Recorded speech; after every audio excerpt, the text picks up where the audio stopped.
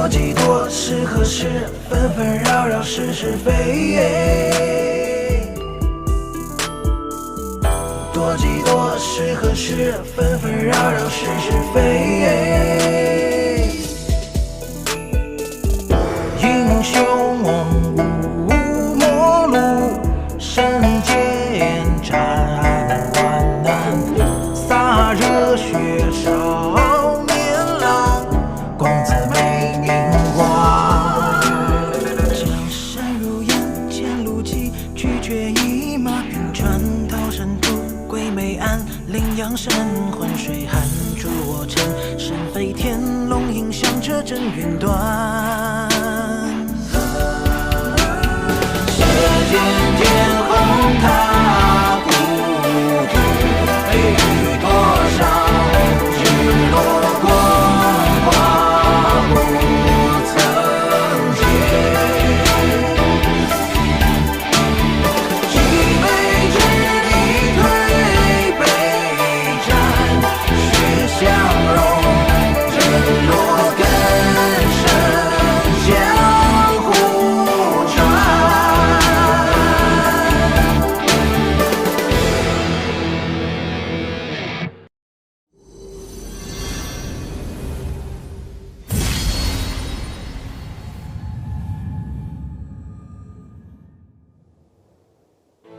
剑域大陆，整个世界都弥漫着剑气能量，是修炼剑道的宝地。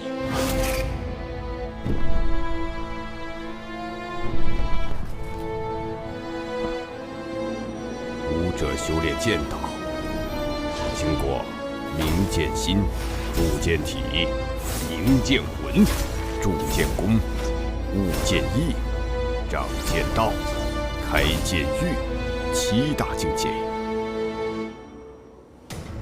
可飞升永生。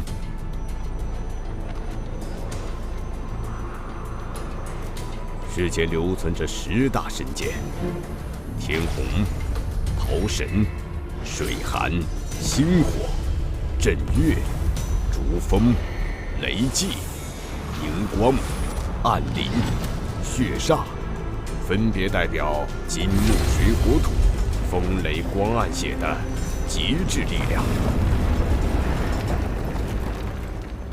时过境迁，如今只流传下的5大圣级势力。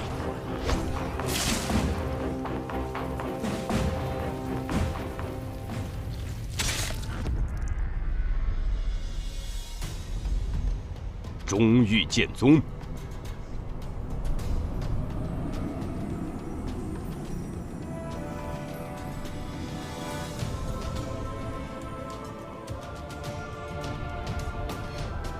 东域画家、南域楚家、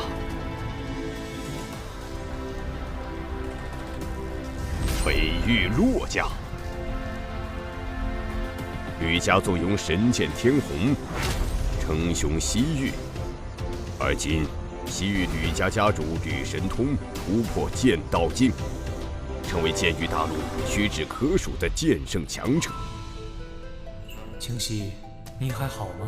转眼间18载，我们的孩子也快成年了吧？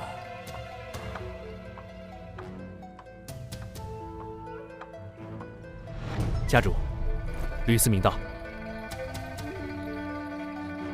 思明，我有一个任务交给你，请家主吩咐。你替我前往北域寒山城方家一趟，找一个叫方清溪的女子，把她和她的孩子请至玄天城。你没猜错，方清溪是我的女人，她的孩子是我的血脉，把他们安全地带回来，不得有误。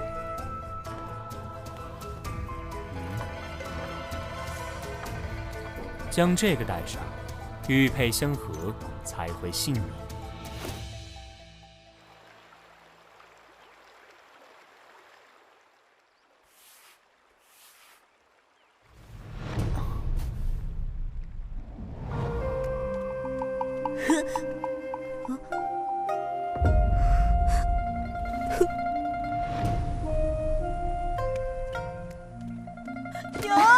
为什么我姓吕而不姓方？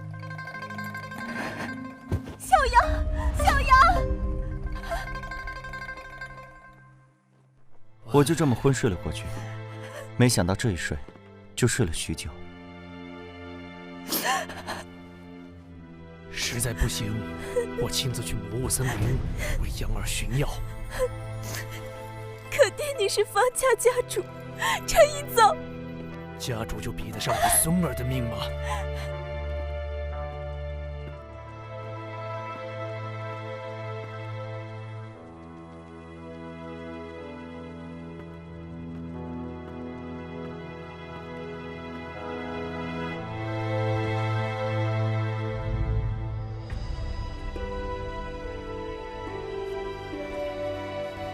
二舅，娘呢？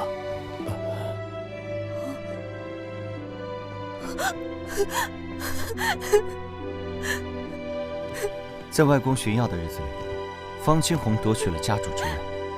为了打压本家，方清红不仅驱逐了娘的牌位，还要置我于死地。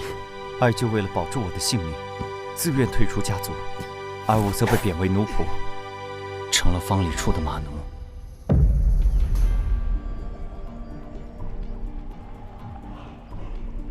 天地之间弥漫着剑气的能量，只有明悟剑心的武者才能发现剑气的能力，而只有吸纳剑气能量入体，使整个身体都宛如利剑般充满破坏力，才能达到剑体境。若你们能够在18岁之前突破剑体境，便不用再来广场修炼，会获得家族功法。今后只需全力修炼武道，为突破下一境界而努力。教习，下一阶段是什么样的？武道第3境为剑魂境，达到这一境界，就可以凝聚剑魂，以剑魂御敌。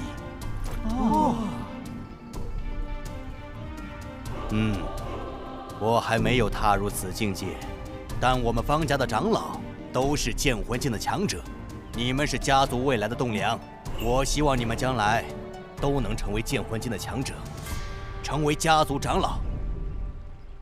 剑魂境吗？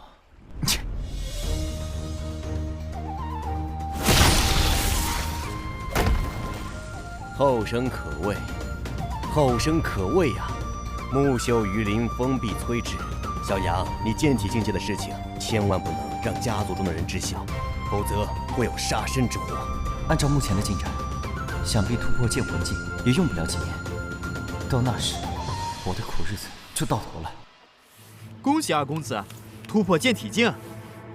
二公子今年才17岁啊，居然就突破了剑体境，真是了不起的天才。上午教习指导，下午方清红教授，晚上还有上好的补药。结果17岁才突破剑体境，这和饭桶有何区别？嘿，你还敢躲？本少突破剑体境，所有人都向我恭贺，就你跟木柴似的一言不发。怎么？本少突破剑体境，你很不高兴吗？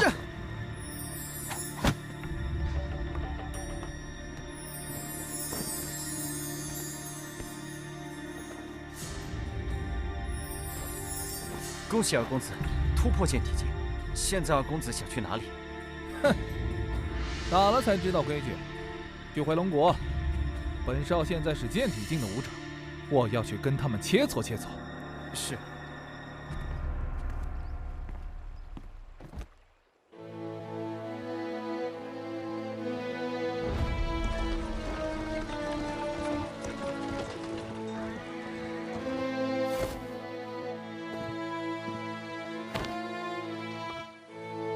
绿芽，二公子突破了剑体境，以后你就更惨喽！哈哈，剑体境强化身体，力量可比剑心境强大的多。绿芽，哪一天二公子下手重了，有你好受的。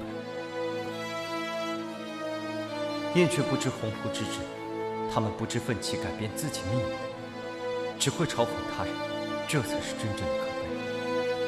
哈哈哈哈哈！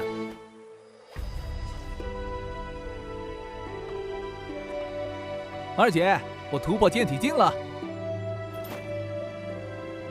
好，三弟，你总算没给父亲丢人。恭喜二公子。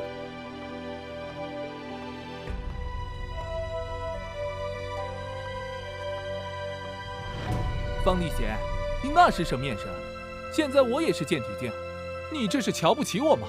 你是方家的二公子，谁敢瞧不起你？17岁突破剑体境，很了不起。哼，你不过是比我早1个月突破剑体境而已，有什么可傲气的？只是比你早1个月而已吗？你不会忘了，我比你还小1岁吧？那又如何？武者之间不看年纪，终究是要凭实力说话。不如我们切磋切磋，让你见识见识我的厉害。好，切磋就切磋。三弟，你当心些，力贤的实力可不弱。有父亲私下教我的剑术，我还赢不了他。也罢，让三弟吃吃苦头也好。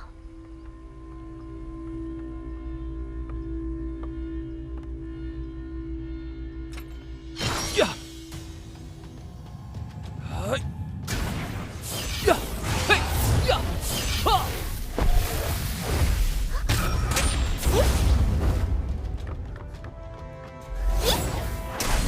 呀！冲浪剑法！呀！呀！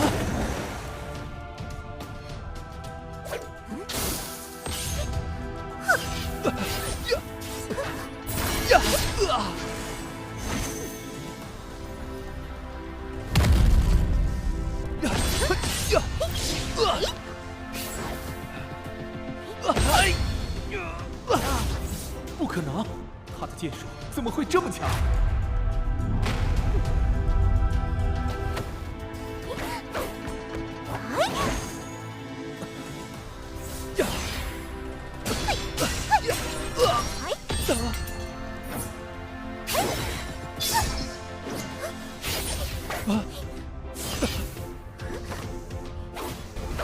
方力初，你要学的还多着呢，以后继续努力，好好做人。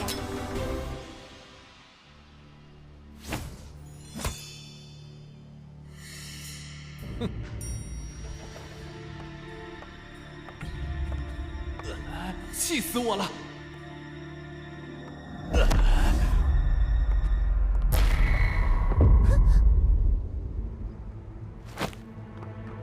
方力初，你要做什么？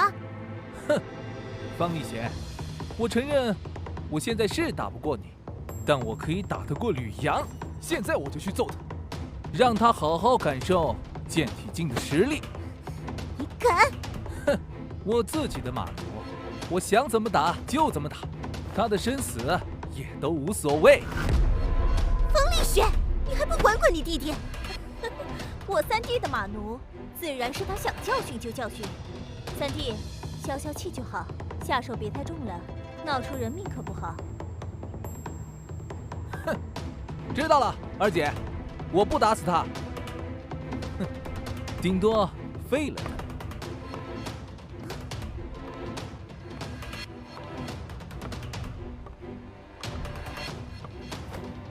吕阳，跑！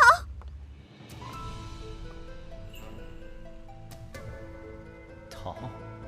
如今我的实力根本无力抗衡方家，一旦逃跑就是死路一条，不如挨着疯子几下罢了。反正我以剑体之境，还是扛得住的。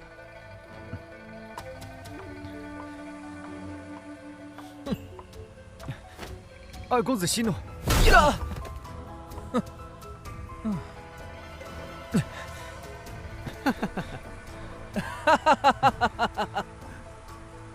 看好了，这就是你小瞧我的代价。呀！呀！住手！呀！哎！呀！呀！你还敢躲？呀！呀！呀！绿芽，以前没看出来，你还真能躲，身体这么灵活，看来你是偷偷的练武了。怎么，想反抗啊？哼，你就是个有娘生没爹养的野种，在方家，你反抗得了吗？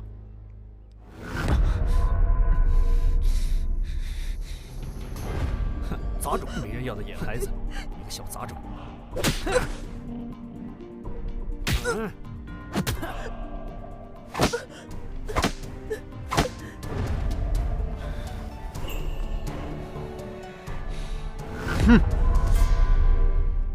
方礼初，你要知道，就算是兔子被逼急了，也是会咬人的。何况我还不是一只兔子。哟吼！你在我方家白吃白喝了这么多年，现在终于要咬人了。你不是兔子，那就是只白眼狼喽！大家看见没有？就是只白眼狼，还是一只野种白眼狼。李显，这事你管不了。吕阳，我倒要看看，你这只白眼狼究竟有什么能耐。冲浪剑法！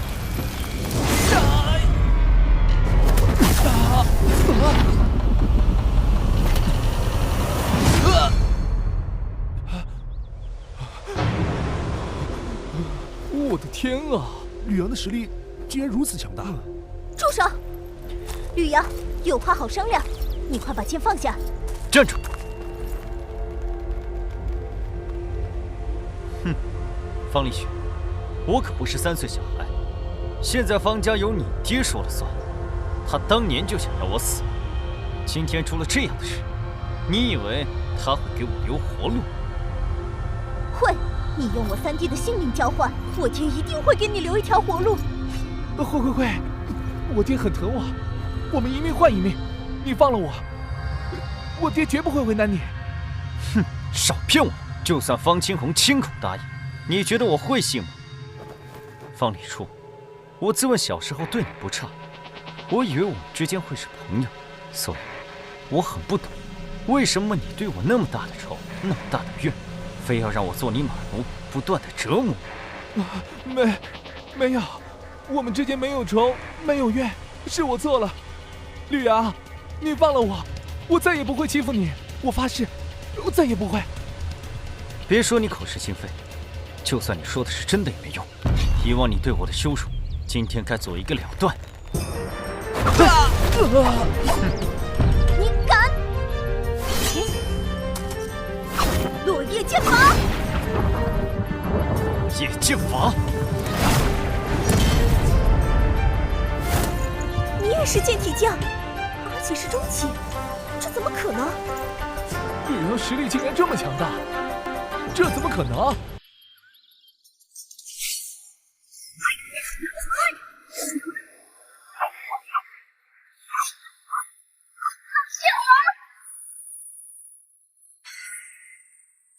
寒龙剑法！嘿！怎么可能？都愣着干什么？快陪我拿下吕阳！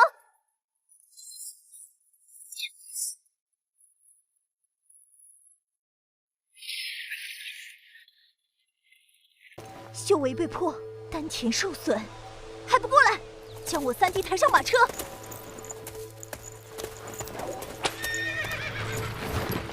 送回家族，必须把这事马上告诉父亲。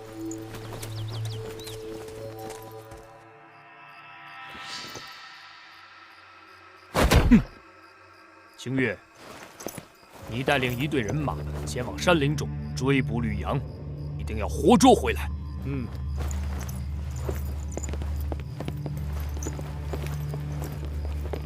我现在亲自前往沧浪宫一趟，请沧浪宫的1道宗师出手救治李初，帮他恢复修为。李雪，好好照顾你弟弟。是。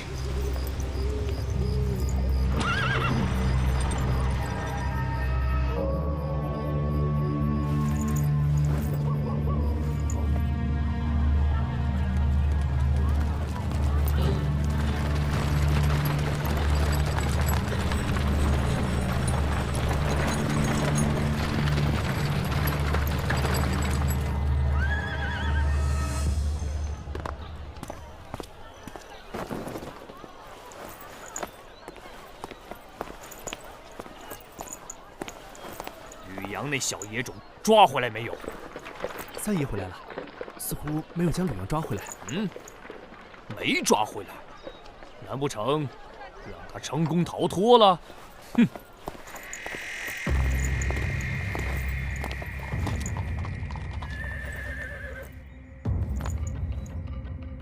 二哥，我没能将吕阳抓回来。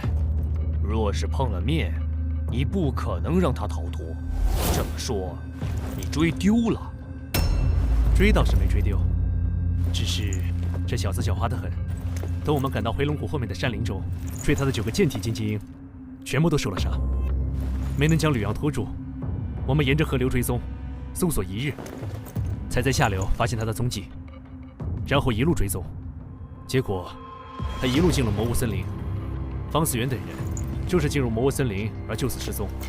我们不敢冒险进入魔物森林，留下几人看守，我便先带人撤了回来。魔物森林，这地方的确古怪得很，你没进去是对的。这小子倒是聪明得很。他肯定是故意往魔物森林去的，知道我们不敢追进去，那里是脱身的好地方。不过，魔物森林好进不好出，就连方四海他们进入其中，都数年杳无音讯。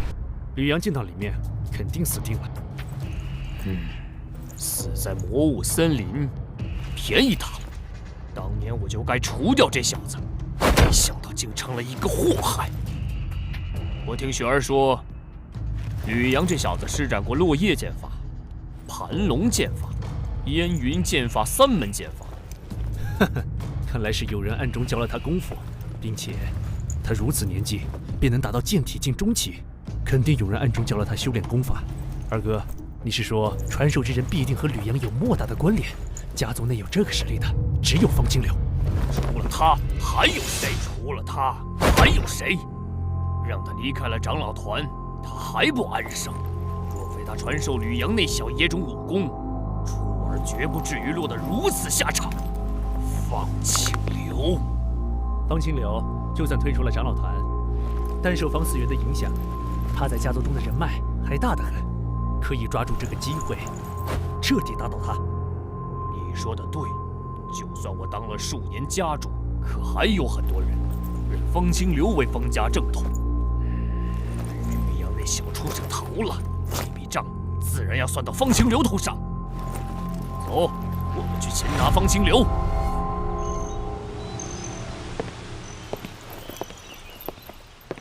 方清红，你们要做什么？方清流，吕阳的武功是你暗中教的吧？我果然没猜错。方清流，我儿子今日之伤，都是你的过错。你暗中教吕阳武功，得为此负责。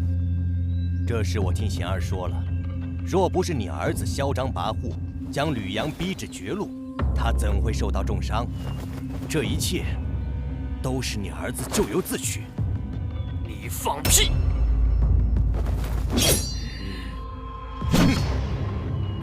斩！不自量力，去将他拿下！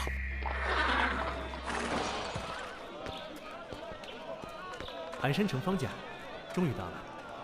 什么人？别挡在大门口！朋友，我跟你们打听一个人。说，你们寒山城方家是不是有个叫方清溪的女子？她已经死了很多年了，你确定是找她？已经死了很多年。方清溪有一个孩子，你可知道？当然知道，方家就没人不认识她的。她在哪里？我找这孩子有事儿，可否引我一见？你来迟了。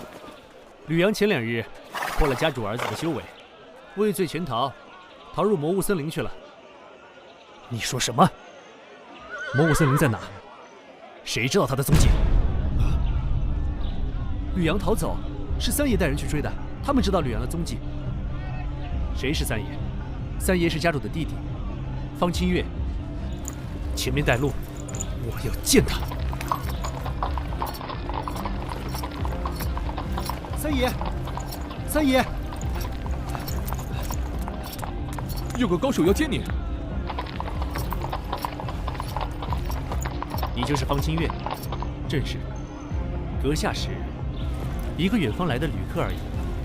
我找方清溪的孩子，听说你知道他去了哪里，所以麻烦你带个路，带我去找他，如何？你是吕阳的傅家人吗？你是谁？我是吕阳的二舅，我叫方清流，方清溪是我妹妹。原来你是方清溪的兄长。失敬失敬，你这是发生了什么事？吕阳破了他儿子的修为，他怪我暗中教了吕阳武功，没抓着吕阳，拿我泄愤。能否给在下一个面子，放了方清流，然后让方清月带我前去寻找吕阳，如何？凭什么？具体情况？剑道宗师，我早就猜到此人来者不凡，没想到居然是剑宫境宗师。现下我根本无力抗衡，只能顺从其意。瓶里的药能快速治疗你的伤势。多谢。方清月，我们走吧。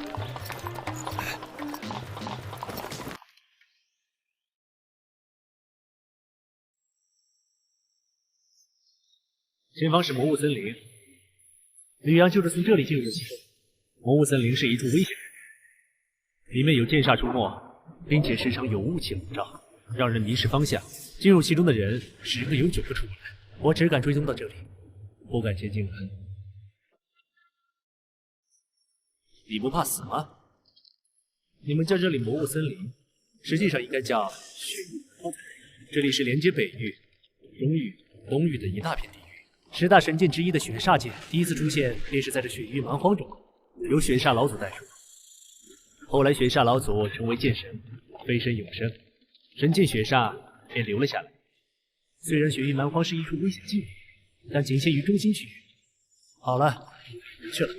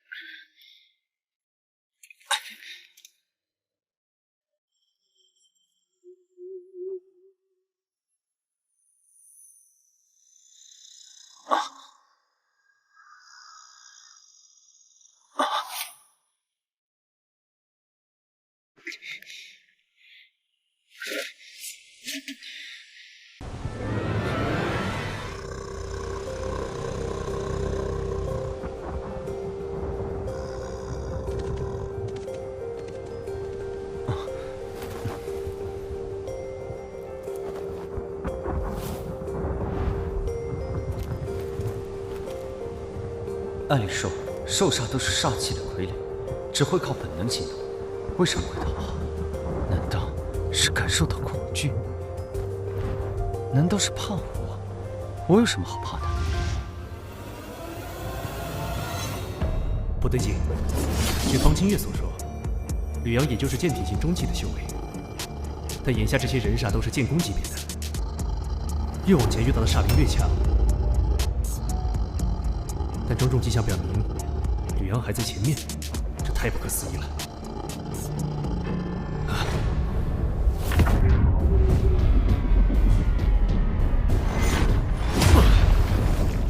不行，得赶快找到吕阳。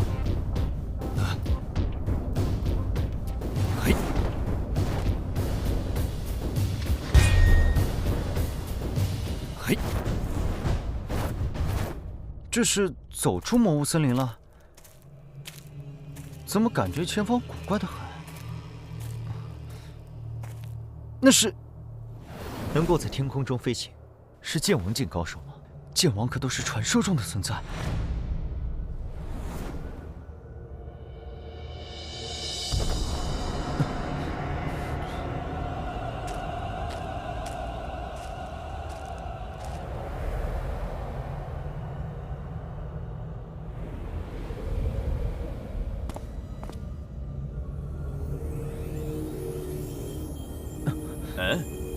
一个剑体境，竟然来到了血域蛮荒之中，真是有意思。小子，你是怎么来到这里的？在下吕阳，因被人追杀逃入魔物森林，逃亡至此。请问阁下，一直向前能够离开这里吗？一直向前，小子，你知不知道，你已经踏入了血域蛮荒，接近中心区域，越往前行，便越靠近血域蛮荒中心。就算是剑圣强者来了，也难做到横穿血域蛮荒。听他的语气，这地方好像很危险，根本不是我这个剑体境的人能够过来的。那我想要离开这里，应该怎么走？既然你能来到这里，一定很特殊。不知你的血液味道如何，合不合血煞剑的胃口？血煞剑，10大神剑。哼！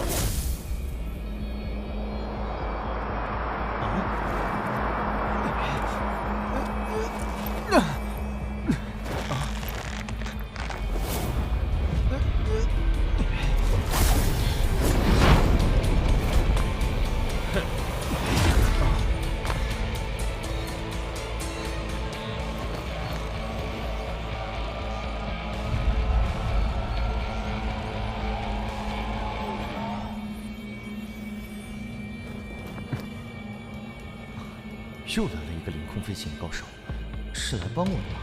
不知道能不能打过血域青年。剑无双，血域蛮荒你也敢来，真是好大的胆子！追杀你是我的使命，厉雪河，无论你在天涯还是海角，本公子都将找到你，除掉你，还天下一片太平。剑无双，你连你真正的使命都不知道。真是悲哀，真是悲哀！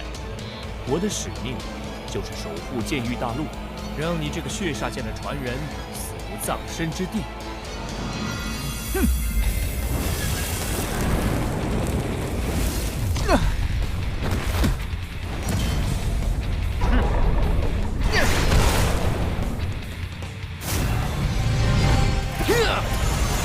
剑无双刚才将我扔至这里，显然是在救我，否则现在这些剑术施展不出，我还在保中的话，必定赢你。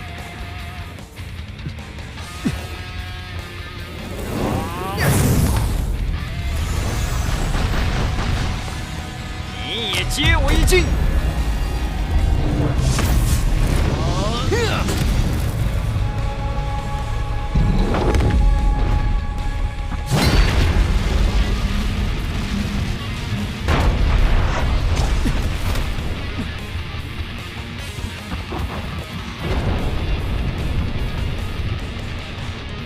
还好不能跑。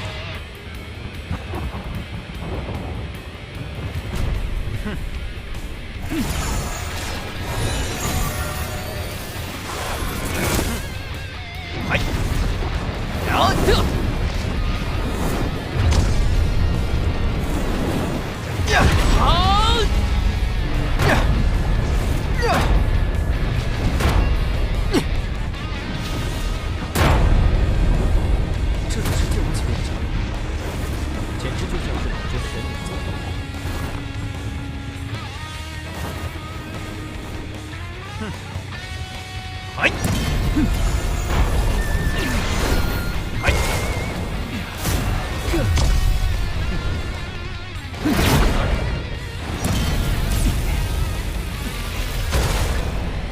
剑无双，你的使命就是喂养我的剑道。我让你再成长成长，终有一日我的血煞剑会痛饮你的鲜血。懦夫！你若真有种，现在就别逃，再与本公子大战300回合。这才是真正的剑道强者，我与之相比，简直就像是蝼蚁。我若成剑王，定要教训教训厉雪河这个混蛋。你是吕阳吗？他是谁？怎么会认识我？你竟然深入了雪域蛮荒，这里危险，快走！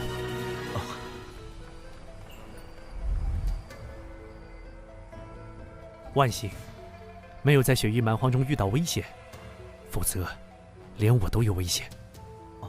你是谁？你怎么知道我的名字？我到了方家找你，知道了你的下落，便进了魔物森林追寻你。没想到你这么能跑，竟然穿过了雪域蛮荒外围，进入了真正的雪域蛮荒之地。这个你可认识？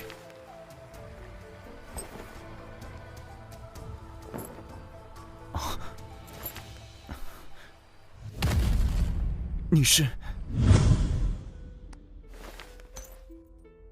终有一天他会来见你的。倒是见了这个，他就认出你了。难不成他是我父亲？可这模样，未免也太年轻了。果然是你，吕阳。我是西域吕家之人，吕思明。你父亲是我吕家家主吕神通，是他让我带着玉佩前来找你，带你回吕家。西域吕家？那个称霸西域的吕家吗？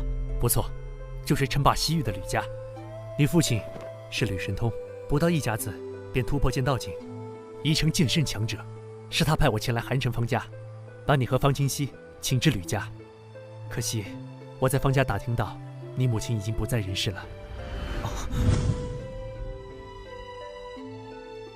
既然他那么厉害，为什么现在才派人前来找我？也许他有别的苦衷，我也不清楚其中的原因，只是负责请你回去。方家容不下你，你跟我走吧。回到吕家，有你父亲的庇护，再也没人能够伤害你。如果我不愿意回吕家，你要抓我回去吗？吕家是西域霸主，你为什么不愿意回去？不知道，就是不愿意。以前我不知道我父亲是谁，我心里很期盼的想知道。现在知道，只想问他为何抛弃我们母子10几年不闻不问。这个问题我回答不了。也许你应该回吕家后当面问他。我可以跟你回吕家，但不是现在。我与方家还有心愿未了，不完成心愿，我不离开。什么心愿？1. 方清红抢夺了属于我外公一脉的家主之位，我要重新夺还，归还我外公一脉。2. 我要我母亲的灵位重入方家祠堂。这有何难？我帮你做，轻而易举。不，我自己的事，我要自己做。你自己做？那得等到什么时候？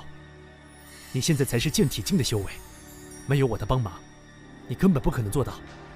既然吕家是西域霸主，定然有高明武学。你教我吕家的高明武学，我完成心愿不难，用不了多久时间。越是高明的武学，越是难以修炼。你才剑体境中期，学会吕家武功都需要很久的时间。就算学会了，从剑体境修炼至剑魂境，没个几年时间也不可能。这你不用担心，不完成心愿，我不回吕家。你若不愿意教，那就帮我个小忙，带我离开魔物森林，摆脱方家的追杀，然后自己回去。我凭方家的武学也能完成心愿，只是时间久一些罢了。待我完成心愿，自会前往西域吕家找他。这怎么可以？好，你是吕神通的儿子，学吕家武功自然可以。我教你，我倒要瞧瞧，你究竟能不能学会。一定。我不能拖延太久的时间，不如我们做个约定，如果1个月你还没学会，那就先跟我回吕家，等你在吕家修炼成强者，再回方家完成心愿，如何？1个月，这倒是个挑战。一言为定。我们先离开魔物森林。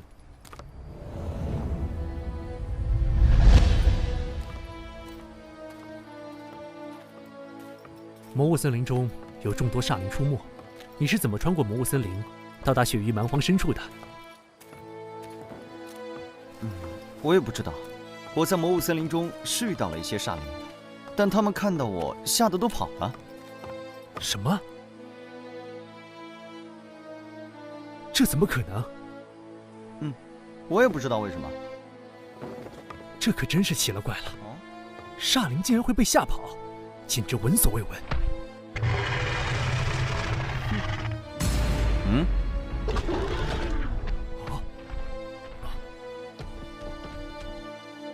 看吧，就是这样。真是匪夷所思。我在那片月光笼罩天空的荒芜之地中，遇到了2个剑王强者，他们在天空中飞行战斗，当真是厉害。剑王强者已经延年益寿，不是凡人之躯，当然厉害。我也是远远看到了他们打斗的场景，才快速追上了你。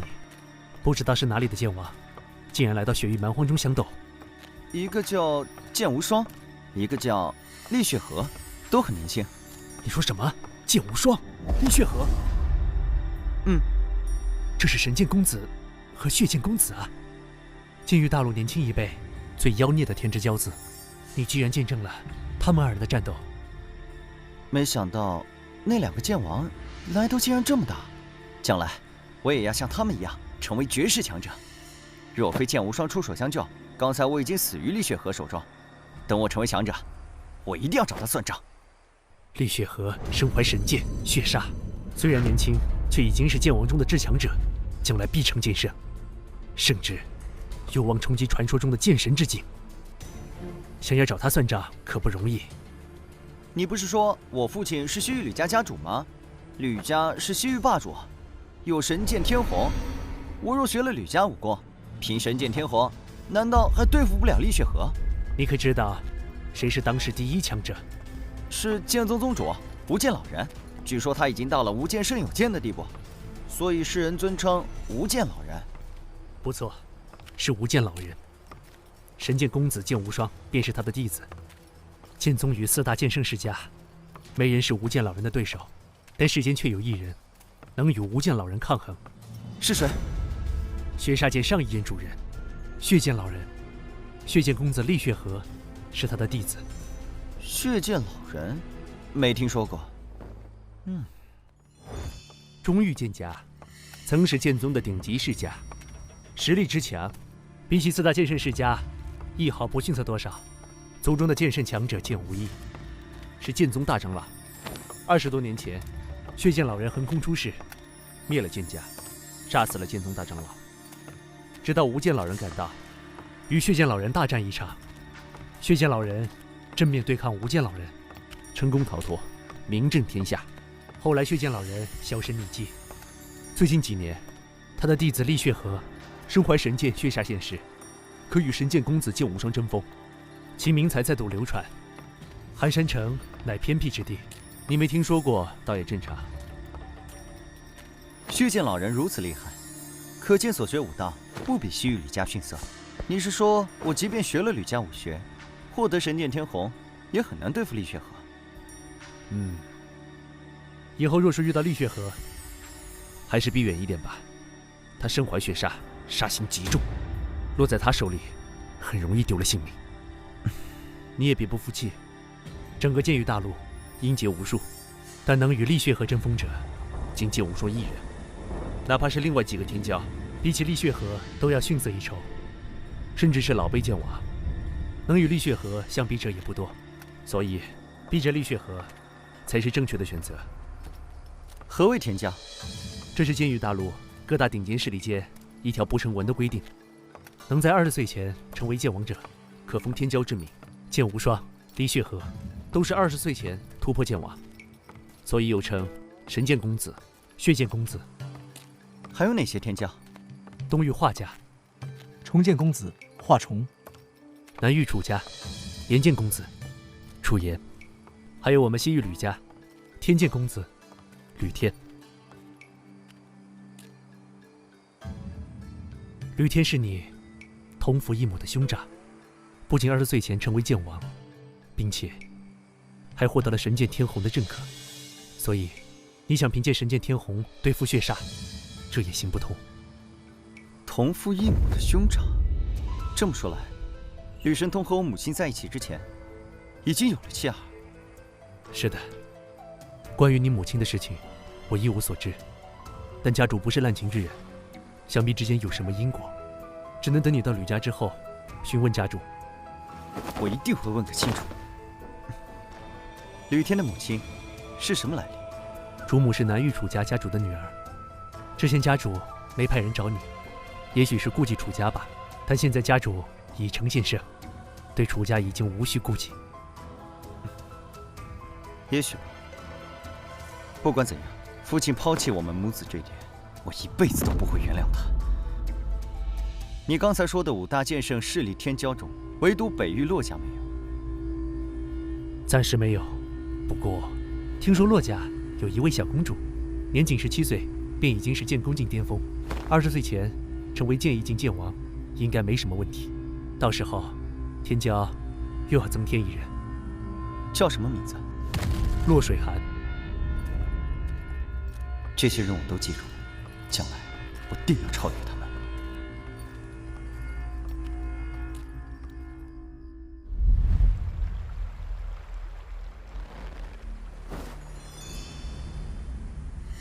我吕家的神剑天虹，是一柄金属性神剑，因此我吕家的武学也多为金属性武学，主要分为3大类：剑经、剑法、剑体。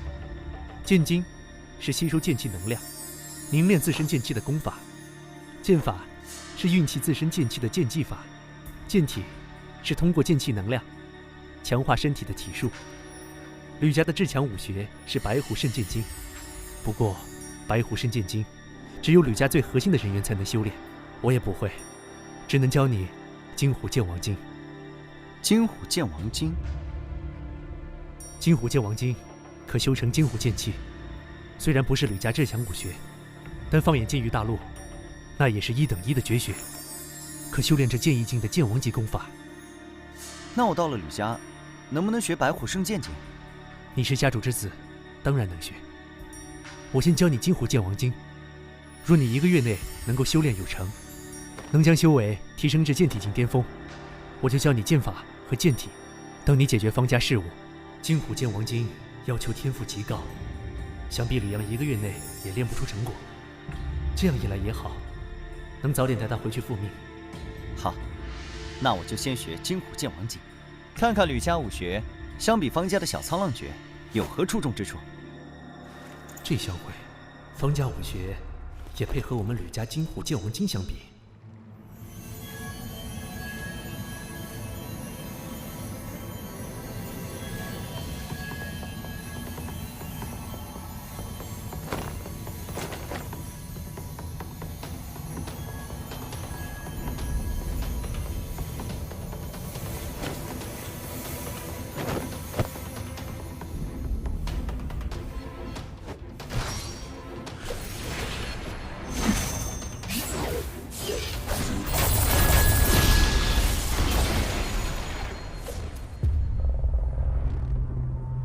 现在，该是教你运用剑气的剑法，以及强化身体的剑体之术。我能教你最强的剑法，是飞鸿剑法；最强剑体是赤铜剑体，都是剑王级武学。飞鸿剑法，剑气化飞鸿，若是剑王施展，剑鸿可飞天3000丈。对于剑体境而言，修炼这门剑法难度极大。不过，你既然能在1个月内练成金虎剑王经，想来也不成问题。赤铜剑体是在剑体境大成的基础上，打破身体极限，继续提升肉身强度的剑体之术。练成之后，身如青铜，可抗剑气攻击，兵刃难伤。仅凭金虎剑王经，你至少需要半年以上的时间，方有突破剑魂境的可能。但若能练成飞鸿剑法和赤铜剑体，突破剑魂境将不是困难，而是水到渠成的事。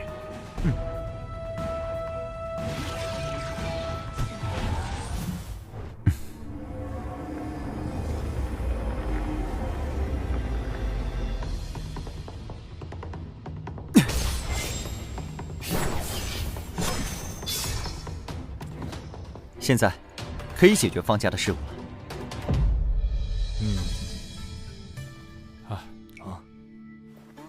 老夫看过了，令郎的伤已经无碍，往后多注意休息。林宗师不愧是行州第一医道宗师，医术当真神奇，简直出神入化，还不多谢林宗师。多谢前辈。不必多礼，对于本宗而言，这只是举手之劳而已。林师叔医术神通，自然只是举手之劳，但对于我弟弟而言，却是大恩大德，方家必定铭记于心。方师侄客气了。林宗师，方家已在迎宾阁设下宴席，还请移步一尝方家酒水。林师叔请。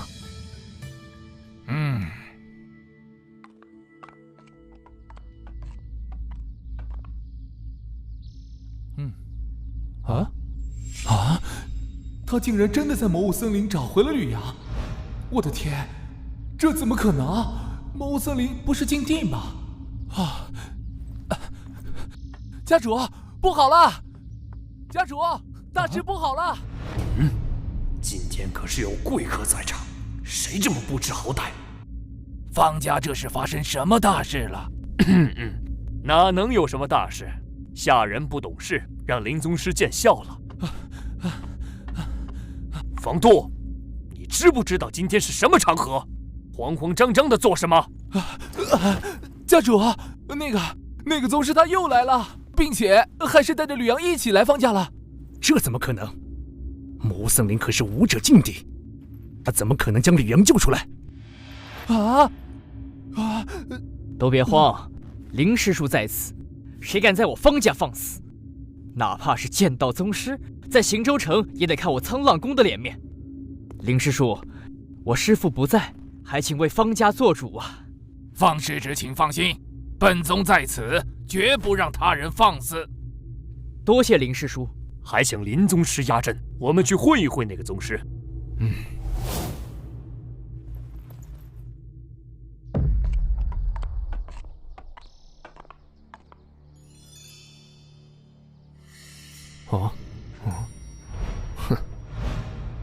剑功竟初期，奇怪，看不懂这位来客的修为，莫非他的境界还要在我之上？小畜生，你废我而修为，现在还敢回来？你这狗奴才，竟敢反伤主人！今天我要将你碎尸万段，方解我心头之恨。此人实力不知深浅，林师叔虽能看在我的面子上为方家出头，但绝不可能为了方家与人生死相斗，所以今日还是尽量休战为妙。住口！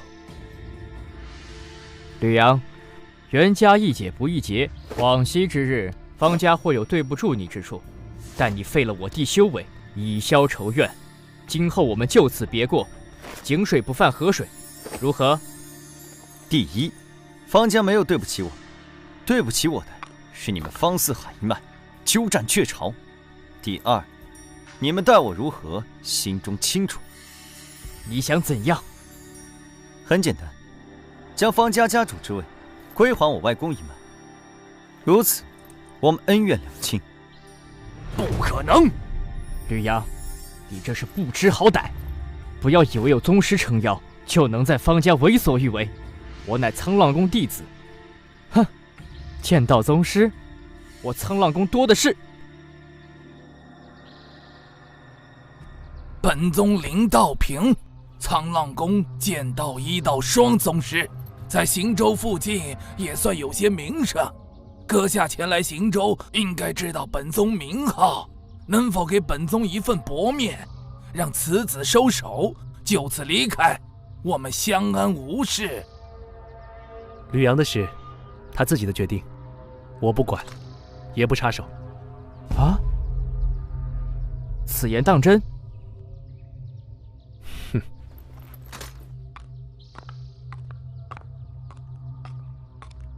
哼，吕阳，你还是别异想天开了。既然已经离开方家，就永远的滚出方家，别再回来。你说的条件，不过是痴人说梦。是不是痴人说梦？试一试就知道了。你居然已经突破剑魂境。哼，就算你突破了剑魂境，那又如何？别说我父亲是剑魂境巅峰强者，仅是我方丽媛，同为剑魂境初期，也不是你能够抗衡得了的。丽媛，你和吕阳是同辈，既然他非要与我方家不死不休，那你就和他做个了断吧，让为父看看你这些年在沧浪宫的长进。父亲放心，绝不留后患。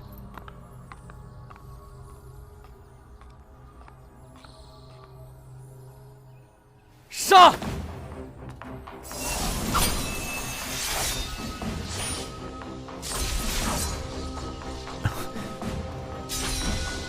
哼，想夹住我的剑，痴人说梦。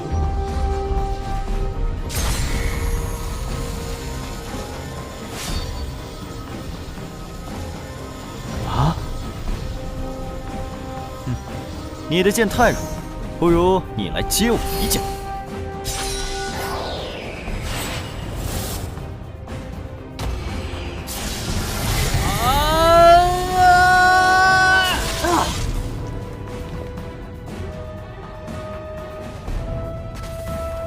我的修为没了。丽媛，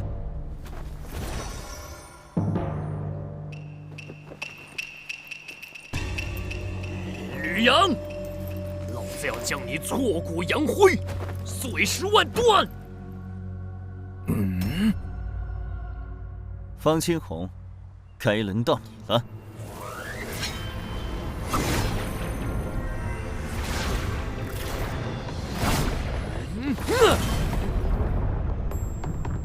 这不正常！剑魂境初期，怎么可能遇见与剑魂境巅峰分庭抗礼？啊！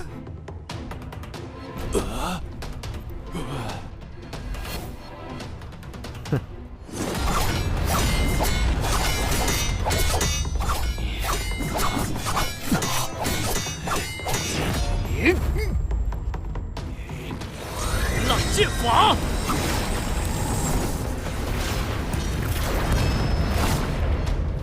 飞鸿剑法！什么？这不可能！吕阳，吕阳，难不成会是那个吕家？方清红，完了！沧浪三叠剑！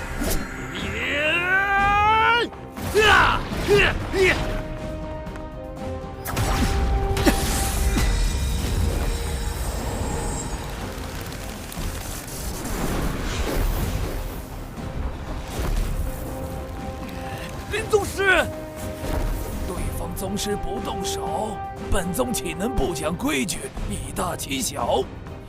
方清红，你们方家之事，自行解决吧。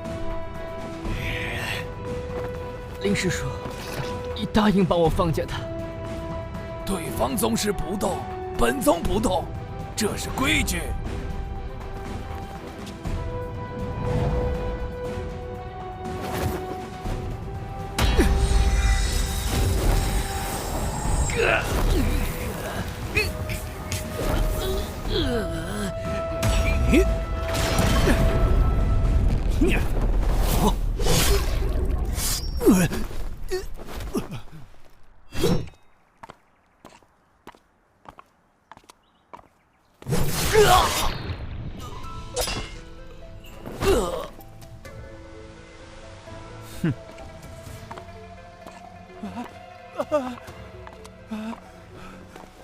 吕阳，求求你，我求求你，不要伤害我，我给你做牛做马。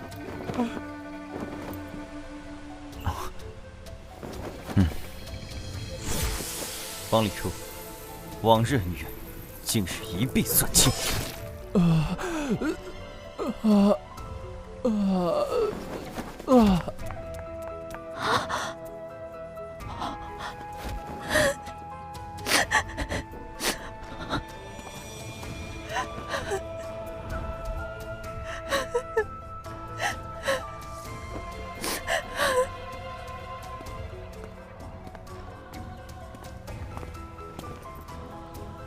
舅舅，方家的家主，今后就由你来做，我娘的牌位就麻烦你。啊？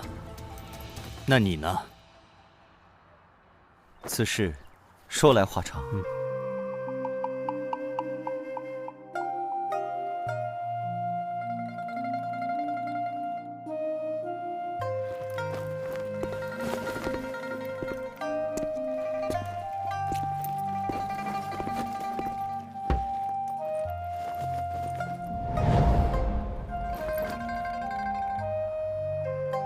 娘，孩儿要走了，要去西域吕家，一来认祖归宗，二来要找吕神通问个明白，当年为何弃你不顾。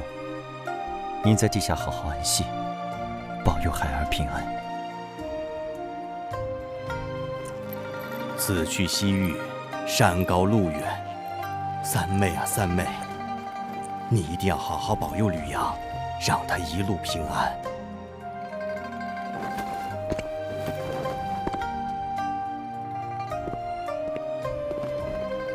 二舅，到了西域吕家，好生修炼，希望不久之后，能在剑域的后辈天骄中听到你的名字。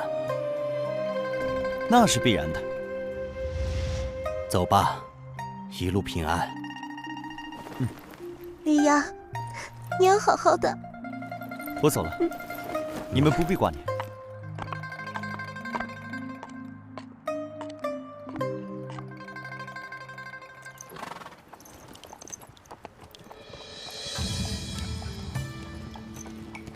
10大神剑的威力都一样吗？每一柄神剑的特点都不一样，难以比较。10大神剑之间没有排名之分，只是什么？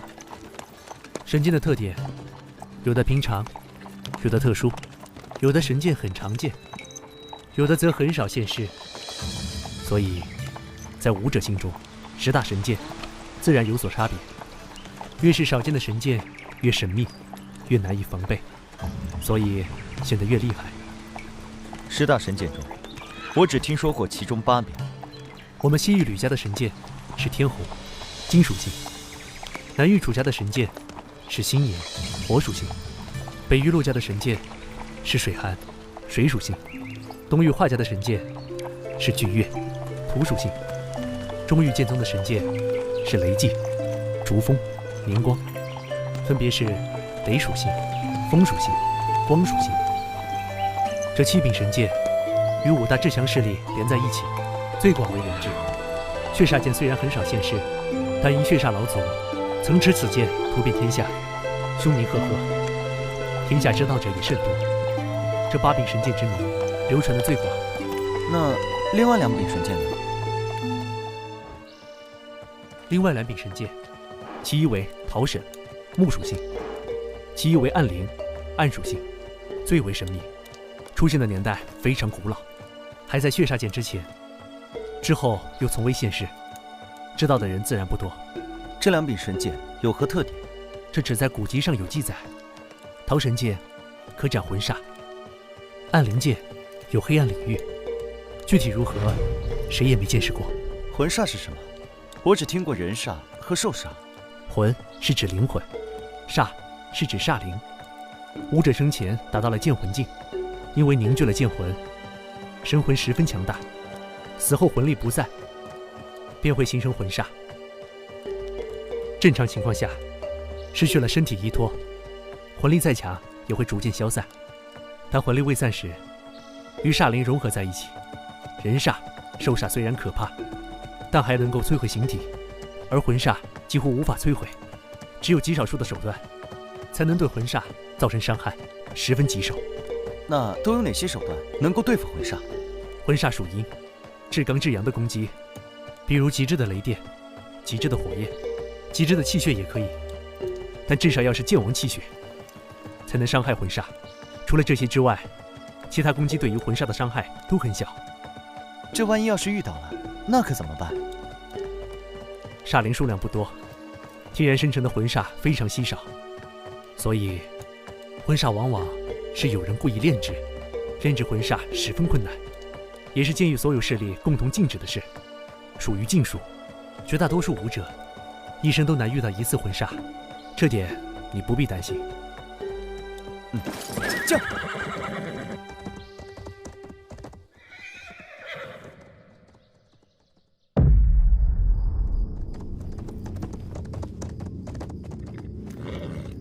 黑山城是豫州西部最后一城，再有1个多时辰，便可到达黑山岭，是连接西域和北域的一条巨大山脉。经过此山需要半天时间。今晚我们在黑山城中休息一晚，明天一早启程，白天翻过黑山岭。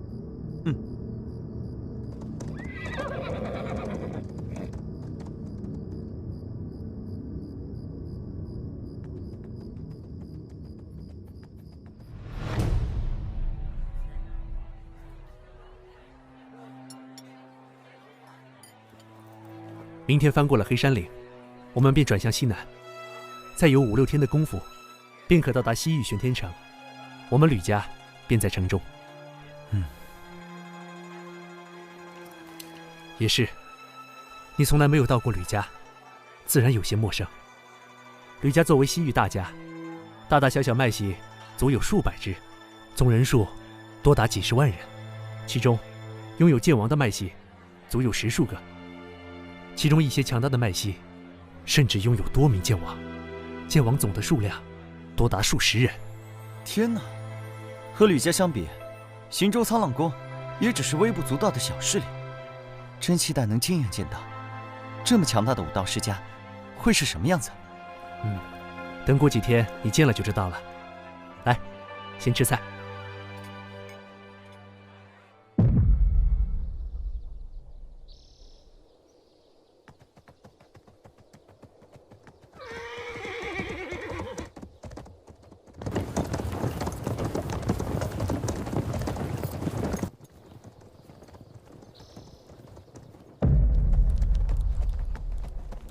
这是黑风道，多在山谷间穿行，期间只要翻过一条几百米高的黑风岭，大概3个时辰就可到达西域地界。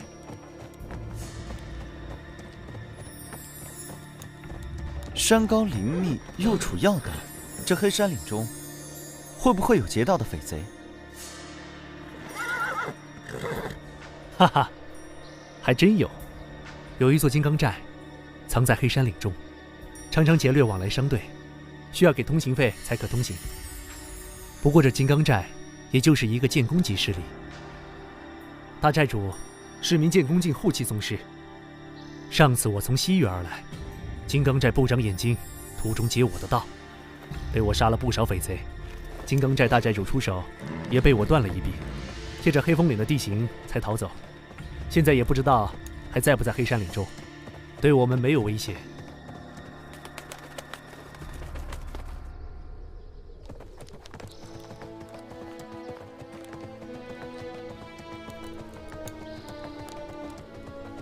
这风声真难听，只是听着吓人而已。这里是黑山岭的岭峰最低处，是个天然的风口，风大风急，风声自然尖锐。前方坡度不小，我们还是下马吧，节省点马力，之后路还长。也好。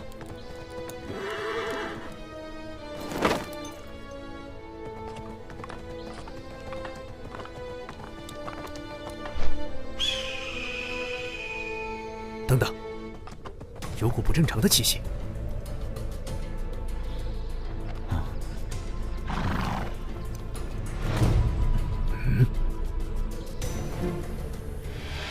人煞？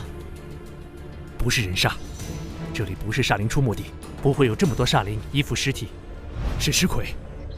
尸魁和人煞有什么区别？人煞是煞灵占据人的身躯，而尸魁是武者炼制，看上去相似，但形成却完全不同。人煞背后未必有操控者，尸魁背后必定有操控之人。是哪位朋友练的尸魁？我们乃西域吕家之人，还请让道。等的就是你们。阁下是谁？敢不敢出来打个照面？不急，你陪我这些宝贝们先玩玩。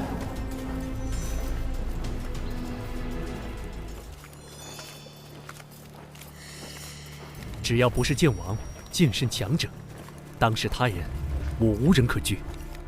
但一个躲藏在暗处的敌人，只会释回出来战斗，让人摸不清底细，这倒是令我有些担忧。这是金刚寨的服饰，看样子，恐怕整个金刚寨都已经被灭了。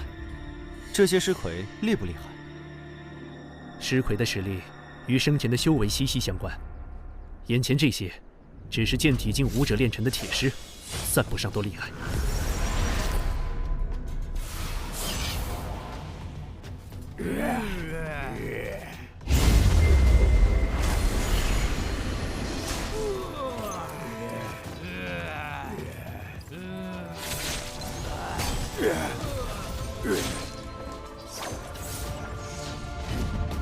剑魂境武者多被练成铜甲尸，剑弓境武者都被练成银甲尸架。绿芽，你小心一点，请随我身后。银甲尸架很不好对付。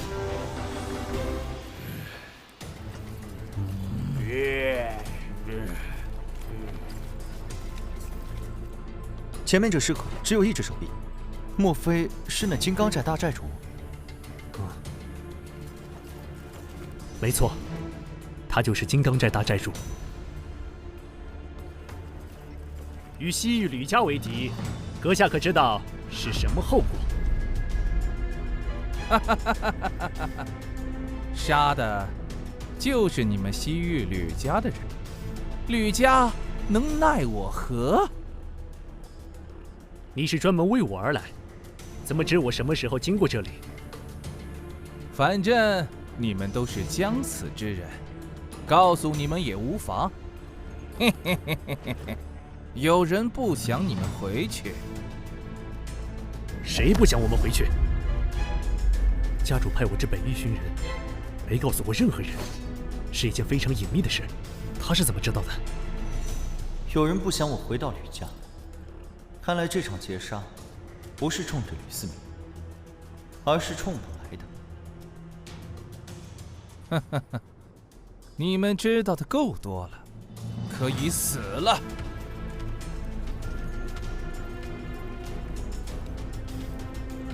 就凭几具铜甲尸和一个银甲尸架，也敢在我面前猖狂？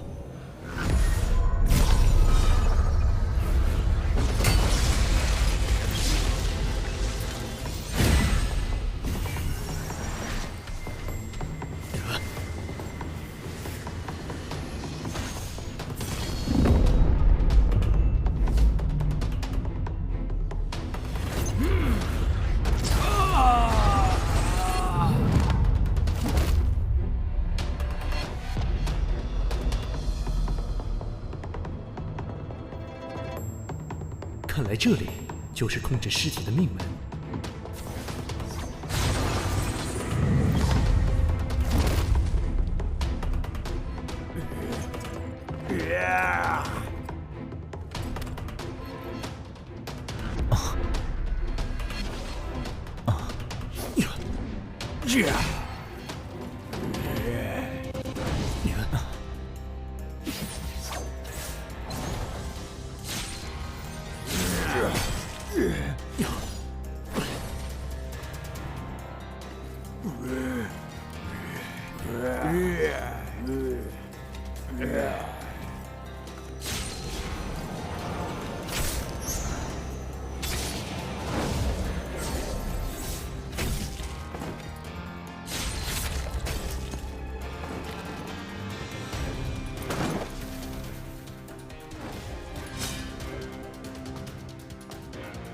飞鸿剑法，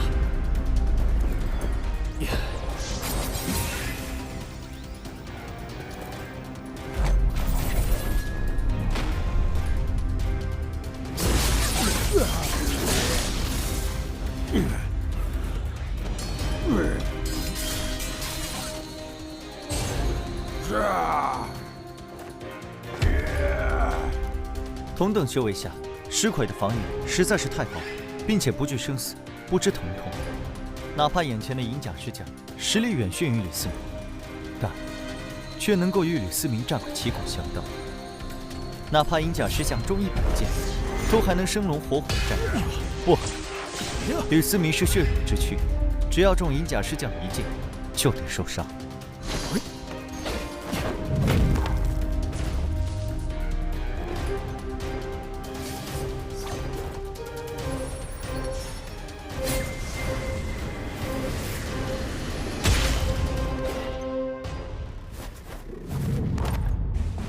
这银甲尸将只是尸魁，最麻烦的是隐藏在树林里的家伙。不过，一般炼尸者的实力通常没有尸魁那么强大。阁下还打算继续藏头缩尾吗？有什么手段，尽管使出来吧。吕思明，你不要得意的太早。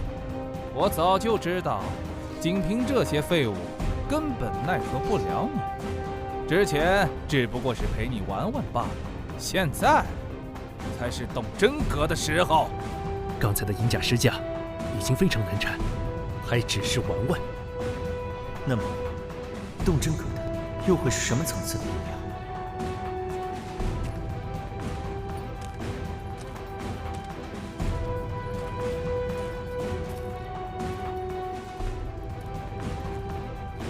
剑弓境，阁下也只是剑弓境巅峰的修为，不知所修是何等武学，凭什么截杀我吕思明？杀你？何须我亲自动手？本座自有宝贝，取你性命。金刚寨大寨主，啊，绿阳，快走，马上走，不要回头，离开黑山里，有多远跑多远，不要回头。这不像人，难道他是鬼煞？不错，就是鬼煞，你赶紧走。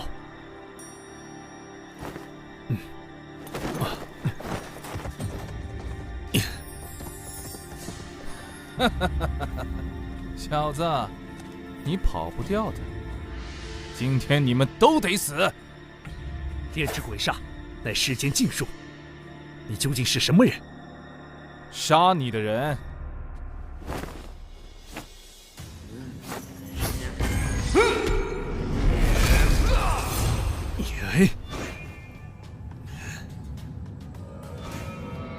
金湖剑气呀！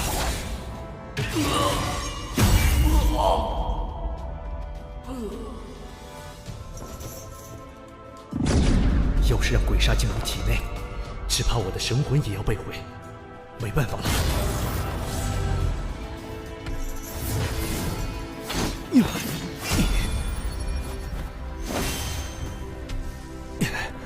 只怪我实力有限，只能为吕阳多争取点时间了。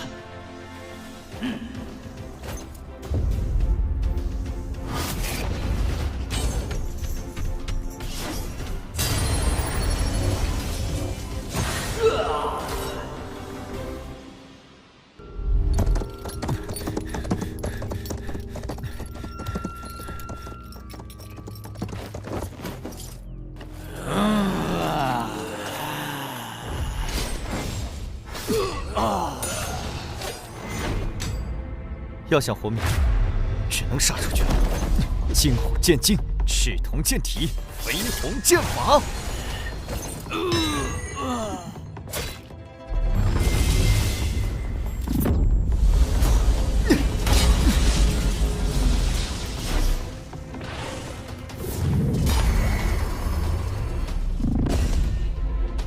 不能急躁，要冷静，一定有办法的。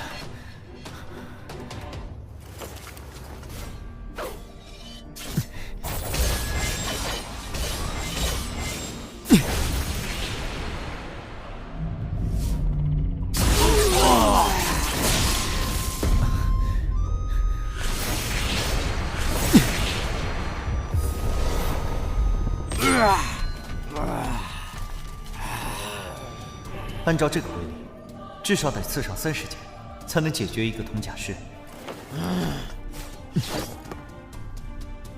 要是这把剑能削铁如泥，也不用这么麻烦了。眼下，只有耗了。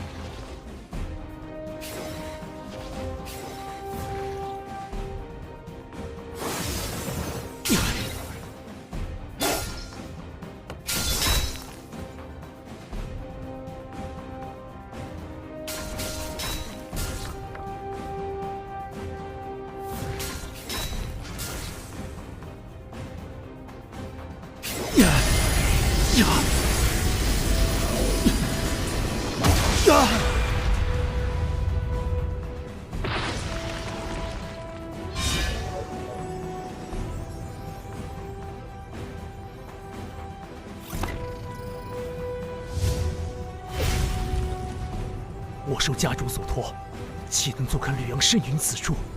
看样子，只能拼死一搏了。呀！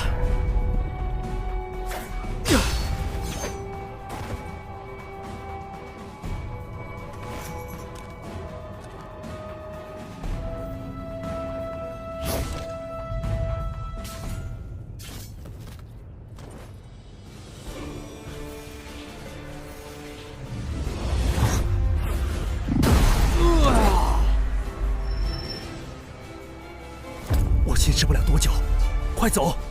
先不要回西域，保住自己，提升实力。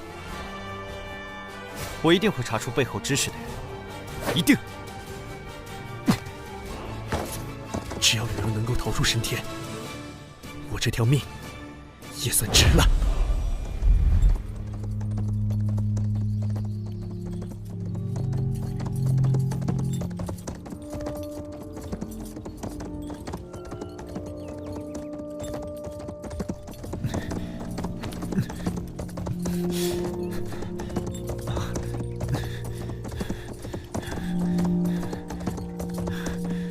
快了，就快逃出黑山岭了。出了黑山岭，便不再是黑风道一条路。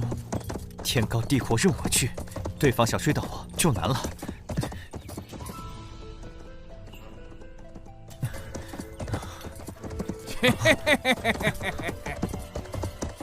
该死，他追上来了！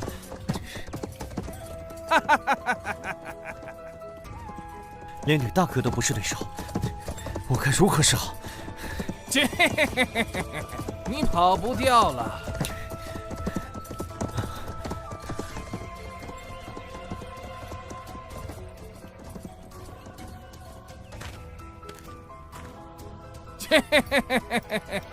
小子，你逃不出我的手掌心。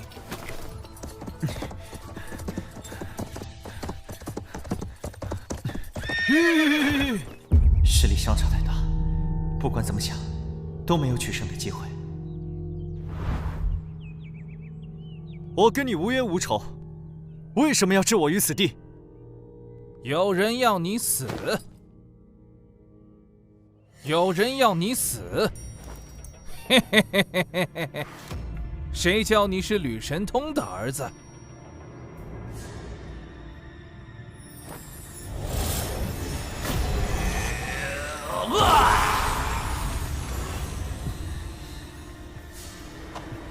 这，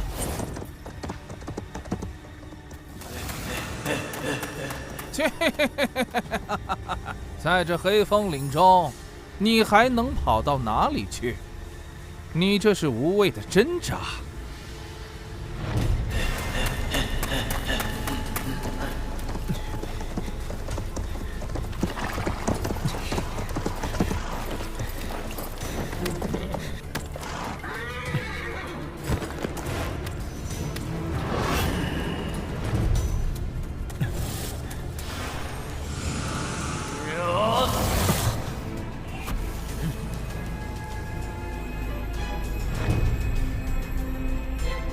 一个剑魂境武者，鬼煞入体，最多3个呼吸，便能取其性命。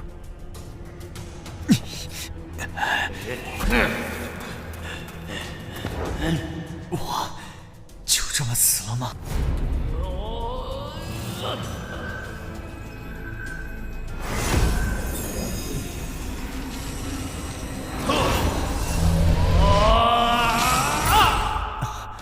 这不是我的剑魂，为何我的剑魂中还藏着一道剑影？这力量是……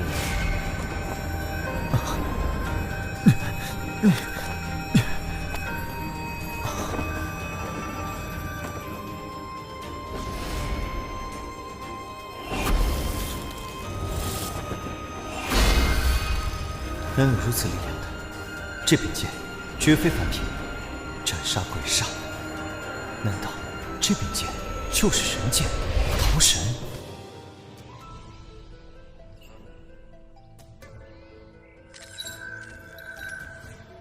啊！怎么会？鬼煞怎么可能被瞬间消灭？啊！就算鬼煞遇到被克制的力量，被彻底打散，那也会化成剑煞能量融入天地之间。这个过程，我的招魂灵不会碎。可刚才，鬼煞突然消失，难道连化成剑煞能量融入天地之间的机会都没有？难道是桃神？不可能的！神剑的力量何等可怕，一个剑魂境武者怎么可能拥有神剑？还是说，吕阳他身上拥有摧毁鬼煞的力量？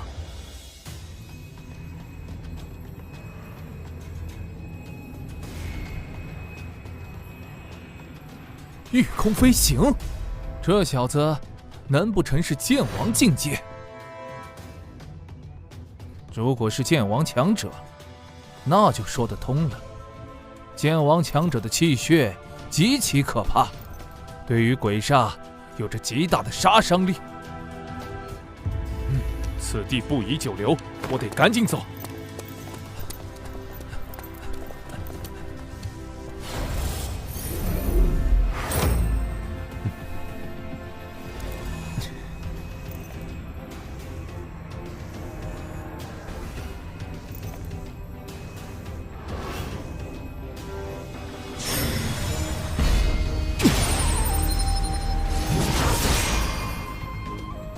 这就是神剑的力量吗？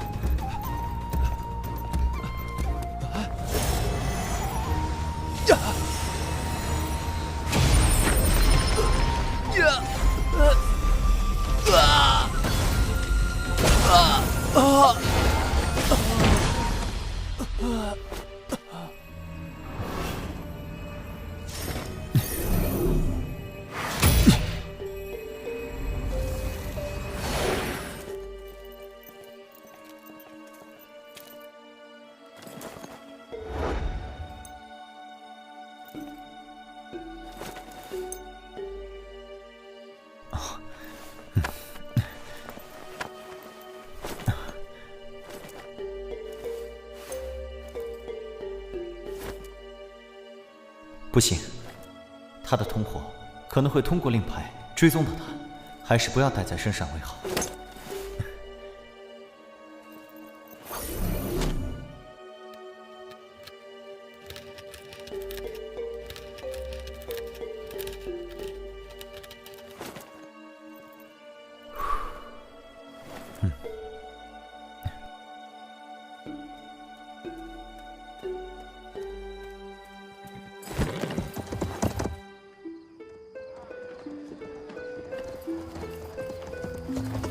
斗篷人拦路劫杀，定是有人指使。眼下西域是没法去了。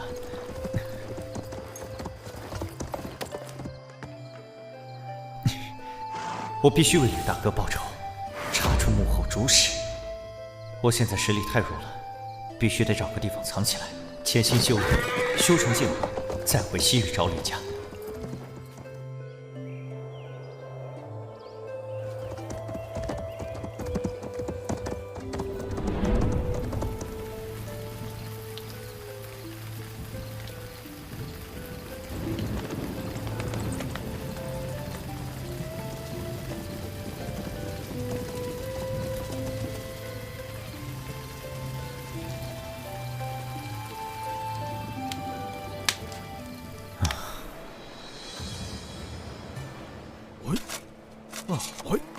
灵气浓郁，宛如世外桃源。就这里了。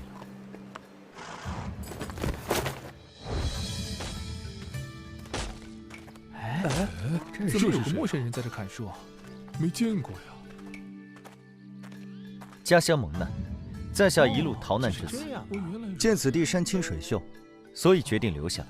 哦，原来如此啊！我们也来帮帮忙吧。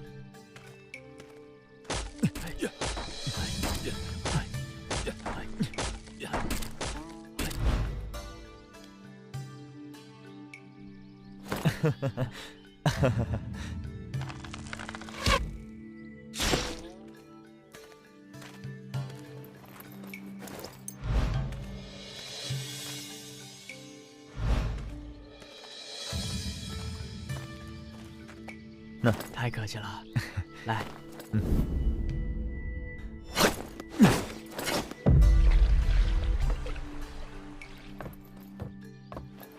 如今我已经达到剑宫境，和吕大哥一样，可这远远不够，我还要再进一步，达到剑王。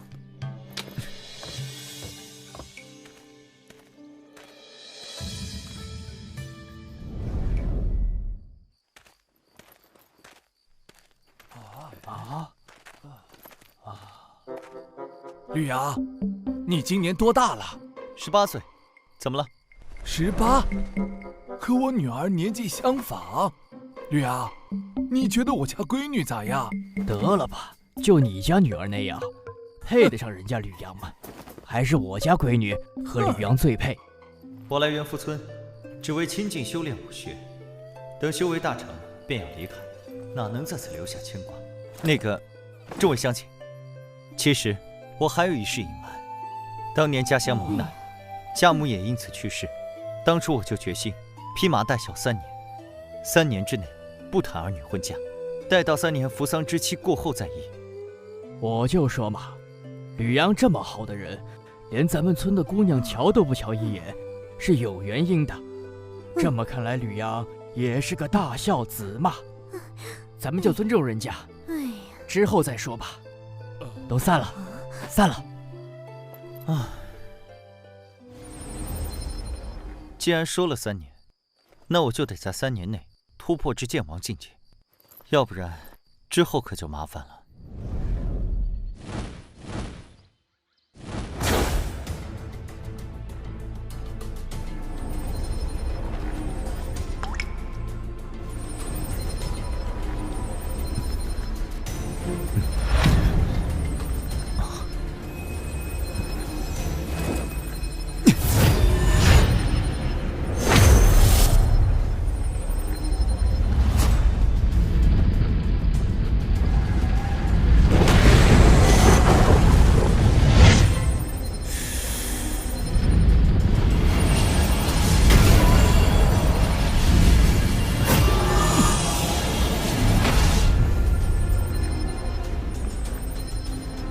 终于成为剑王强者了。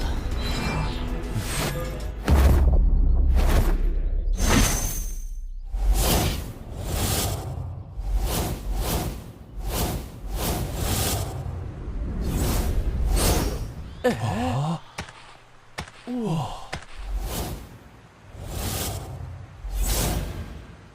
飞了，飞天了！我的天，怎么飞起来了？他究竟是什么人物？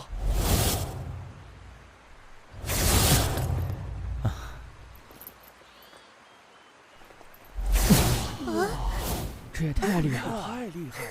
天哪！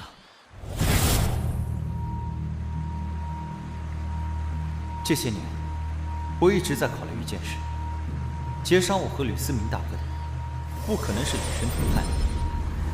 吕思明大哥说过，这是个秘密任务，所以消息外泄几乎不可能。那么，只可能是某个环节暴露了身份，引来了杀机。吕思明大哥只在方家表明过身份，因此还是要从方家开始查起。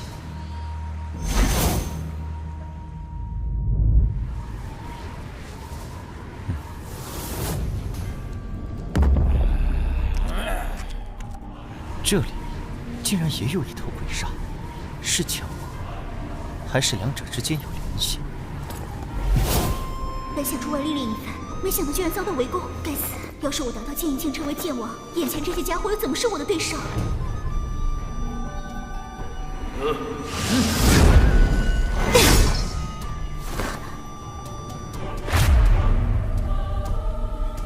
灵破剑法！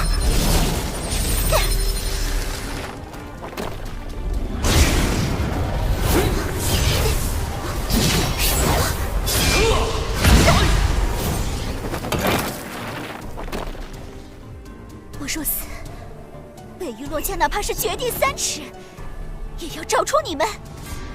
小姑娘，你别挣扎了，就是洛家有人让你死。你天赋如此优秀，未成剑王便行走天下，这可是杀你的难得良机，你就乖乖认命吧。喂，这么多人欺负一个小姑娘，你们还要不要脸？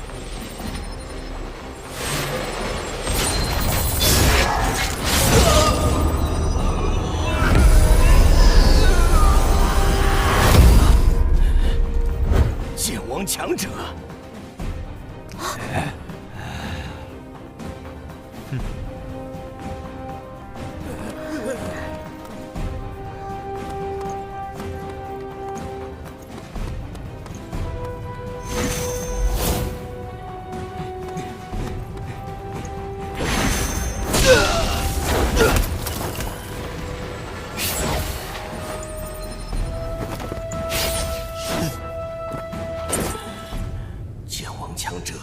放在任何势力都是名声赫赫，绝非无名之辈。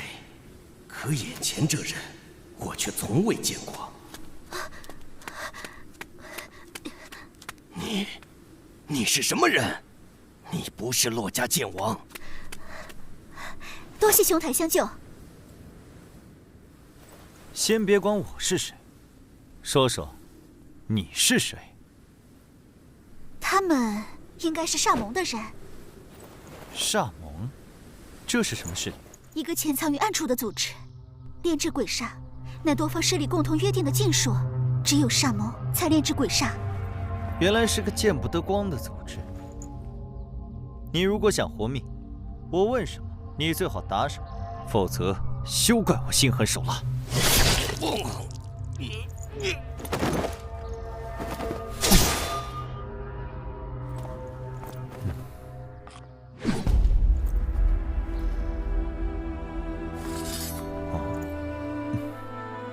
果然是煞令，他就是煞盟的人。他们好生嚣张，在北域地界竟敢杀我洛家人。姑娘可是洛家小公主洛水寒？是我，不知兄台是？在下方阳。方家，不是剑圣世家，莫非兄台是剑宗的天才弟子？不是，我就是一个普通武道家族的子弟，只是偶得武道机缘，才修成剑王。敢问方兄，今年多少岁？还有半年就满20了。啊！我还以为除了剑宗与几大剑圣世家之外，天骄只有血剑公子厉血河一个。看来是我孤陋寡闻了。方兄天赋超绝，将来必定是剑域大陆的风云人物。洛姑娘也是当世天骄，方某早就听说过洛家小公主的大名，今日一见，深感荣幸。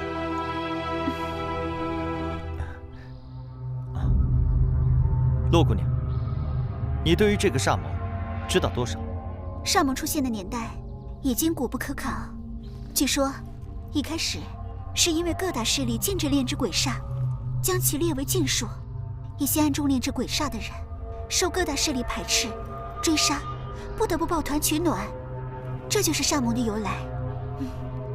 但是，后来许多被通缉的大盗，甚至是各大势力受排斥的人物，都纷纷加入煞盟，使得煞盟越来越强大，逐渐发展成为了一个能与几大剑圣世家抗衡的庞大组织。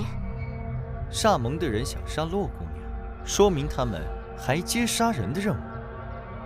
不只是杀人的任务，加入煞盟之人，都是世间恶人，可以说是无恶不作。以前，他们面对几大剑圣世家还比较收敛，现在越来越猖狂了。我怀疑，我们洛家有人与煞盟勾结，甚至暗中加入了煞盟，所以那人才会说是洛家有人让我死。不知道我被煞盟介绍，究竟是谁想要死？方兄在想什么？啊，没什么，只是突然想到些事情。我现在与煞盟该是结仇了吧？方兄是剑王强者，只要不是剑圣强者出手，煞盟也难以奈何得了你。不过，煞盟是有剑圣强者存在的。方兄如果想今后安全，可以随我一同去洛家。北域洛家欢迎天下英杰加入。到了北域洛家，纵然是煞盟剑圣，也不敢放肆。加入洛家，以方兄的天赋，能够修炼我洛家的剑圣级武学，将来成为剑圣强者，也不在话下。在外面，可是学不到剑圣级武学。我还有些事情要做，洛姑娘的邀请，我会考虑的。再过几个月，我洛家将举行世剑大会，整个剑域大陆的天下英杰都可参加。方兄如果有空，可以去参加。整个剑域大陆的天才人物汇聚，这是很难得的机会。何为世剑大会？这是我洛家每隔30年才举办一次的盛会。世剑大会考核的是武者的剑道天赋，谁最终能够获得神剑水寒的认可，谁便是世剑大会的魁首，将获得进入洛家宝地修炼一次的机会。方兄不是出自剑圣世家，仅是凭机缘获得武学传承，自学便能在20岁前突破剑影境界王。我觉得方兄夺得世剑大会魁首的机会很大。洛姑娘放心，世剑大会我一定去。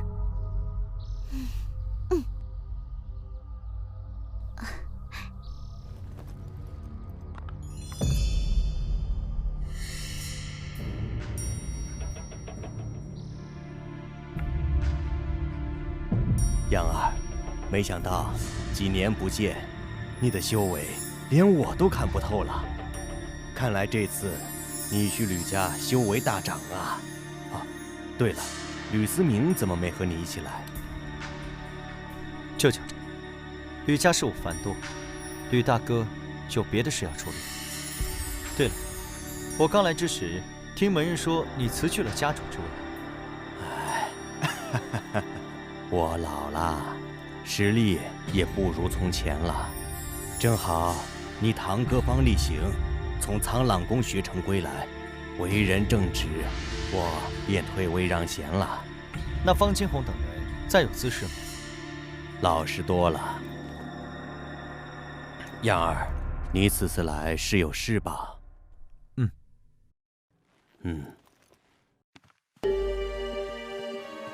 有什么事你就开口，好歹这里也是你家。娟儿此次前来，就是要问一事：舅舅和妹妹可曾把吕大哥的身份告知其他人等？我和贤儿从未对外人透露过此事。方清红等人大战过后，就被支去家族偏远之地，想必也无法泄露。不过，要说还有知晓，那就只可能是他了。何人？苍浪宫林道平。那日决斗，你的招式他都看在眼里，一般人看不出，但苍浪宫的林道平不可能看不出你的招式出自西域吕家。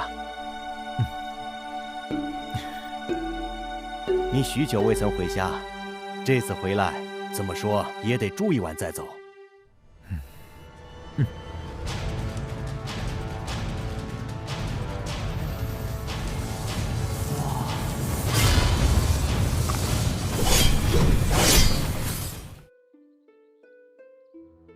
莫不是哪位天骄？苍浪宫恭迎剑王强者大驾。林道平在哪？我找他有事。林师兄居于浪花谷，常年钻研草药。我现在就带剑王前去浪花谷。带路。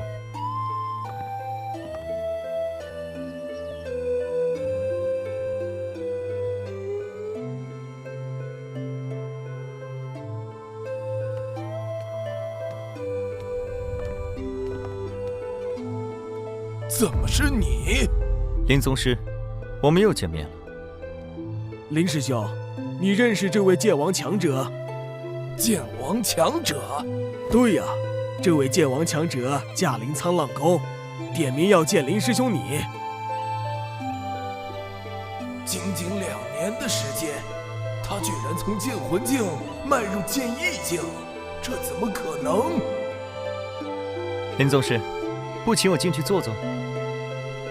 吕阳公子，请。多谢他了，你可以回去了。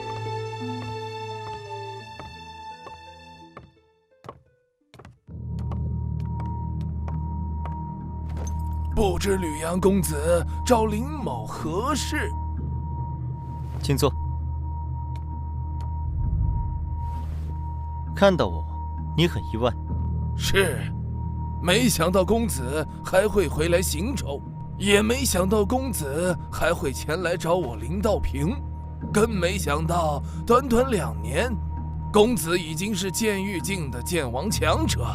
林某确实意外。没人不说暗话。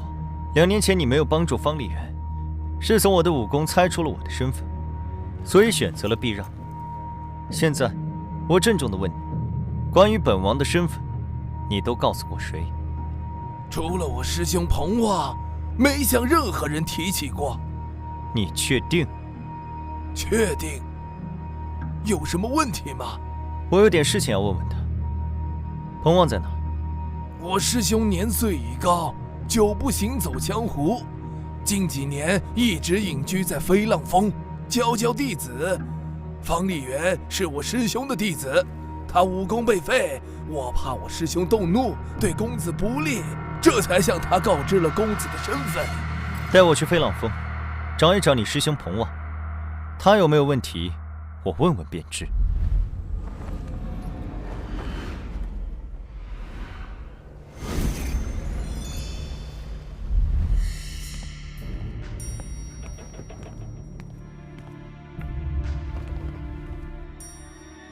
听说剑王强者，仅听呼吸便能辨别人的身份。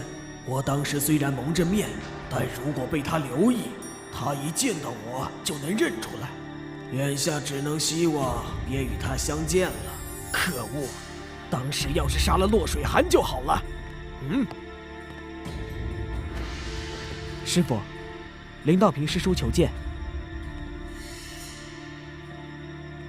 林师弟，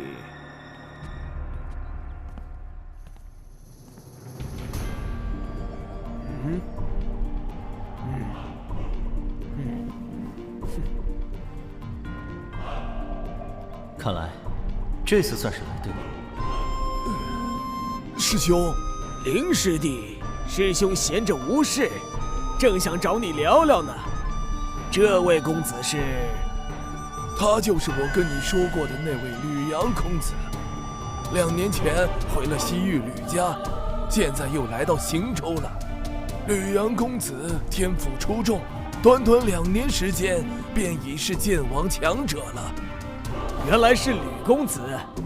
2年前，林师弟就跟我说起过你，说你是天下少见的武道天才。当时我还半信半疑，没想到短短2年时间，吕公子已成剑王强者，当真是惊世骇俗，令彭某大开眼界。彭先生，我们又见面了。我有个问题，想请彭先生回答一下。我们见过面吗？吕公子有什么问题，尽管问，彭某知无不言。关于我的身份，彭先生都跟谁说过？林师弟告知吕公子的身份后，我就放弃了为方丽媛出头的念头，并且将方丽媛逐出了沧浪宫。天地可见，我没向任何人提起过。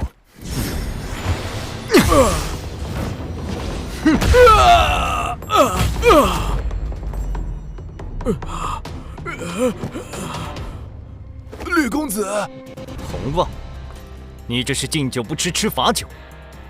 哼！你是上王的人，你以为我不知道？上王？不，我不是，吕公子，我也没跟别人说过你的身份，真的没有。公子息怒，我师兄年岁已高，气血开始衰败，经不起打了，请公子手下留情。看来你不知道，我返回西域吕家的途中，遭遇了煞盟的劫杀。吕思明为了救我，命丧黑风岭。有人向煞盟透露了我的身份，不是彭旺，难道是你不成？不，当然不是我。2天前，我路过元苍山脉时，已经跟彭旺见过面了。当时他蒙着脸，和煞盟的鬼煞操纵者一起，但我却记住了他的气息。刚才我一眼便认出是他。你说我在黑风岭遭到劫杀，与他有没有关系？说吧，你将我的消息都透露给了谁？我不能说。敬酒不吃吃罚酒，看来不给你来点狠的，你就不知趣。哼！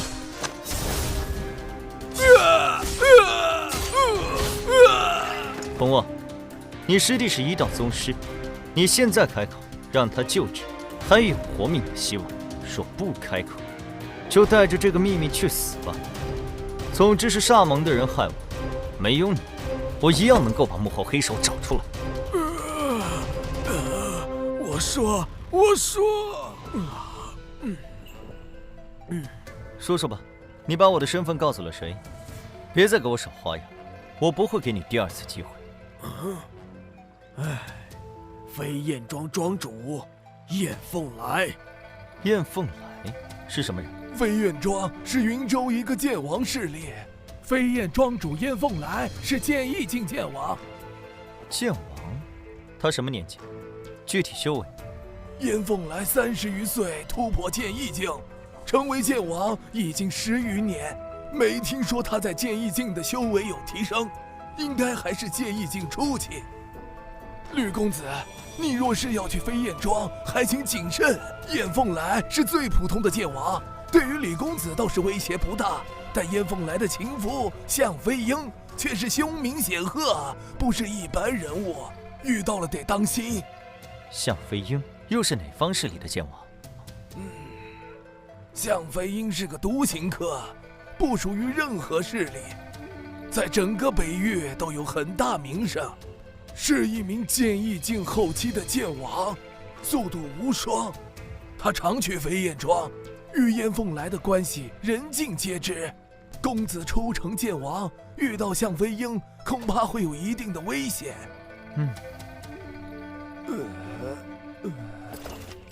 飞燕庄除了燕凤来，就没有别的剑王了吗？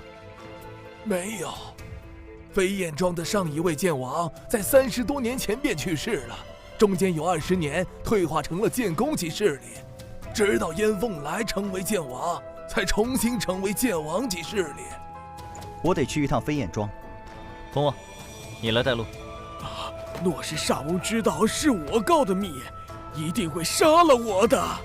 吕公子，你开开恩，饶了我吧，我去了就是送死。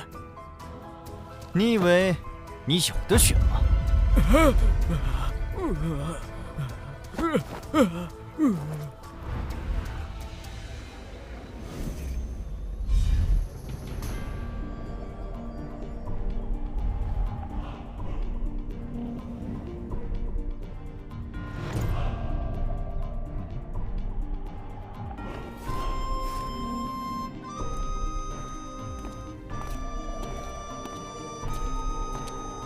赤血阎罗，血剑公子。准备好了没有？一切都已准备妥当。公子，属下不仅找齐了所需的异兽之血，还意外获得了3株千年血玉枝，连同其他灵药都泡在血池中，祝公子一步登天。做得好，鹰王，办事有长进啊！哈哈，应该的，应该的。去血池。公子请。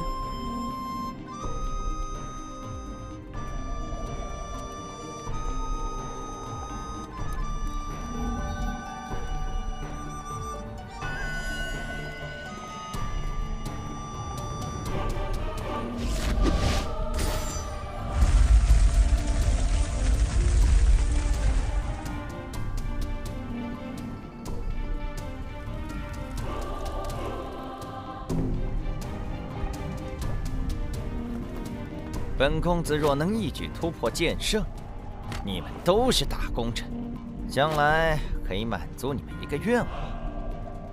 多谢公子。公子天赋绝世，突破剑圣势在必得。突破剑圣，须得参悟大道，不可受任何干扰。赤血阎罗，你留在石室之中，为我护道。是，公子。燕凤来向飞鹰，你们守在外面，不许任何人靠近，以免本公子领悟剑道时被打扰，前功尽弃。是，公子。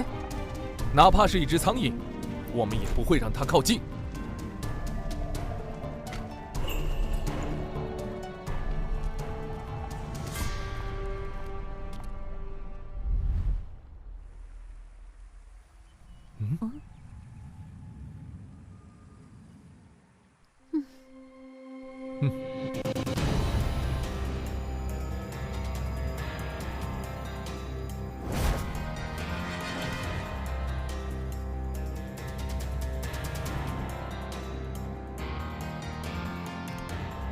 这位公子直奔我飞燕庄而来，有何贵干？我叫李阳。哼。燕庄主，看到我很意外。若是知道你2年前的修为，任何人对于现在的你都会感到意外。不知愿庄主能否跟我说说，2年前黑风岭的劫杀究竟是怎么回事？沙蒙为何要杀我？你是吕神通的儿子，自然会有人想要你死。别废话了，出招吧！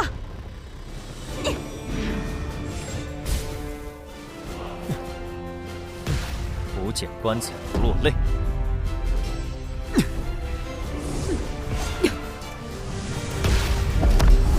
飞燕剑法。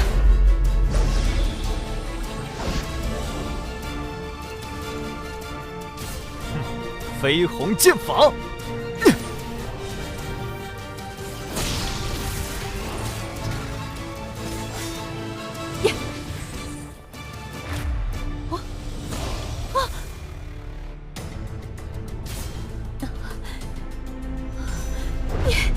出城剑法竟有如此实力！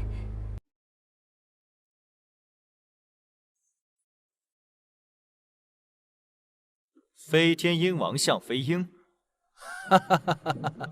看来本王威名远播，你这个初入江湖的新晋剑王，也知道本王的大名。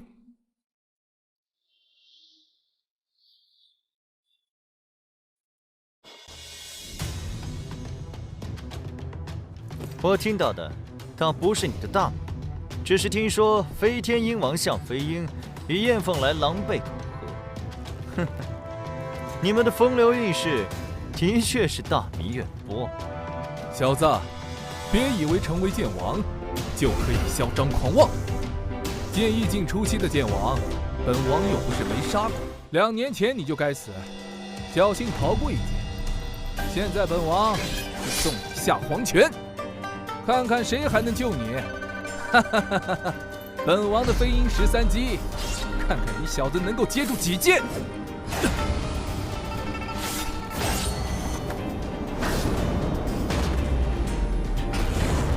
飞鸿剑法，惊鸿锁天。呀！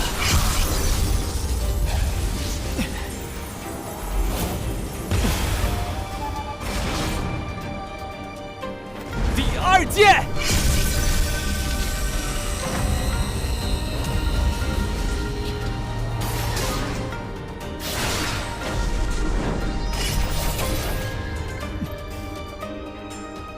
哈哈哈哈哈！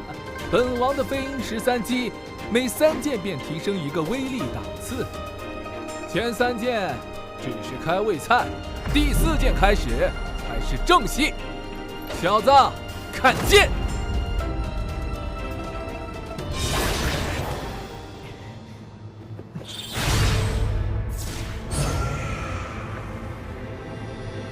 哈哈哈哈哈！看你能夺几剑！第5剑，第6剑。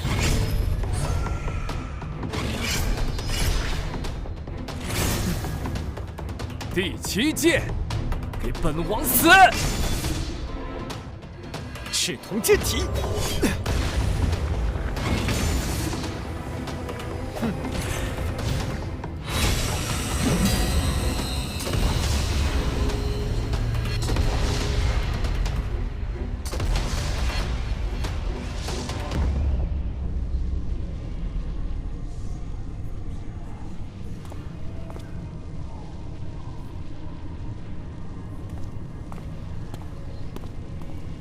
公子，我出去看看。不必，向飞鹰能解决。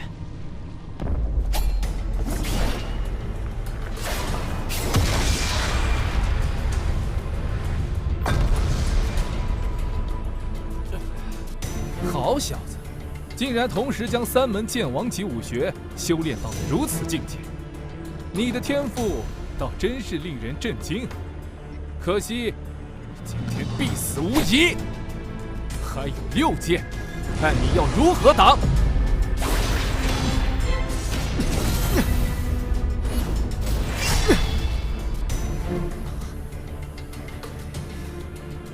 小子，你离死不远了。哈哈哈哈哈哈！第12剑。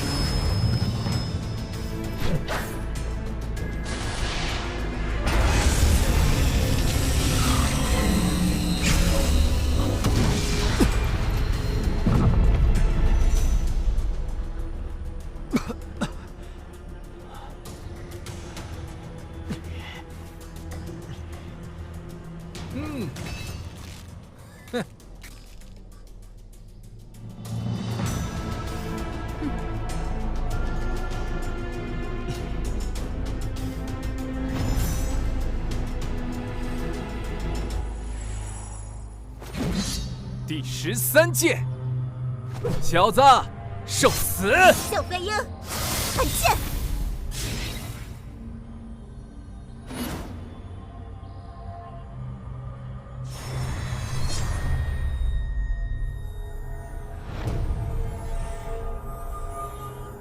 陆家剑王。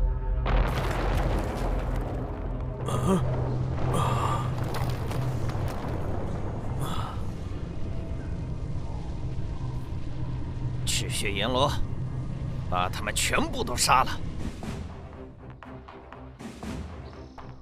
落月河，冷月仙子落叶河，还好有血剑公子和赤血阎罗在，只是向飞鹰弱败，血剑公子突破剑道现世，必受到打扰，我们恐怕也免不了责罚。皇兄，你也在此，是查少谋查到了飞燕庄吗？陆姑娘好，我正是为上王。年纪轻轻，竟然是剑意境剑王。姑姑，他就是在元苍山脉救我的那名剑王方阳公子。原来是方阳公子，真是英雄出少年。多谢你对水寒出手相救。正好路过，举手之劳而已。我不是向飞鹰的对手，交给仙子对付，如何？没问题。向飞鹰徒有虚名，拜他不了，还请方公子看出燕凤来，别让他跑了。仙子放心，有我在，燕凤来跑不了。落月河，你也不怕风大闪掉了大牙？本王走到今天，什么样的对手没见过？哼！本王在北域叱咤风云之时，你还在你娘怀里吃奶呢，竟敢瞧不起本王！找死！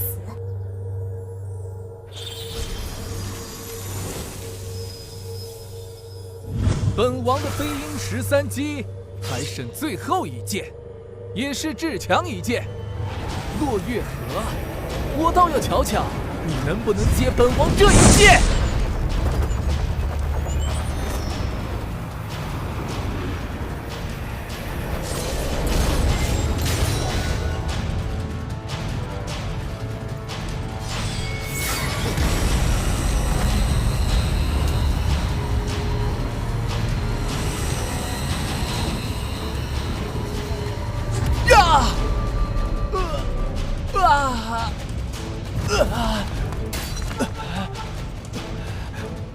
这就是洛家的实力吗？这一招就破了我的飞鹰13计。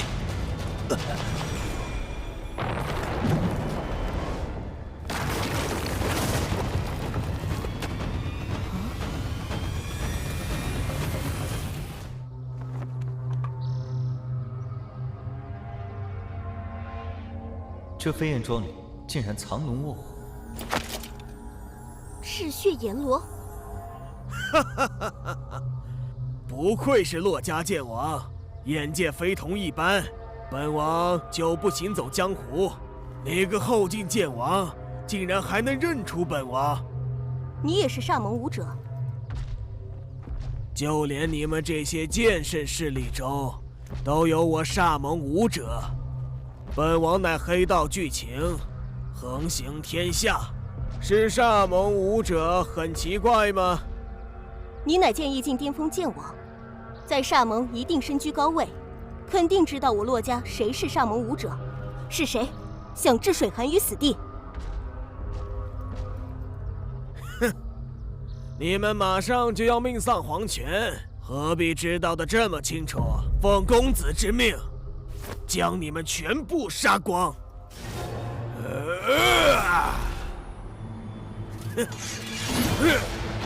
公子，这世上能命令赤血阎罗切除黑道，莫非血剑公子厉血河也在这里？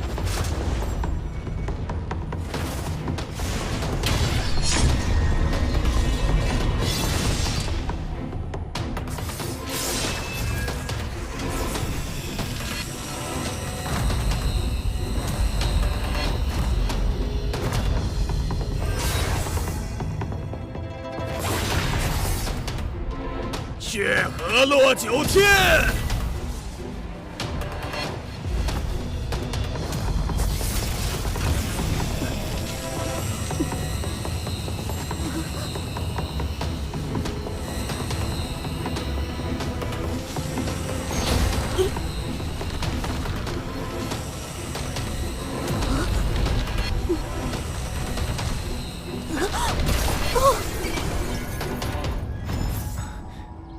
没办法了，只能用它了。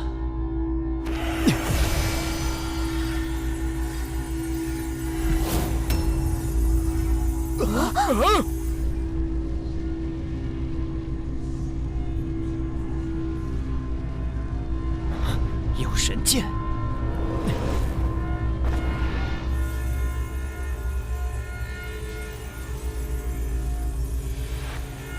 赤血阎罗是吧？现在我就送你下黄泉，变成真正的阎罗，借我一剑！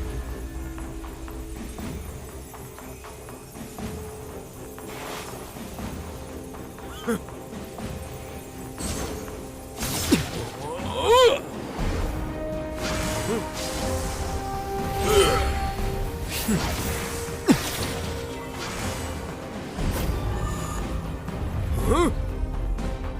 公子救我！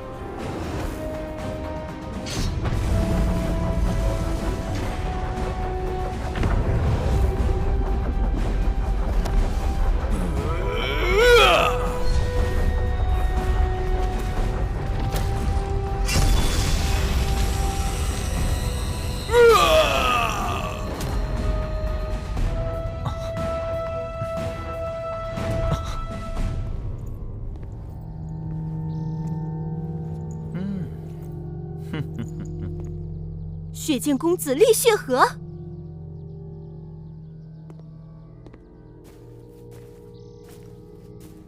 没想到这北域云州竟然能遇到一位天骄。你是华宠，还是楚言，还是吕天？我不是华宠，也不是楚言，更不是吕天。厉血河，2年未见，看来你早已把我忘了。但我对你可是记忆深刻的很呢。哦，我们见过。哼，你厉血河号称血剑公子，自然是贵人多忘事。2年前在血雨蛮荒，阁下对我的好意，我可是一直都记在心里。竟然是你！你是那个剑体境小武者，短短2年时间，你竟然已经是剑一境剑王，并且身怀神剑。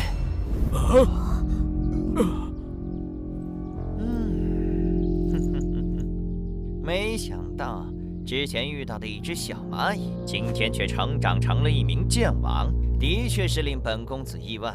不过这又能如何？即便你已成剑王，本公子要杀你，你依然只有死路一条。2年前有剑无双救你，今天看谁还能救你！哼！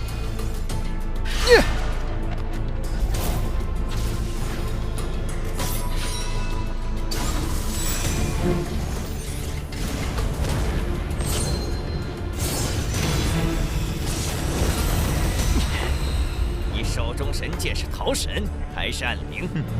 桃神剑是也，我有神剑在手，李雪河也奈何不了我。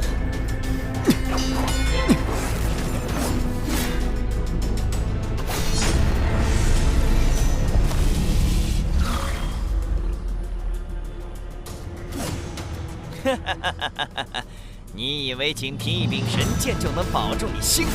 今天就让你好好瞧瞧神剑的正确使用方法。血煞剑，脱离！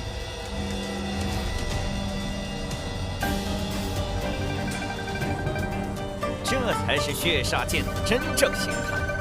小子，你要么与桃神剑脱离，让桃神剑现出真正形态，与之对决；要么就与桃神剑融为一体，在2柄神剑的交锋中活活震死。血煞剑，给我斩！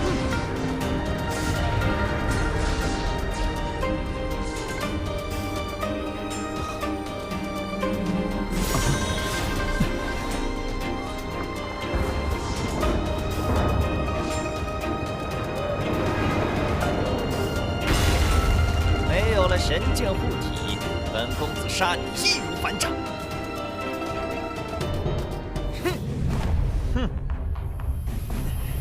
绯红剑法，剑气火红，赤剑同体。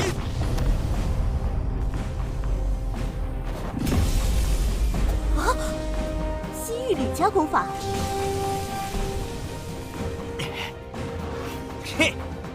哈！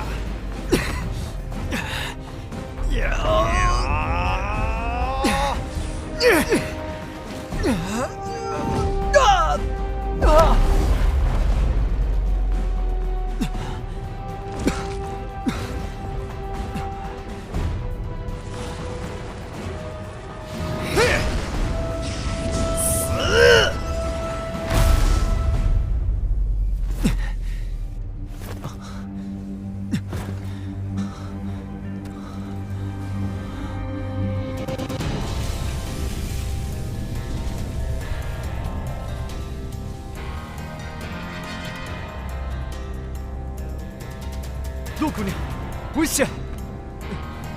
方兄上次救我一次，这次我也救方兄一次。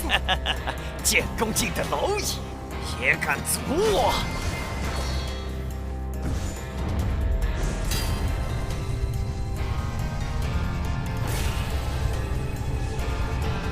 何方闲人，想杀我骆家后辈？这是剑圣烙印。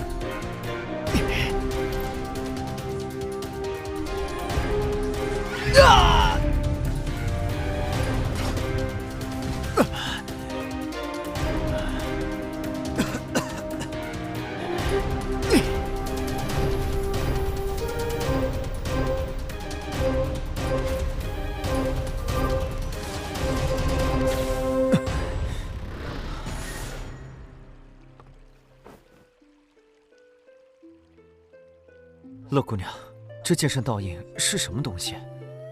是剑圣强者用自身剑道本源凝练出来的一道印记，里面有着剑圣强者的剑道力量。我身上的剑圣烙印是我骆家剑圣骆宏远老祖所留。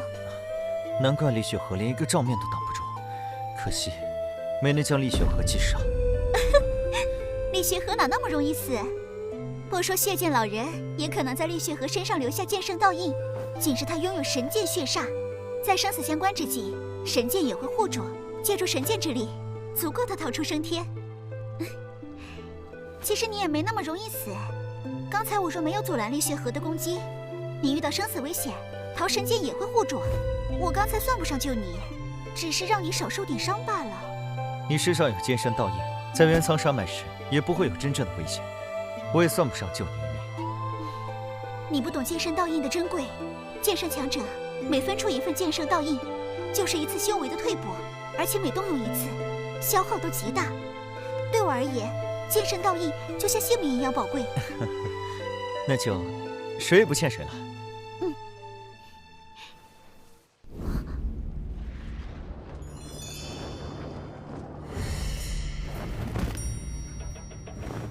方公子，不知你与此人是何关系？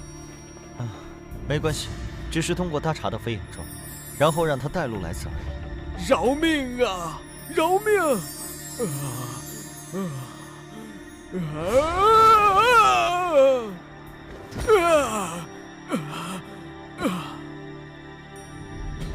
你已经查出在苍岩山围攻你的人都是谁了？我们先是找到了台州黑剑宗的穆天风，从他口中得知了其他人的消息，顺路解决了几个，便先来飞燕庄了。就剩下彭旺，本来打算从飞燕庄离开之后，再去咸州苍老宫找他，现在正好免得我们再跑一趟。说吧，骆家是谁与煞盟有勾结？谁想置水寒于死地？怎么，想跟彭王一起死？我不知道，我在煞盟也只是小人物，只是通过向飞鹰和煞盟联系。你们骆家若有煞盟之人，必然在煞盟地位非凡，那是我能够接触。就连向飞鹰，恐怕也未必知晓，除非你刚才将赤血阎罗或者是谢剑公子留下，他们才能接触煞盟的核心人物。不管你所言是真是假，跟我们到骆家走一趟吧。方公子，你来飞燕庄不知有什么事情，随便问吧。我与水寒回避。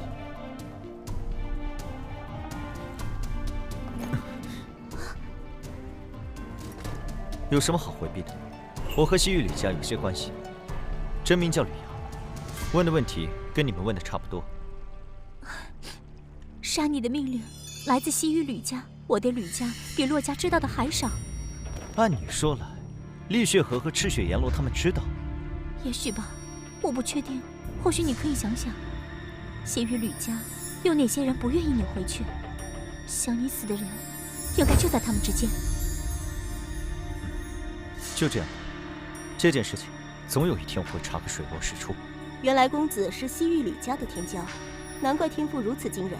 吕家一门两天骄，真是难得一见的盛况。吕兄怎么万里迢迢来到北域来了？你是吕神通的私生子，一直在北域寒山城方家长大。2年前，吕家宗师前来寒山城接他，返回西域吕家的途中，遭到煞盟劫杀，吕家宗师身死，煞盟之人也命丧，他不知所踪，从此下落不明，直到现在才重出江湖。难怪，吕神通2年前曾至北域，大肆屠戮黑道势力，想必就是吕阳公子遇险之后，吕神通向煞门报复。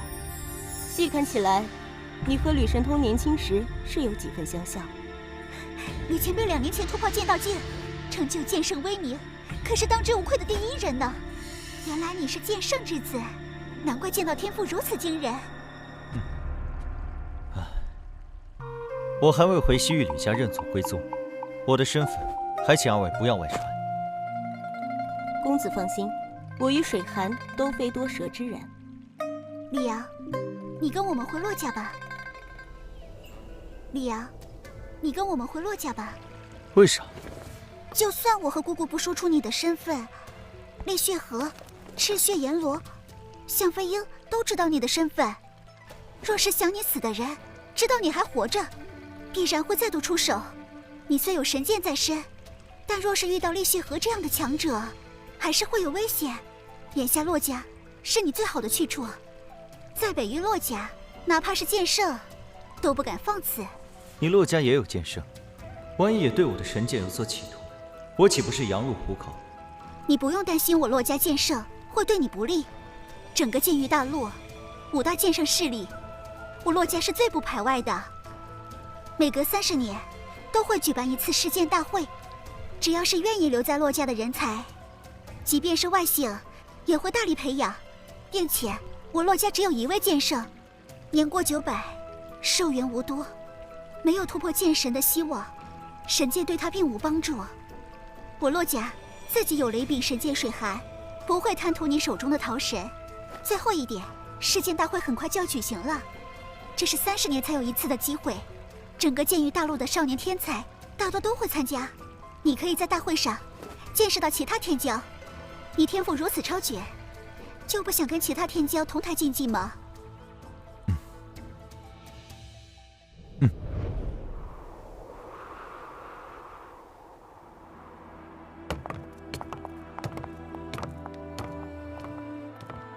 世剑大会还有2个月左右便会举行，你就住在这梅园区，那里是天雪阁，我就住在那里，有事随时都可以去找我。那就套上贵府一些时日了。没事，只要你愿意，住多久都可以的。好了，吕公子，今晚洛家会在听雪楼设宴，欢迎公子的到来。你先休息，到了时间，我会让人来请公子前往。多谢。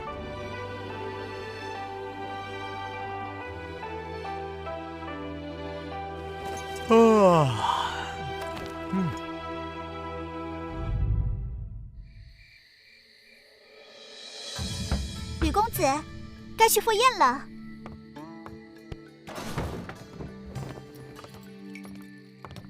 你说要我们别将你的身份外传，我和姑姑没有告诉任何人，就连我父母也不知你是吕神通之子。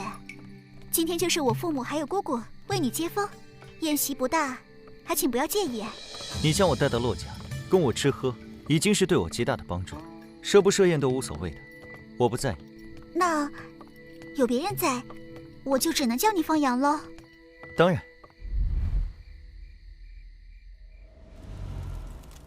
欢迎方阳来我们洛家做客。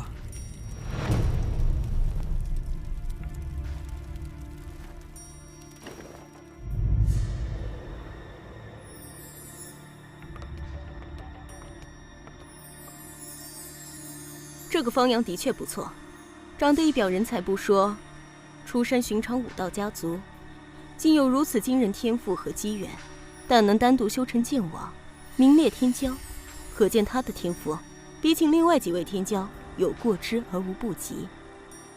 他不是出身剑圣势力，反而是他的优势，这意味着他可以加入洛家。这些天骄，个个都是剑圣潜力，一位剑圣，客户千年平安。对对对，若能加入洛家，那就再好不过，当属寒儿良配。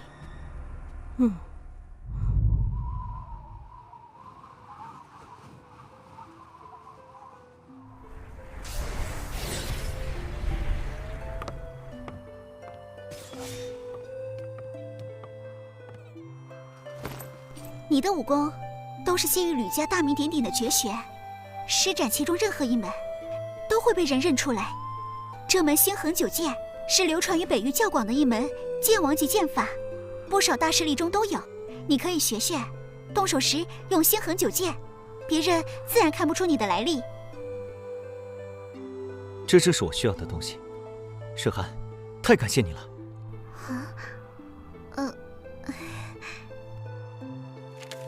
这剑法，感觉比飞鸿剑法还要高深。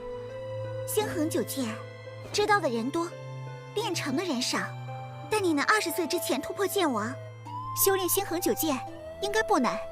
这门剑法威力极强，足够你在世剑大会上使用了。吕阳，今天过后，很长一段时间，我都不能来找你了。为什么？我感应到突破剑意境的契机了，准备闭关一段时间，争取在世剑大会之前一举突破剑意境，成为剑王，让我洛家在世剑大会上也露个脸。那是好事呀。加油！祝你早日突破剑王。你继续修炼，我先走了。这些天，他天天来，我已然习惯了。可一想到他明日不来，我心里倒是有些空落落的感觉。以后，要是能一直有他陪在身边就好了。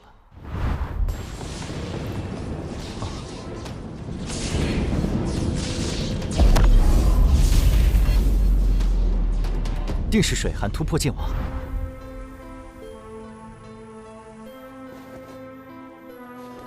水寒，你成剑王，便可修炼我洛家剑神先祖留下的至强武学。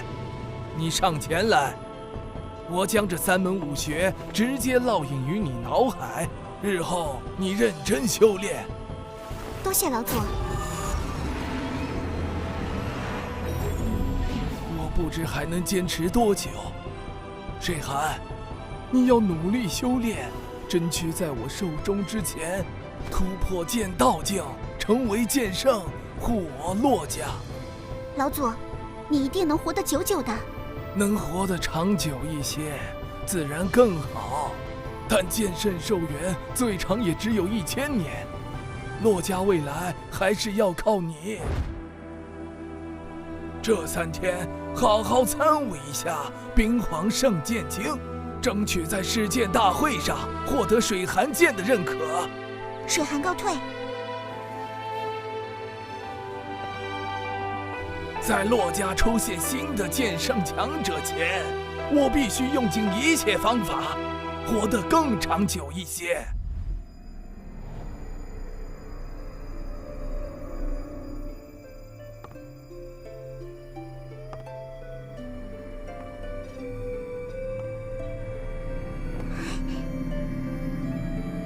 你来了。不错啊，1个月没见，你的突破剑已经出奇了。你也是啊。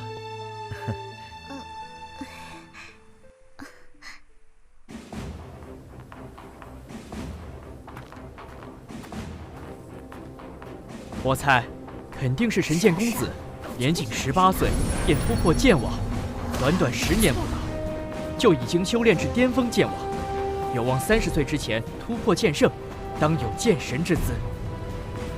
不错，神剑公子乃剑宗弟子，更是无剑老人的高徒，自身天赋妖孽，又有天下第1人，谁能与之相比？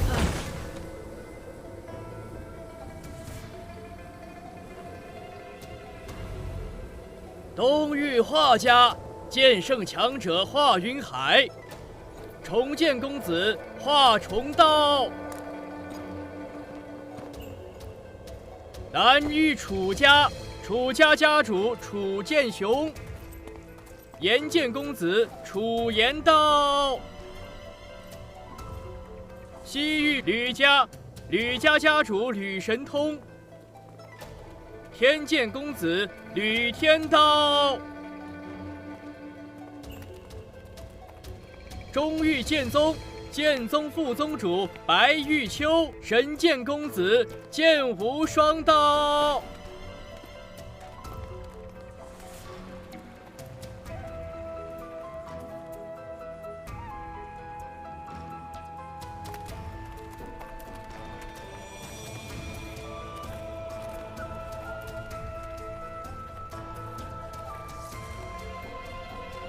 神剑公子，请。重剑公子，请。这天骄宴，宴请的是各方后辈天才。据我所知，洛家天骄只有洛水寒1人。那这一座位是北域洛家，欢迎各位天骄前来赴宴。哎，寒剑仙子旁边的男子是谁呀？竟然也透露着剑王气息。洛家有这么一位年轻剑王吗？若是天骄，早就名扬天下了。当世的天骄，除了血剑公子厉血河之外，都已到场。他不可能是厉血河吧？世剑大会是我正道联盟的盛会，厉血河怎么敢来？肯定不是厉血河。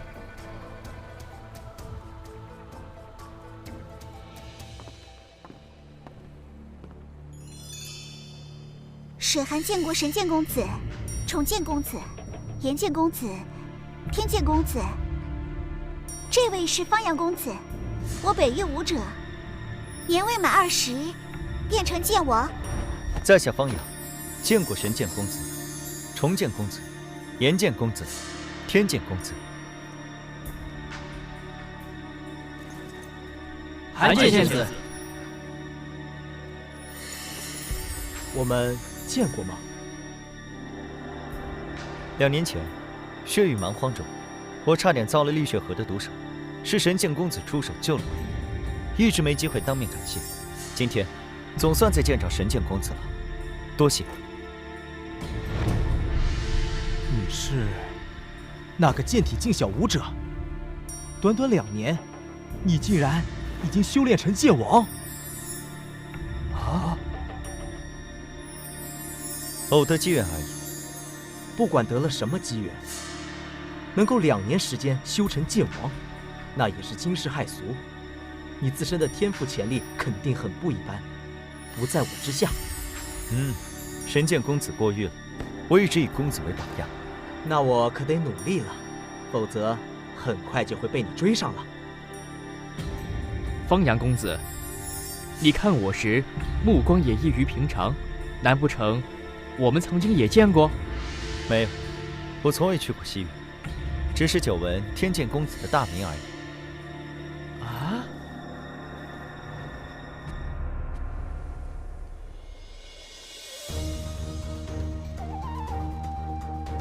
吕神通，你吕家老祖身体可还好？劳洛老祖挂念，我吕家老祖身体还好，只是不愿走动，开始闭门幽居了。你吕家后继有人，吕天桥可以安心当放手掌柜了。哪像我，年纪比他还大，还得为家族操心。洛家有寒剑仙子，突破剑圣，应该用不了太长的时间。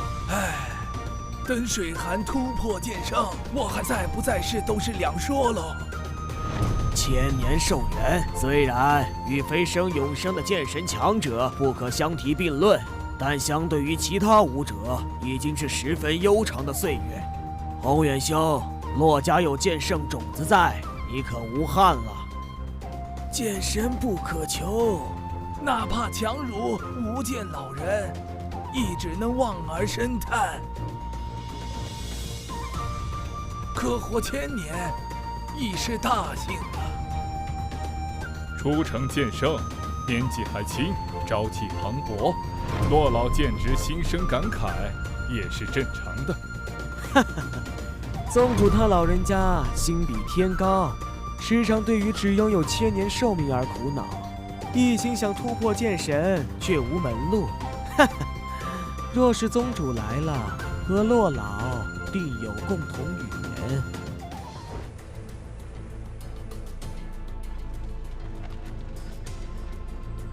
无剑老人若是生在现在这个剑道盛世，他的天赋不在剑无双之下，当剑神有望。是啊，像无剑老人25岁变成剑圣，仅100多岁就达到剑道近巅峰，距离剑神仅1步之遥。如此天赋，即使和现在这些孩子相比，也是不遑多让啊。可惜，数百年来，无剑老人一心修炼，却也始终未能突破，甚至为了寻求突破，行走天下，匡扶正道，虽获盛名于世，却未能寻得契机。宗主也自知突破无望，所以这些年来一直隐居宗内。不过，宗主他老人家发掘了无双这个天赋，不在他之下的后辈天骄悉心培养，对无双寄予厚望。只要无双将来如他所愿，想必也无遗憾。剑无双，的确精彩绝艳，世间罕见。剑无双天赋无双，宛如无间老人在世，哪怕在众多天骄中，也遥遥领先，独占鳌头。当世天骄，当属剑无双第一。或许无间老人期盼的剑神之位，当真要落在剑无双身上。哈哈哈哈！无双虽然优秀，但剑神之位还得看个人气运。当世天骄，每一位都有希望，只是无双也并非没有匹敌之人。血剑老人的弟子厉血河，天赋不在无双之下。若是厉血河以神剑血煞问鼎剑神，剑域大陆恐将血流成河，而正道联盟也将迎来巨大灾祸。近日煞盟频频活动，江湖很不太平，水寒在北域之中都遭到煞盟劫杀。还有这事，煞盟好大的狗胆！他们这是忘了无间老人杀得他们如同丧家之犬，东躲西藏的时候吗？水寒说，厉血河也和煞盟武者在一起。我担心的是，血剑老人恐怕也为煞盟站台，甚至就是煞盟之主。否则，煞盟怎会如此气焰嚣张？煞盟之事，还得我们五大势力联手，互相帮忙。一旦有所发现，就连根拔起。哼！剑宗有3柄神剑，我们4家也各有1柄神剑。血剑老人再强，也只能运用1柄血煞，看他能挡我们几柄神剑。诸位也不必担心血剑老人会出来闹事。宗主他老人家说了，只要他在世1天，血剑老人就得搀扶1天。只要血剑老人敢现身天下，宗主他老人家便会持剑下山，匡扶正道，斩妖诛魔。无间老人大义。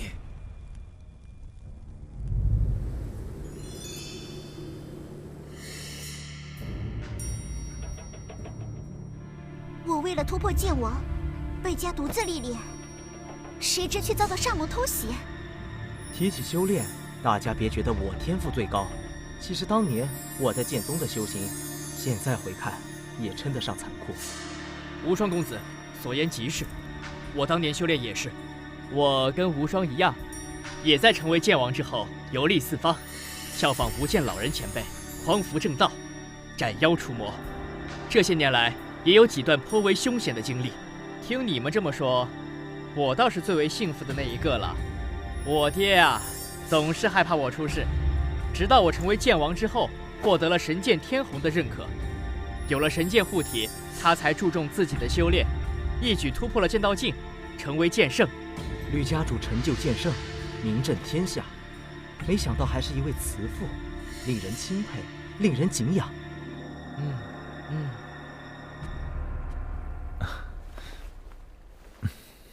神剑公子，听说你与血剑公子交过手，我也曾遇到血剑公子一次，借助剑圣烙印才将他击退，不知他与你相比有多少差距？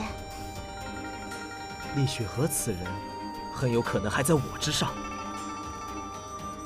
神剑公子，此话怎讲？唉，你们都只知道我追杀过厉雪河几次，每一次都是厉雪河逃走，就以为他不如我。其实，我与厉雪河的战斗，我从未占过上风。他每一次逃走，都是主动身退。那也不能说明厉雪河在你之上，或许是他知道再战会落败，所以提前抽身而退。你们没遇到过厉雪河，不知他的厉害。我与他交手数次，每一次都是全力以赴，他都从容而退，给我的感觉，他似乎未出全力。可惜我的修为还未到剑意境巅峰，否则真要找厉雪河过过招，看看他是否真如神剑公子所言。下次再遇到厉雪河，方颖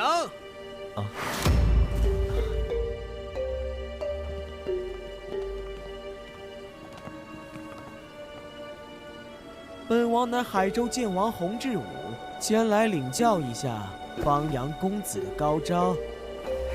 这下可就好兴奋了。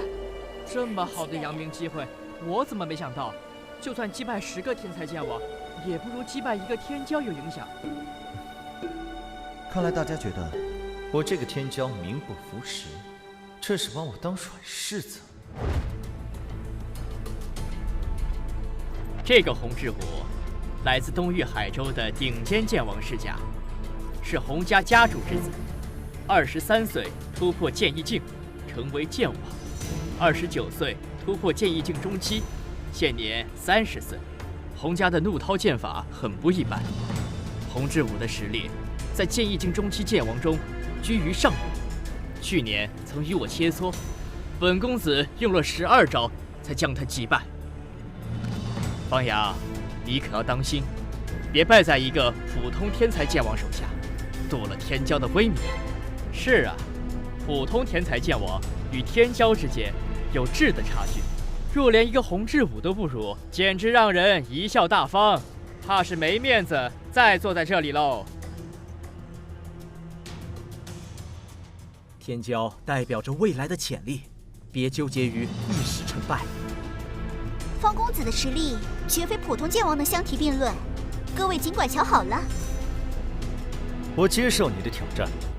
哼！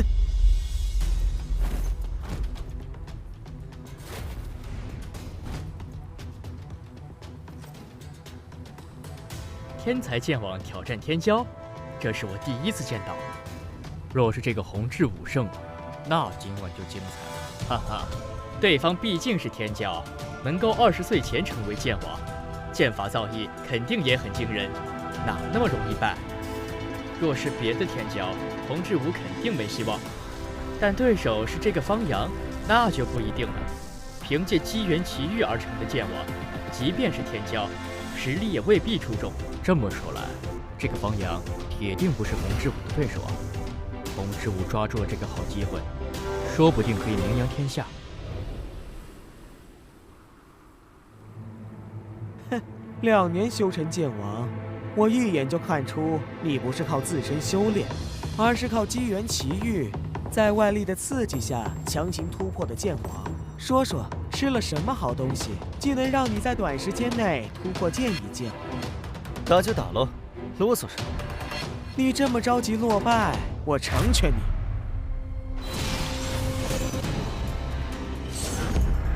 心狠矫健。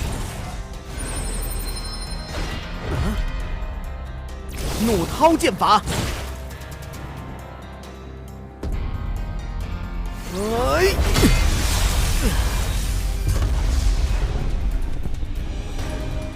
方公子胜了，洪志武远不是他的对手。不错，看来他能成为剑王，也不是全靠机缘，而是有着非同一般的剑道天赋，有资格与我等并列。我早就说过，方公子会赢。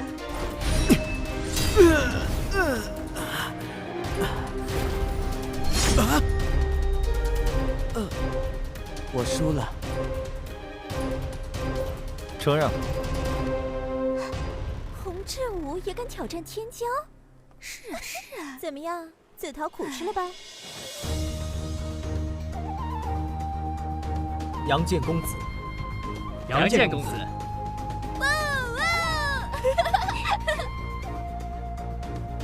李阳，用不了多久，你的杨建公子之名就要传遍整个剑域大陆了。这些都是虚名罢了，只有成为剑神，才算真正的天下第一。明天的世剑大会，获得水寒剑认可者，真有获得洛家剑圣级武学的机会。这个问题你问过好多遍了。只要能够获得水寒剑认可，便可进入洛家宝地修炼。洛家宝地中不仅有剑圣级武学，听说还有剑神先祖留下的奥秘。只要你运气好，连我洛家剑神先祖留下的好处都能获得。明天我定会全力以赴，看看能不能夺得世剑大会魁首。神剑塔考核的虽然是实力，但并非完全只凭实力高低而排名，关键还要看自身潜力天赋与水寒剑的亲和力。我觉得你的希望很大。这个要到时候才知道。今晚好好休息，我们明天见。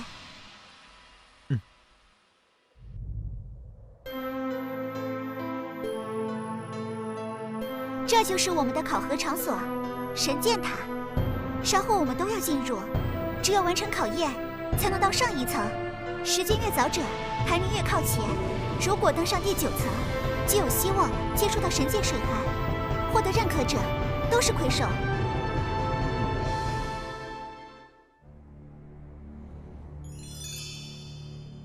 昨晚的天骄宴似乎极为热闹，出了一位新的天骄，叫什么方阳，称为阳剑公子，不知是哪一位？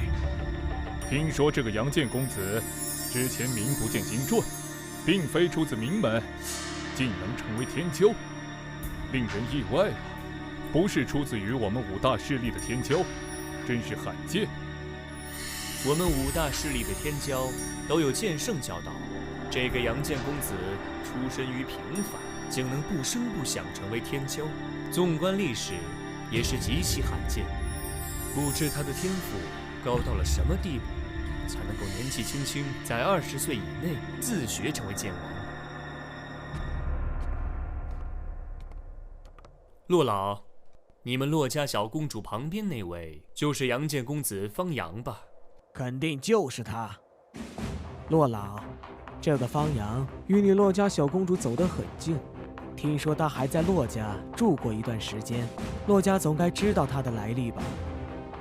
听水寒说起过，他出身于北域一个普通武道家族，2年前遇到了机缘奇遇，自学成剑王，最近才出世行走江湖。哈哈哈！什么样的机缘能让他短短2年时间成为剑王？他说了吗？那就不知了，那是他的秘密，不好寻根问短。哼，我不信，一个出身普通的少年，一度默默无闻，会突然间因为机缘奇遇，短短2年时间便成为剑王。他昨晚曾与同境界剑王一战，剑法造诣很高，实力很强。也许他的机缘奇遇只是学到了剑王武学而已，并没有增长修为的奇遇，而是靠自身修炼突破剑王。因为学到剑王武学，2年时间自学修炼成剑王，这可能吗？这得多高的剑道天赋？理论上是可能的。剑域大陆如此广阔，武者数量何等浩瀚，在此剑道盛世，出现1-2个特别妖孽的天才，也不是不可能。反正我是不信他自学能成剑王，我觉得方阳背后定有剑圣教导。如果真有剑圣强者教导方阳，那会是谁呢？如果是我们5大势力的剑圣，不可能一点消息都没有。如果是煞蒙剑圣煞蒙剑圣，不可能。方阳曾在煞蒙武者手下救过水寒，并且还曾调查煞蒙，遇到过厉雪河，差点被厉雪河杀死，绝不会是煞蒙之人。也许是煞蒙演的一出苦肉计呢。我建议将他拿下，好好审问。这不好吧？没有丝毫证据，就凭心中猜测，便要审问一位天骄。他是什么人，日后自然知道。现在看着便好。试剑大会，于神剑塔中比试，谁闯塔的层楼越高，速度越快，成绩便越好。神剑塔会记录你们每一个人的成绩，最终会给出评判。前10名都将获得剑山参悟剑道的奖励，第1名更是可进入洛家剑神仙祖开辟的宝地修炼。真的吗？现在试剑大会开始，入神剑塔。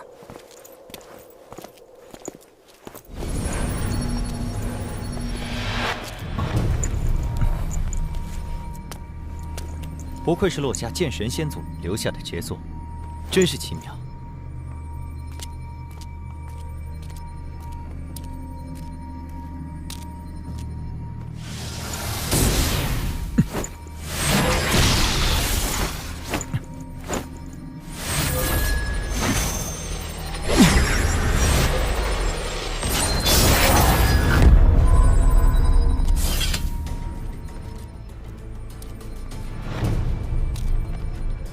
看来，这个令符是关键了。好快的速度，不亚于剑王。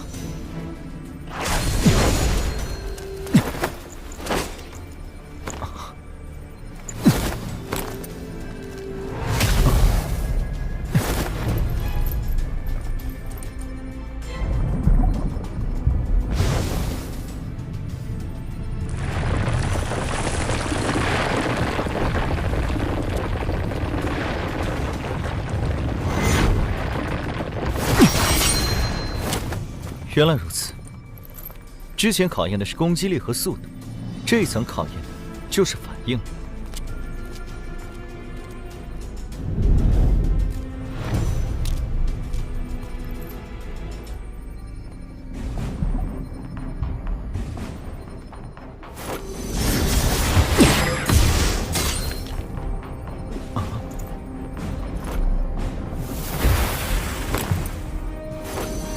心痕九剑，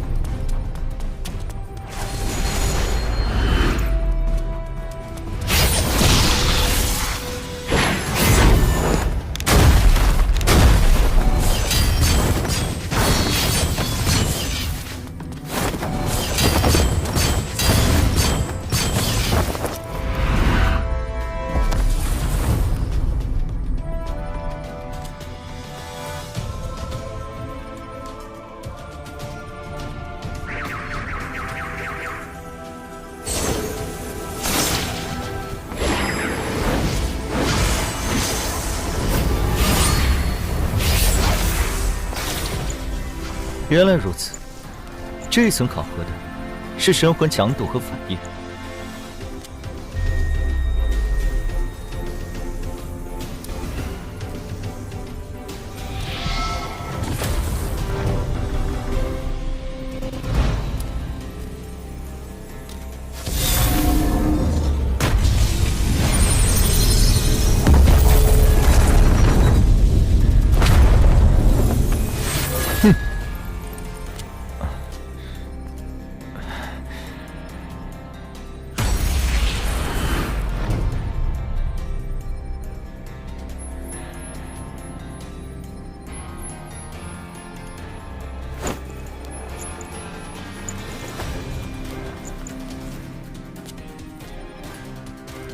啊！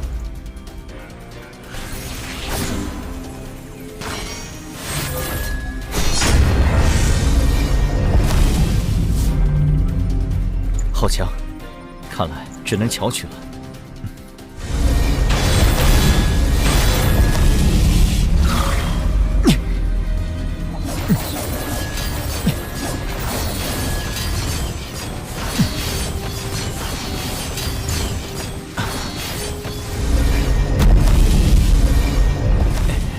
只剩最后一步了，我绝不能就此结束。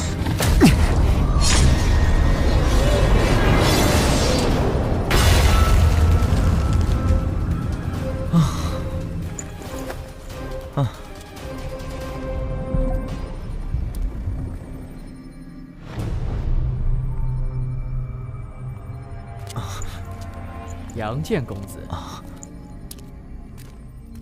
没想到是你第二个来到这里。神剑公子，你好快的速度，到了多久？不到半刻钟。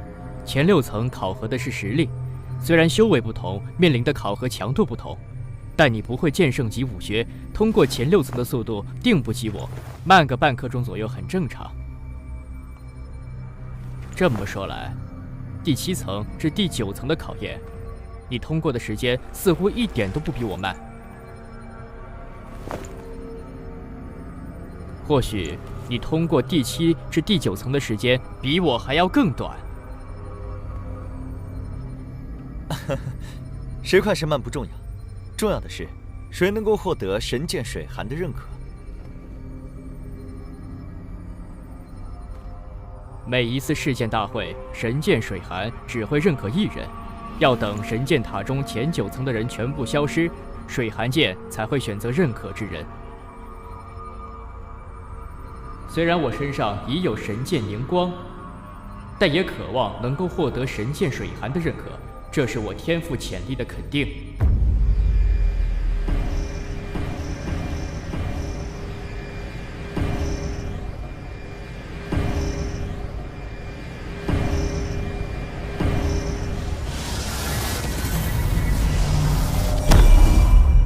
神剑公子果然不愧为第1公子，我所料没错，第1个登上第10层的天骄果然是他。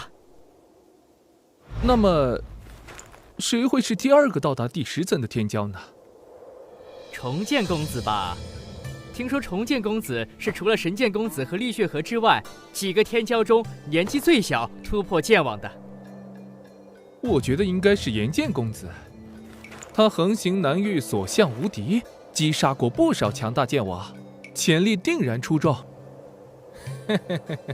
我觉得应该是天剑公子。天剑公子突破剑王的年纪虽然比重剑公子大一些，但他后来居上，更早突破剑意境后期，天赋之强，直追神剑公子和厉雪河。也许是洛家的寒剑仙子呢？试剑大会考核的又不是实力，而是天赋和潜力。也许寒剑仙子会在试剑大会上一鸣惊人。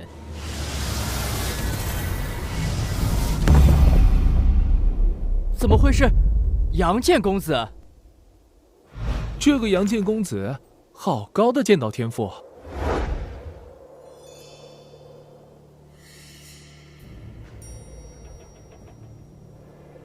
不愧是2年时间便能成为剑王的天之骄子。这个杨剑公子的天赋的确非同一般，在天骄中也是冒尖的存在。可惜天儿还是稍逊一筹。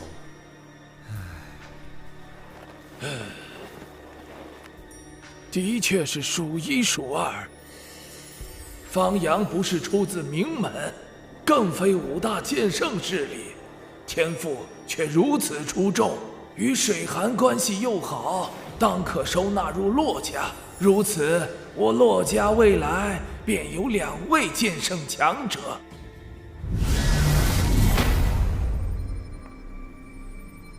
竟然是水寒仙子！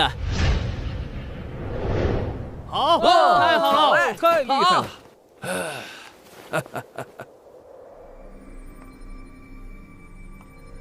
太棒了！好！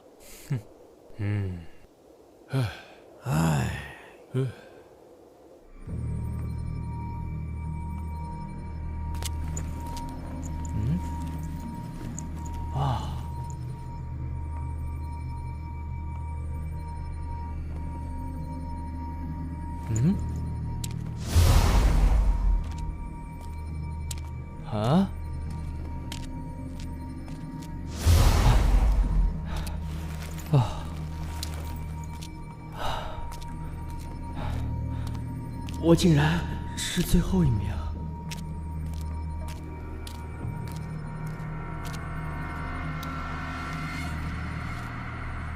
他第几？他第几？啊？问我，我也不知道啊。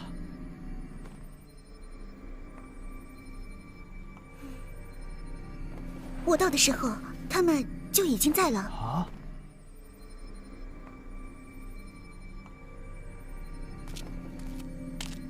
我第2。还好不是第1。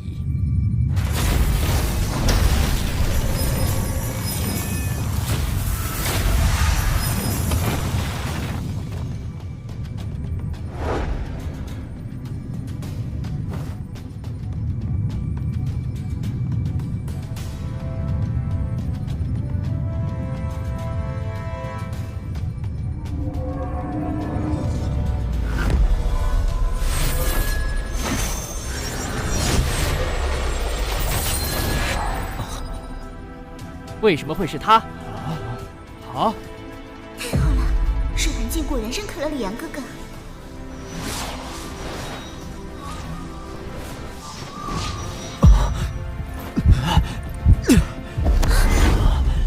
是不是体内已经有了一柄神剑，无法再容纳第二柄？还是说，我现在的修为不够，所以无法容纳第二柄？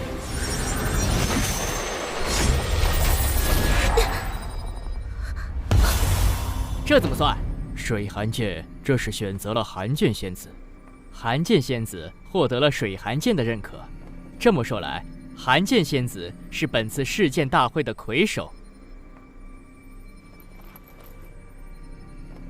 我认为是杨剑公子和寒剑仙子都获得了神剑水寒的认可，恭喜了，杨剑公子。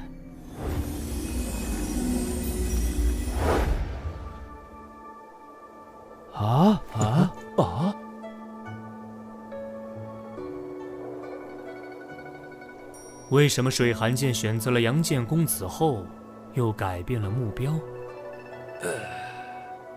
也许是水寒剑同时选中了他们两人吧，只是先进入杨剑公子身体而已。也许是一开始水寒剑选择了方阳，但进入他体内，发现他的真实天赋其实不怎么样，这才改变方向。这样的话，方阳还算是世剑大会的魁首吗？当然算，不管什么原因，总之水寒剑的第一选择是他，他就是本次世剑大会的魁首。各位没有意见吧？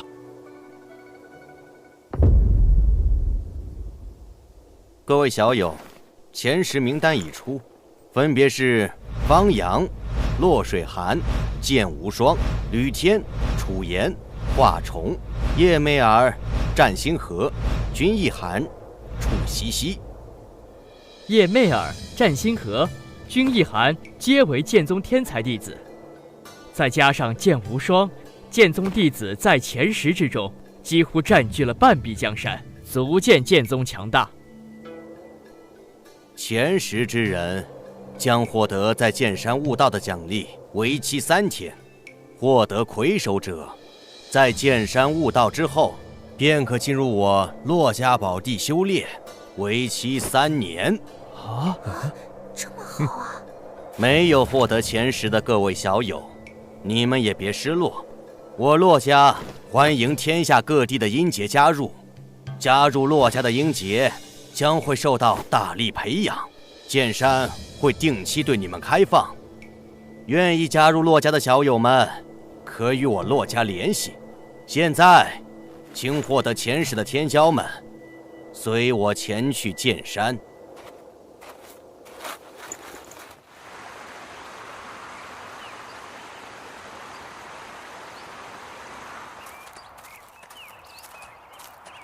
此为剑山，剑气笼罩区域，除了剑圣强者，任何人都不能踏入。在剑山之上，有10个安全区域，没有被剑气笼罩。武者可以在安全区域中领悟剑山所蕴含的强大剑道。好了，大家请自便吧。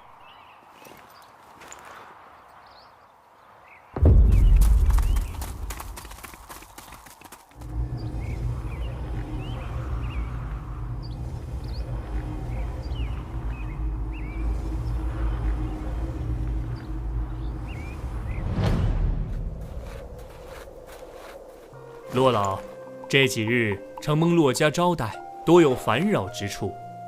我儿幸得贵府剑山修炼之机会，不胜感激。他日欢迎洛家之人前去西域吕家做客。现在先走一步。这就是吕神通，西域吕家家主，我的父亲。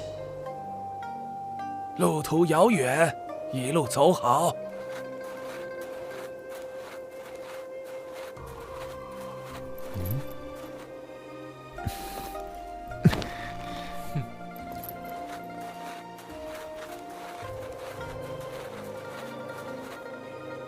这是我洛家宏远老祖。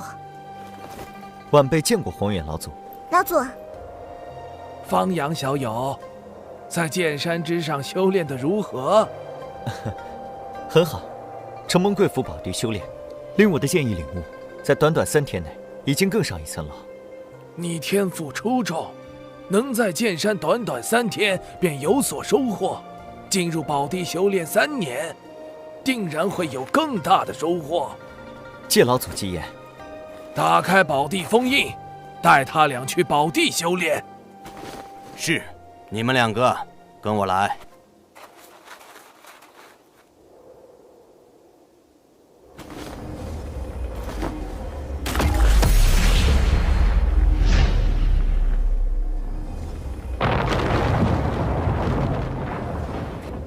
修炼宝地可以进去了。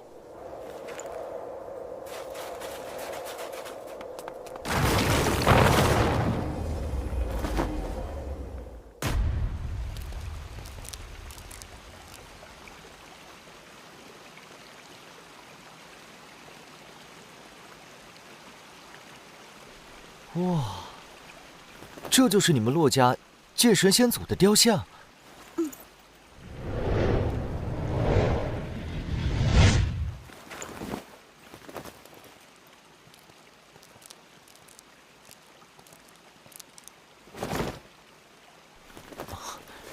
好浓郁的剑气能量。洛家宝地修炼1天，相当于外界修炼2天。我们在剑意境的修炼时间短，正好在此闭关3年，争取一举追上其他天骄的修为。吕阳，修炼的时候也别忘了用魂念感出雕像，可以领悟剑意，参悟剑道，这对于突破道境剑圣也大有作用。那剑圣级武学呢？也在雕像蕴含的剑道之中，需要自身领悟。听老祖说，悟性越高，领悟到剑神级武学的几率越高，甚至领悟2门剑神级武学都有可能。领悟到2门剑圣级武学的人多吗？少，非常少。哪怕是领悟1门剑神级武学的人，都屈指可数。后来，都成为了剑圣强者。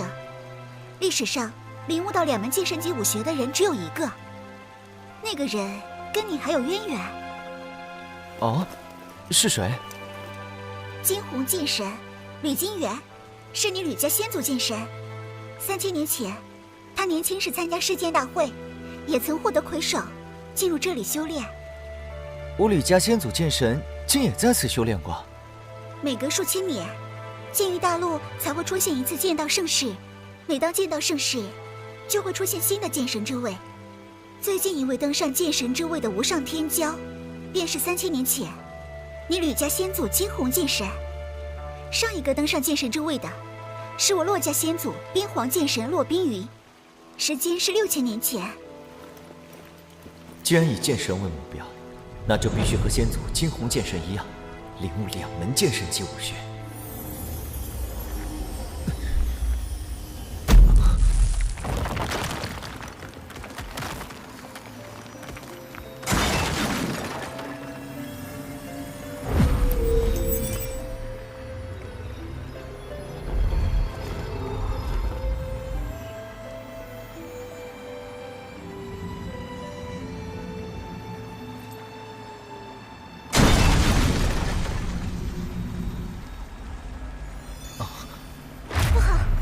这里的剑阵坏了，被封印在冰雪魔域的妖灵又出来了。妖灵？妖灵是因为吸收剑气能量，开启了灵智的兽雷。这里寒冰属性的剑气能量充沛，曾是妖灵的乐园，被称作冰雪魔域。后来我洛家先祖剑神封印了这片区域，洛家宝地更是直接建在冰雪魔域之上，以他自身雕像为阵眼，镇压着冰雪魔域中的妖灵。洛家宝地之所以能够加快修炼速度，就是吸引了寒冰魔域中的剑气能量。难怪。是不是年代久远，所以阵法禁止自己破坏？现在我们怎么办？可以离开这里吗？只要先知书用令符打开通道，我们就能离开这里。但是，冰雪魔域中妖灵众多，经过几千年的发展，肯定会有源源不断的妖灵诞生，恐怕连实力强大的圣级妖灵都有。等他们从冰雪魔域中冲出来，这对于整个冰雪城而言都是一场灾难。这样的事，我们管不了。你洛家乃圣级势力，肯定会有办法应对这样的情况。只有剑圣强者，才可能重新修补先祖剑神留下的封印。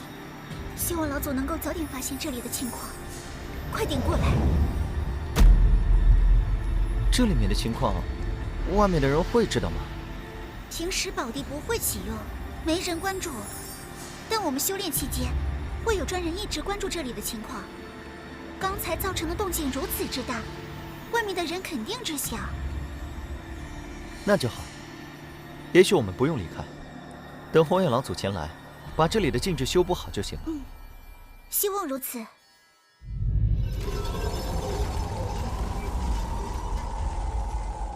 你在这里继续看着，我去禀告副家主。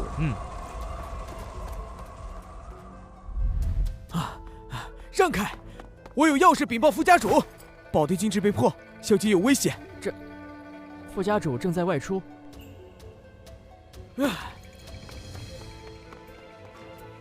老祖，老祖不好了，大事不好了！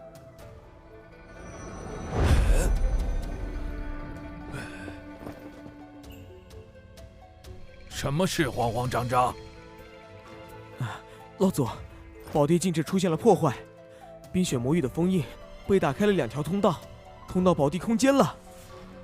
什么？星之呢？有没有去打开通道，放水寒2人出来？副家主外出了，不在府中。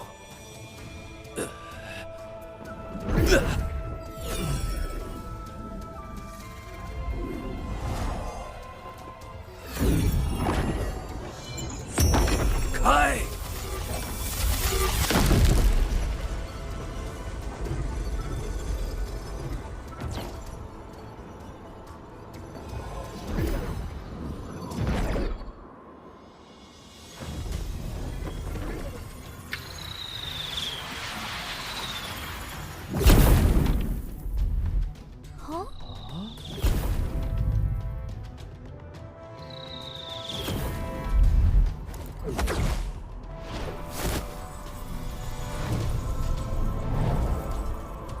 是血间老人吗？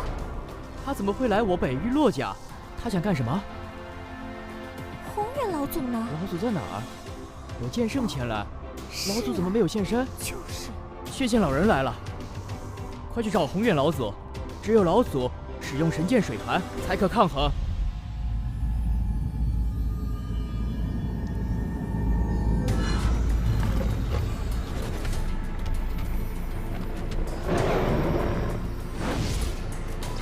是冰雪魔狼剑王级。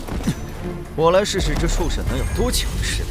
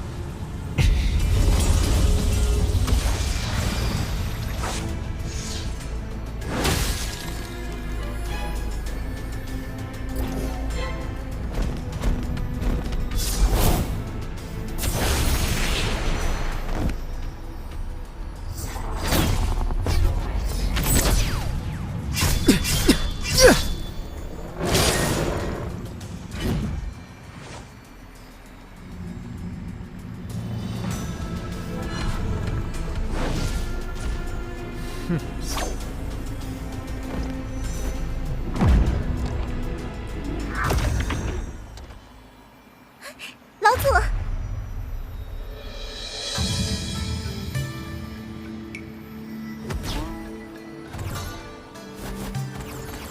怎么了，老祖？这里的阵法封印是人为破坏的。洛家宝地，除了剑圣，只有令牌才能进入，谁能进来这里破坏封印？没错，事到如今，只能去问问星之了。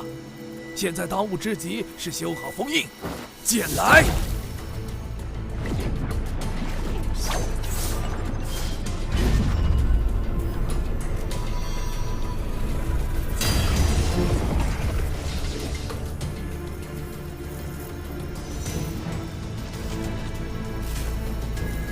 好，他们的目的是神剑。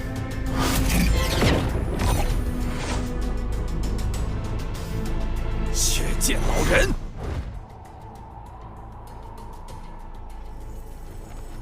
骆宏远，若是冰雪魔域的封印彻底开了，整个冰雪城都将被妖灵淹没，你们骆家会血流成河。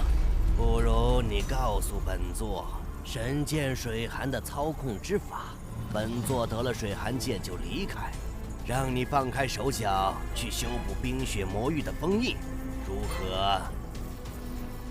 想要我骆家神剑，做梦！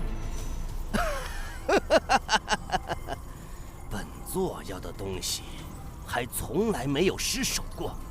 骆宏远，失去神剑水寒，你北域骆家依旧是剑圣势力。若是冰雪魔域的封印彻底解开，那你北域骆家要被除名了。家破人亡，你们骆家也想不死后尘吗？哼！但在冰雪城的冰天雪地内，你也未必有胜算。你能在中域剑家作威作福，在我北域骆家面前休想讨得好处。或许你的实力更胜于老夫，但在冰雪城这1亩3分地，你也毫无优势。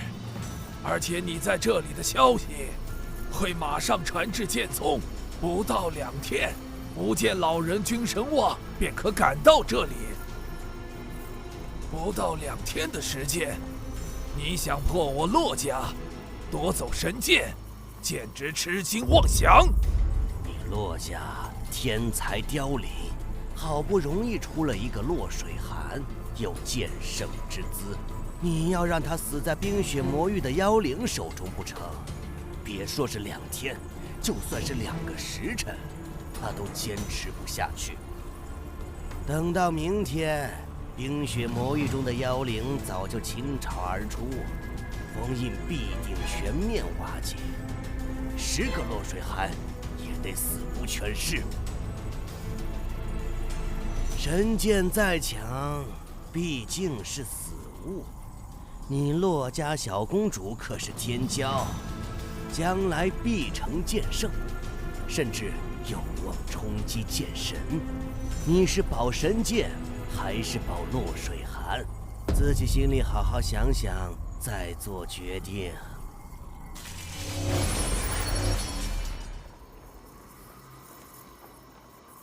你仔细想想，一个未来的剑神有多重要？现在，选择权交到你手里。我的选择就是先杀了你。哼！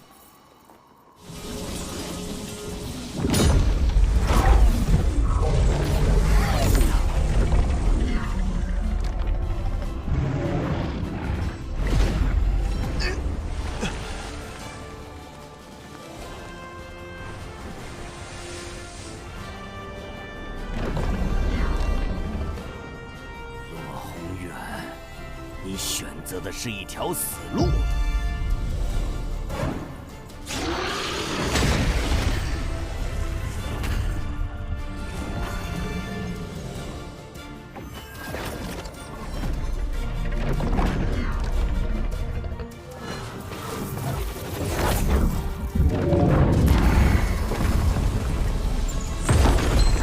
九龙冰级大阵不过如此。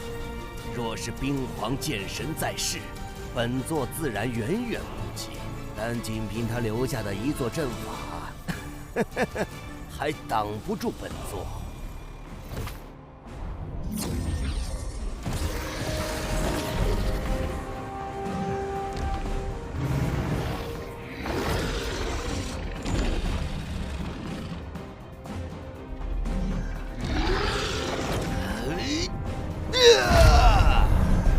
血魔煞神，能让本座动用血魔煞神，北域骆家的确比中域剑家要强大得多，但也就此为止了。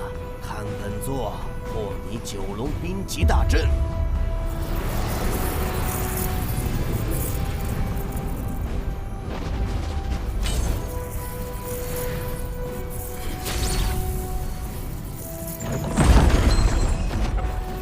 剑老人这门剑术当真可怕。若仅靠9条冰龙攻击，迟早会被血煞之气进入污染。若是被血剑老人操控了9条冰龙，那么……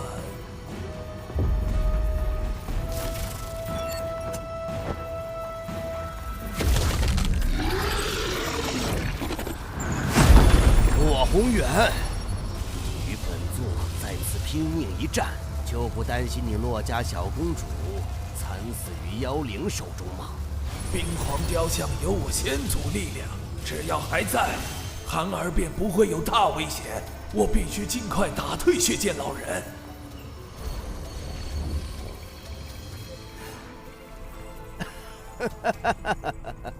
洛宏远，以你我现在的战况，再打上几天几夜都没问题。可你孙女还有时间吗？冰皇道真，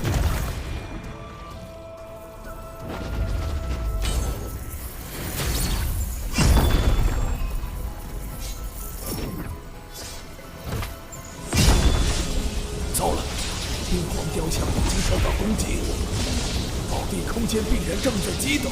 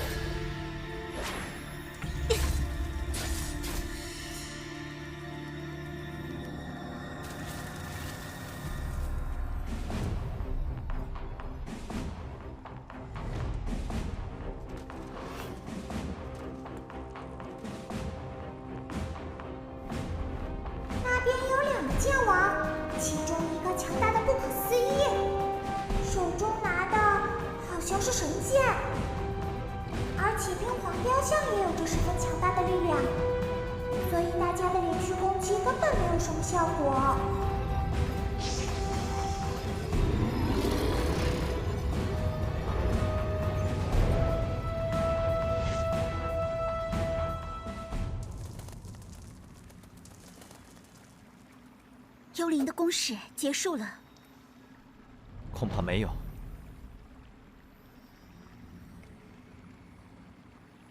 那他们怎么都撤走了？暂时的撤退，恐怕是为了更强大的进攻。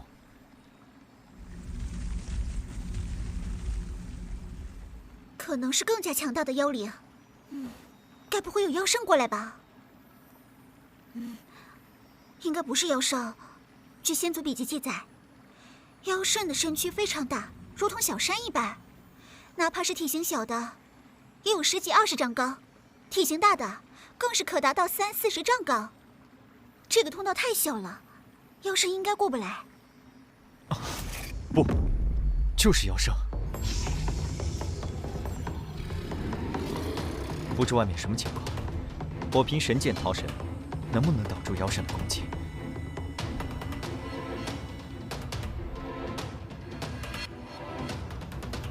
真是妖圣！老祖已经离开了好几个时辰都不见回来，难道我要和吕阳正面对抗妖圣？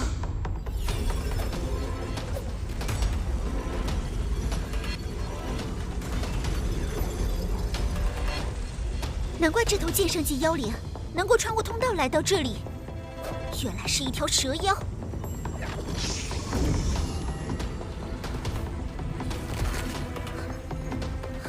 这是我的速度变慢了。你对着雕像下法，注意自保，我来对付他。你可千万当心！区剑王也敢在本圣面前放肆！小子，你手中的剑不错，可是传说中的神剑。知道我手中的是神剑，还不快退下！以神剑之威，哪怕你是妖中之圣，也可斩之。神剑虽强，可你太弱，小子，凭你还差得远，并且你手中的神剑不是水寒剑，只要不是水寒剑造成的伤，在长生池中都可快速复原。你的神剑对本圣毫无威胁。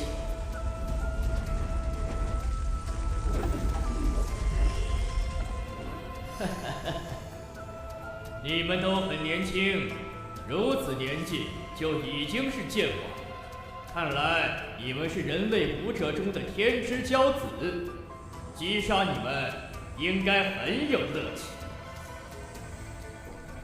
现在让你们知晓什么是圣级实力。星恒剑气。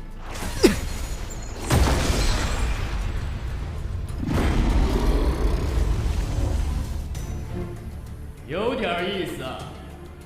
凭神剑之力，你的实力在剑王中已属顶尖，可惜在本圣面前，依然宛如蝼蚁。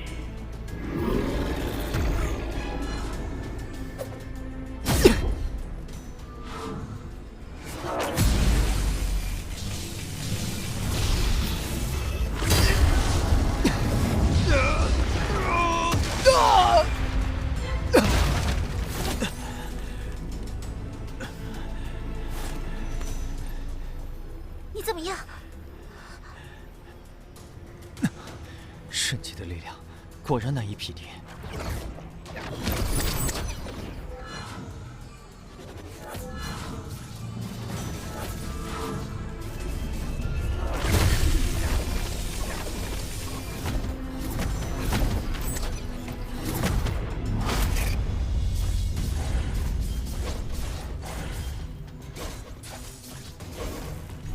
这是先祖的边皇绝身斩。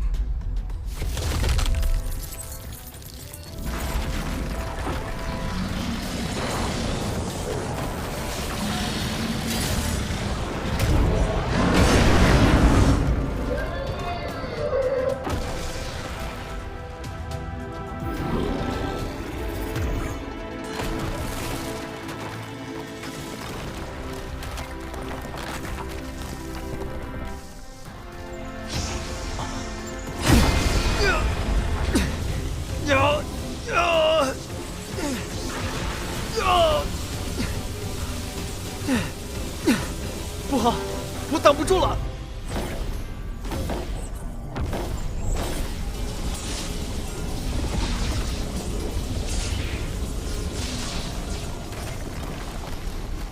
糟了，妖圣，灵丘雕像恐怕撑不了多久了。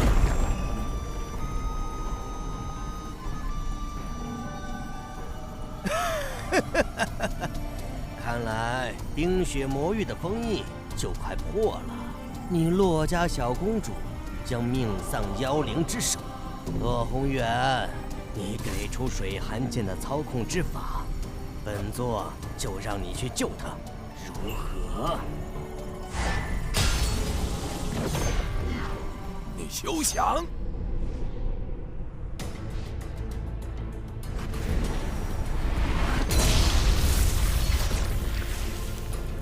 要是强带水寒剑回去，还需用血煞镇量，根本无法运用。必须得让这个老家伙吐出水寒剑的引导之术才行。寒儿、方阳，一定要撑住啊！不见棺材不落泪。洛宏远，经此一战，你血气大大消耗，还能活多少时间？只要洛水寒一死，你洛家便后继无人。等你死后，本座取你洛家神剑，如探囊取物。他说的没错，若是真到了那一步，也只能舍剑救寒儿了。这怎么回事？攻击冰皇雕像的妖圣为什么停手了？难不成被冰皇雕像爆发的力量斩杀了。不可能啊！药圣哪会那么容易死？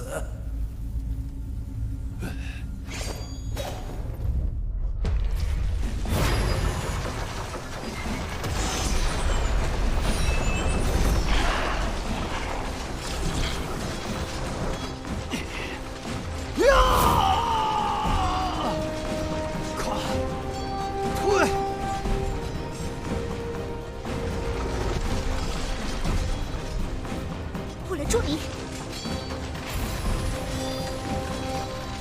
水莲术，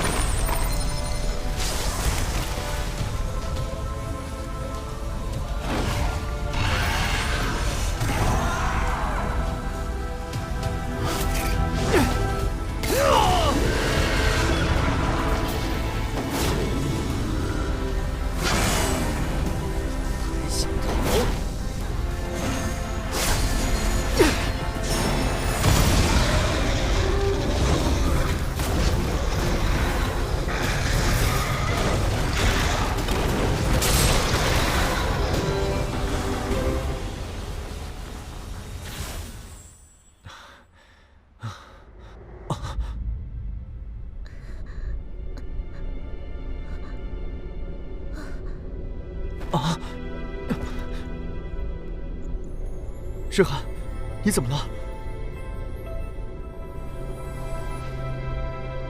还好，击退了那头妖兽。我的水元术没有白费力气。放心，身体无大碍，没有性命之忧。我以剑网修为转移剑圣力量，受到了水元术的反噬。主要伤在神魂，死是死不了，只是武道之路怕是要断了。还好你的希望还在，你刚才被雕像中的力量附体，感受过一次冰皇剑神的剑道意志，在此修炼3年，便可获得冰皇剑神的全部武道传承。你吕家先祖曾在此参悟剑道，后称剑神。希望你将来也能登上剑神之位。诗涵，我会守护你一生一世，也会守护洛家一生一世。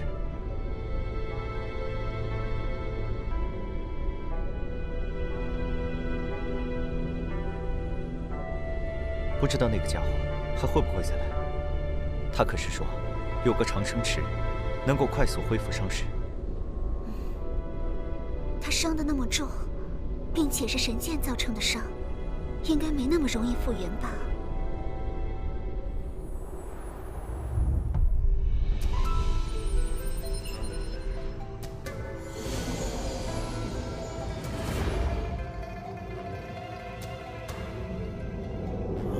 怎么回事？不是说那边就2个剑王和1个剑圣层次的雕像吗？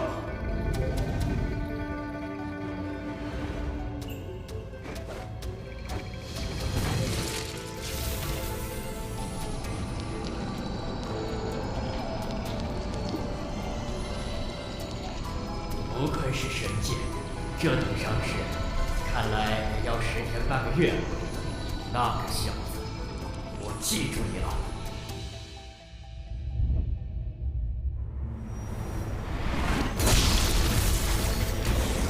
只要冰皇雕像安稳，说明韩二还是安全的。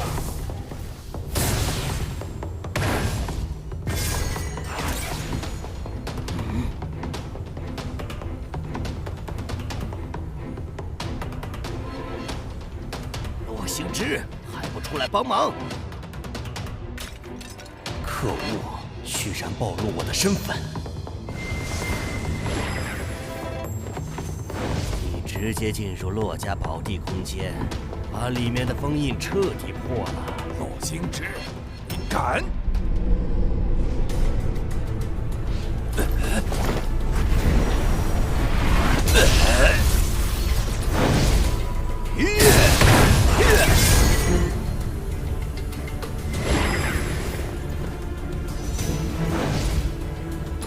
阻止洛星之，格杀勿论。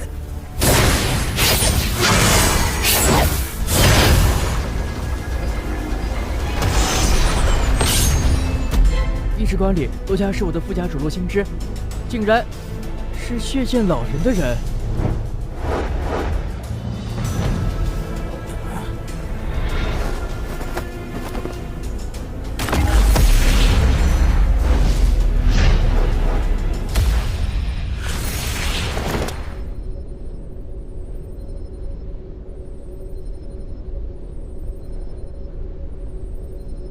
奇怪，为什么妖灵全部撤退？之前洛红眼猜测的叛徒，应该就是他了。你为什么要这么做？洛水寒施展了禁术水元术，将冰皇雕像的力量转移至你的身上，才打退了妖灵的进攻。我猜的对不对？水寒剑魂重创，断了武道之路，皆因你之故。你身为洛家副家主，却亲手掘洛家坟墓，你可对得起洛家列祖列宗？小子，剑王只有200年寿元，而剑圣足有1000年寿元。你知道200年跟1000年的区别吗？我不想200岁就死。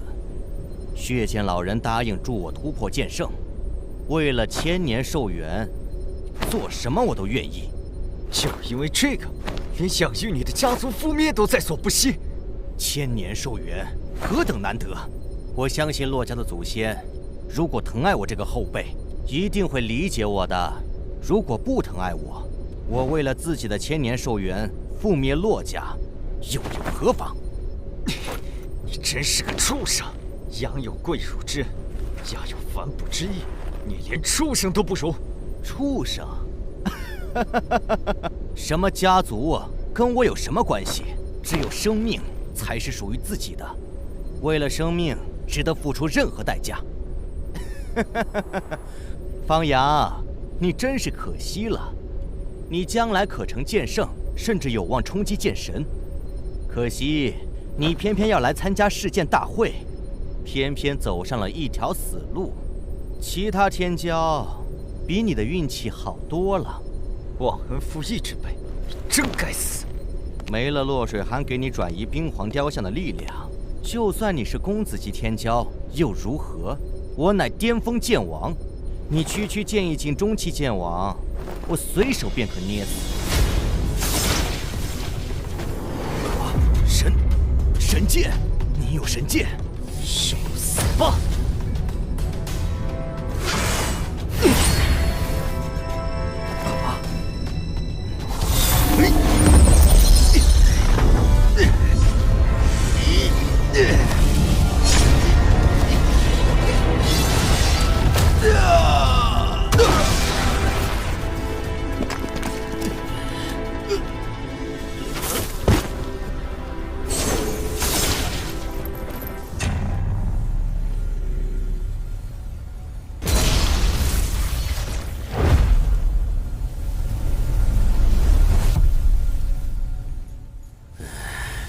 真是个废物！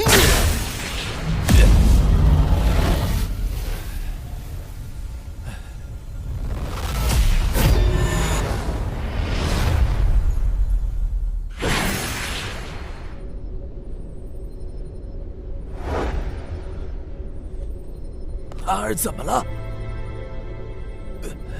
他动用了水元术禁术。水寒是我洛家唯一的剑圣种子，现在他剑魂重创，武道之路已绝，这是天要绝我洛家之路吗？宏远老祖，将来我成为剑圣，愿守护洛家。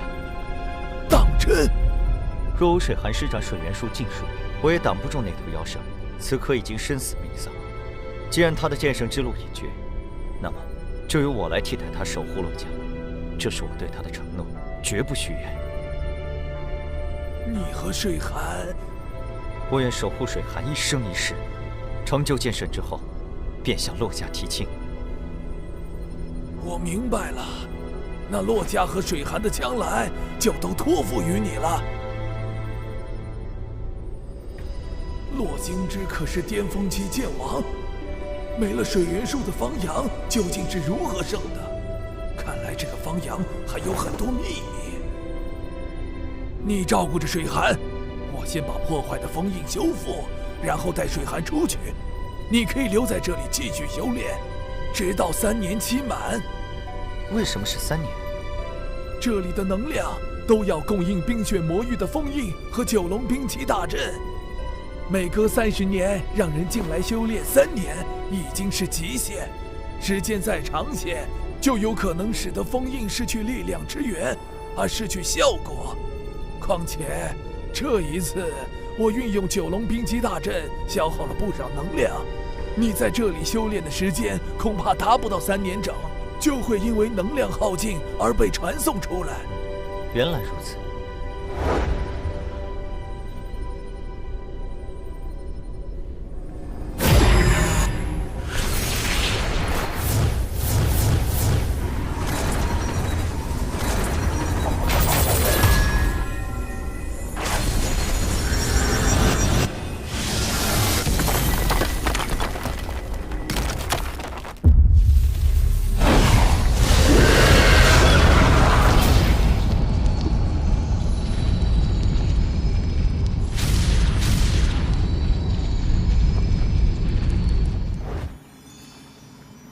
水寒的剑魂受到破坏非常严重，需要至价的养魂宝物才能治愈。洛家的养魂宝物只能令他的剑魂不再破坏，无法修复。把它交给我，我得带他去养魂，否则等剑魂彻底碎灭，他就再也无法苏醒了。什么养魂宝物能够治好水寒的剑魂？神剑暗灵，或者是神药九玄神魂花，这2样都是传说中的宝物，从没听说有人亲眼见过，几乎没什么希望。还好洛家有先祖留下的千年养魂木，以他的剑魂损坏程度能够保住。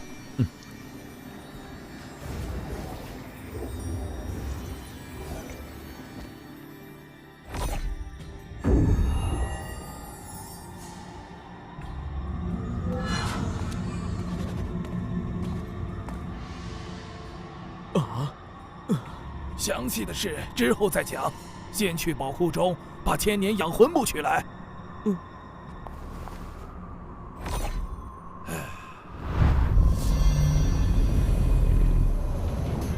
这强大的气息，是剑宗宗主无剑老人吗？是剑宗宗主君望神来了。你们2个别只顾着伤心了，好好照看水寒。记得将千年养魂木给他服下。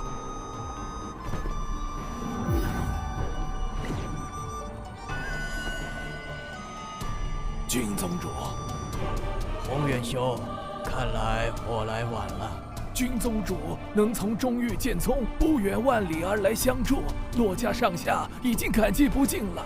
却见老人慑于君宗主的实力，知道君宗主要来，提前1个多时辰就已经逃之夭夭。唉，可惜，自从剑家的血债之后，我便一直留意着他的消息，没想到他一蛰伏就是20余年，一直不见踪迹。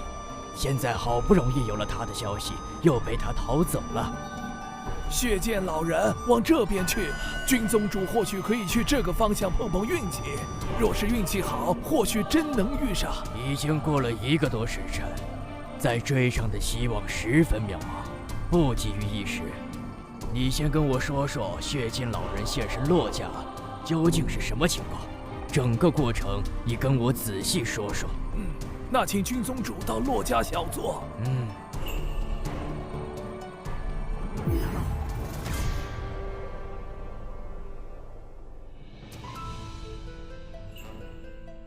这么说来，血剑老人是为了洛家的水寒剑。君宗主可有什么发现？神剑之贵重，任谁都知道。也许他就是眼红神剑，另外3大家族的神剑他没机会弄到手。偏偏你洛家的冰雪城建立在冰雪魔域之上，借着30年一次的世剑大会打开冰雪魔域的封印，才有机会在你保神剑还是保洛家剑圣天才的两难之间夺取水寒剑。说来奇怪，你洛家宝地中究竟发生了什么事？仅仅2个剑王天才，再加上1座冰皇雕像，便让洛兄之的破坏都失了效果，连他自身进入其中都命丧黄泉。也许杨剑公子身上有什么对付剑王的厉害手段吧，我也不太清楚。至于妖灵被击退，则全靠洛水寒施展水元术禁术，将冰皇雕像的力量转移给了杨剑公子，使得他拥有了剑圣之力。妖灵被打怕了，就不敢继续来攻了。好了，我去血剑老人逃走的方向碰碰运气，若能找到他，这次一定不让他逃脱。我将他请来洛家，让他向宏远兄谢罪。我洛家虽然损失了1位天骄的未来，但与剑家家破人亡相比，却也算不了什么。君宗主若抓到血剑老人，无需让他来洛家谢罪，直接让他为剑家陪葬即可。好。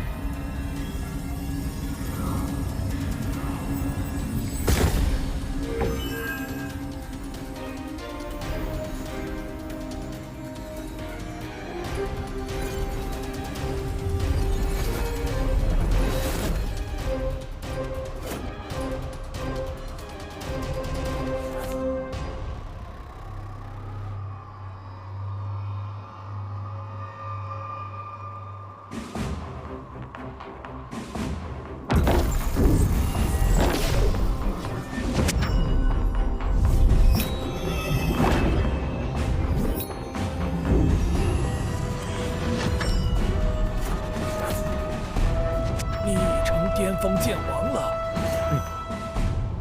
水寒怎么样了？他的剑魂已经稳住了，只是无法继续修炼武道而已。走，带你去见他。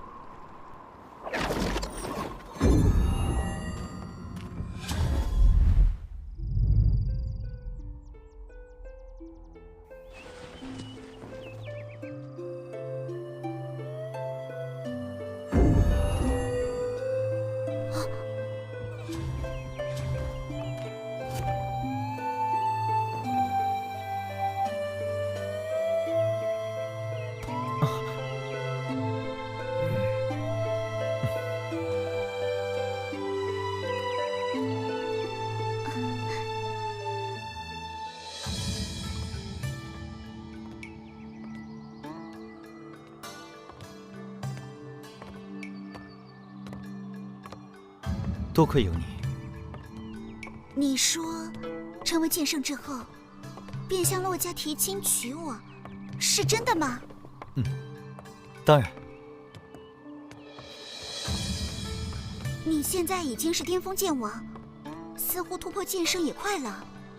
是对剑道已经有所感触。若是能继续在洛家宝地修炼1-2年，我有把握领悟剑道，成为剑圣。这也是没办法的事啊，只能开启那么久。西域吕家，是不是也有类似的修炼宝地？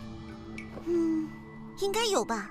最近的剑神强者，便是出自于西域吕家，应该会有最完整的剑神底蕴。你要回西域吕家了？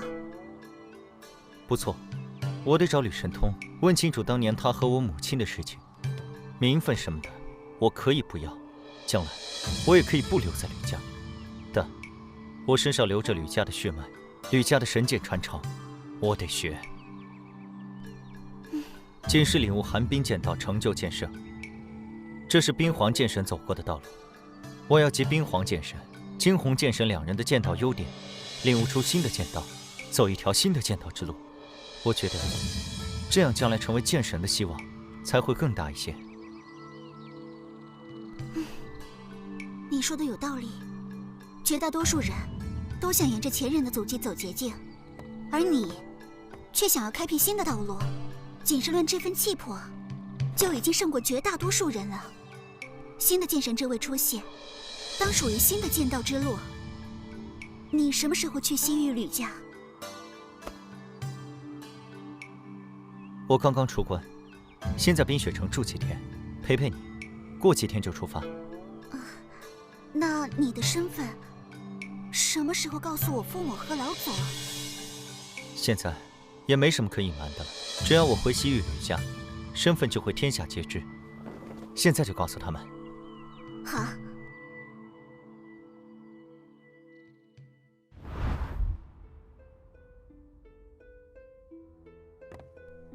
老祖，爹，娘，有件事要跟你们说。什么事？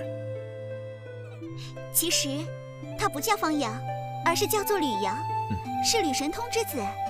西域吕家，吕神通的儿子。这是怎么回事？吕神通见过他，怎么连自己的儿子都不认识？我自幼在北域寒山城方家长大，我母亲。你不仅是吕神通的儿子，并且还有神剑桃神。姑姑也知道吕阳有神剑桃神。我们遇到烈血河时，就是吕阳用神剑桃神抗衡了血煞，这样我才能凭借剑圣倒影将烈血河重创。在宝地空间，也是因为吕阳有神剑桃神，才能够在获得冰皇雕像力量的短时间内重创妖圣，将其击退。我能击杀洛心之，也是凭神剑桃神。真的是神剑，暗灵剑养魂，桃神剑诛煞，这可是2柄最古老的神剑，只在雪煞剑屠戮剑域大陆之前的时代出现过。万万没想到，竟有现世之时，桃神剑怎么在你的身上？我也不知道，应该早早就已经在我体内。不知道吕神通知不知道原因？我去西域吕家后，得问问他。你什么时候去西域吕家？我已经跟水寒说好了，过几天就走。最好是快点走。为什么？血剑老人入侵洛家，目的就是为了神剑水寒，或许也会对你身上的神剑桃神感兴趣。既然厉雪河知道你身上有神剑桃神，很有可能会告诉血剑老人，为得桃神，血剑老人也许会在你前往西域吕家的途中截杀。你今天刚出关，见过你的人不多，你悄悄离开冰雪城，这才能路途平安。前辈所说在理，一切以安全为主。老祖说的对，你尽快秘密出城，才能一路通畅地回到西域吕家。没错，血剑老人已经在洛家策反了一个洛心之，洛家很可能还有暗中与煞盟勾结的人，所以吕阳不能在洛家久留。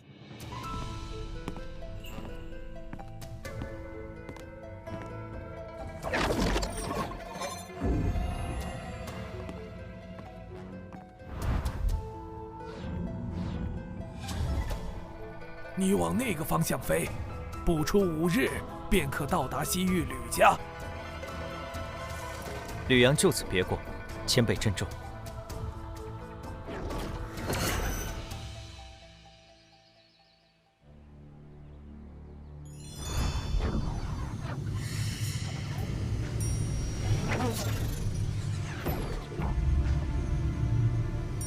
着实比方家气派多了，可惜母亲看不到了。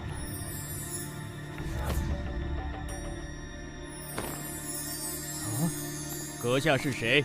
来我吕家何事？麻烦通报贵家主一声，杨建公子求见。好，公子稍等，带我前去通报。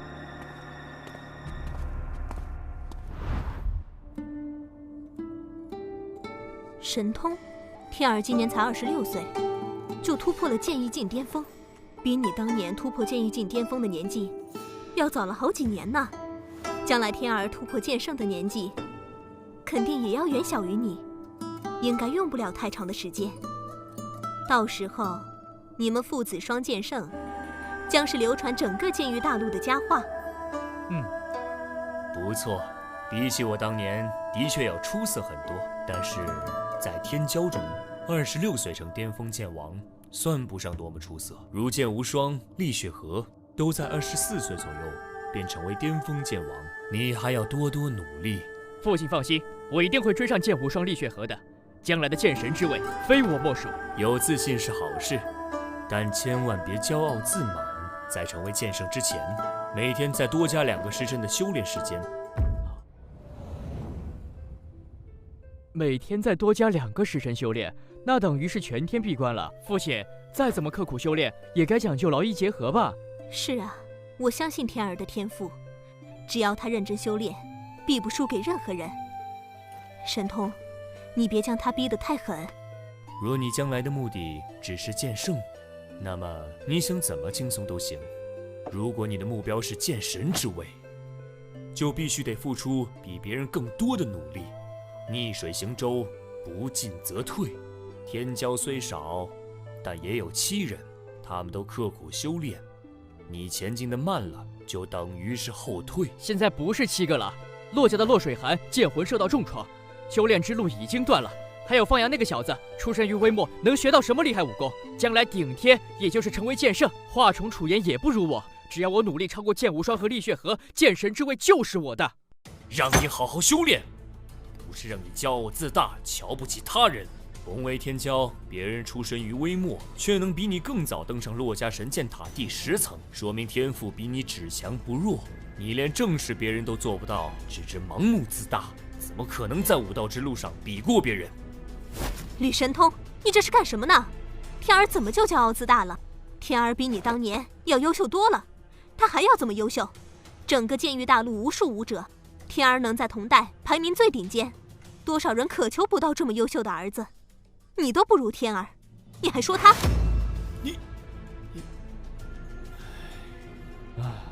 娘亲，父亲也是为了我好，你就别生气了。家主，杨建公子在府外求见，快请他去课堂。吕神通，今天你哪儿都不能去。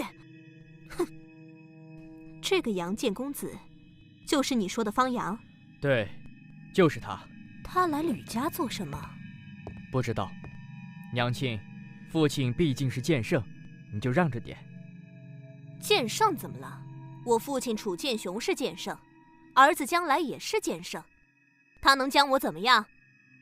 我先去问问方阳这小子跑来我吕家做什么。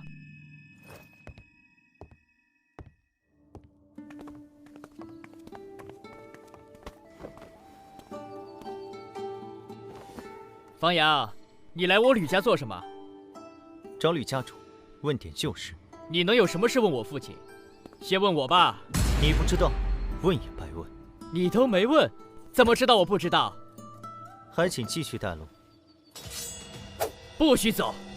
方阳，不把话给我说清楚，休想向前一步！你们吕家是吕家主说了算，还是你说了算？就凭你，还没资格在我面前狂妄！我倒要看看你在洛家宝地修炼这么久，有多大长进！住手！父亲，越来越放肆了，给我退下！是。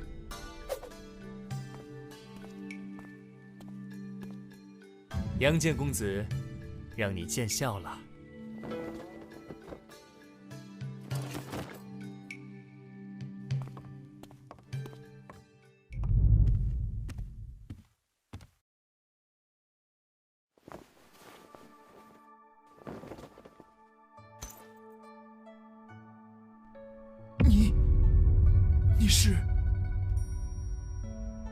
是我和清溪的儿子。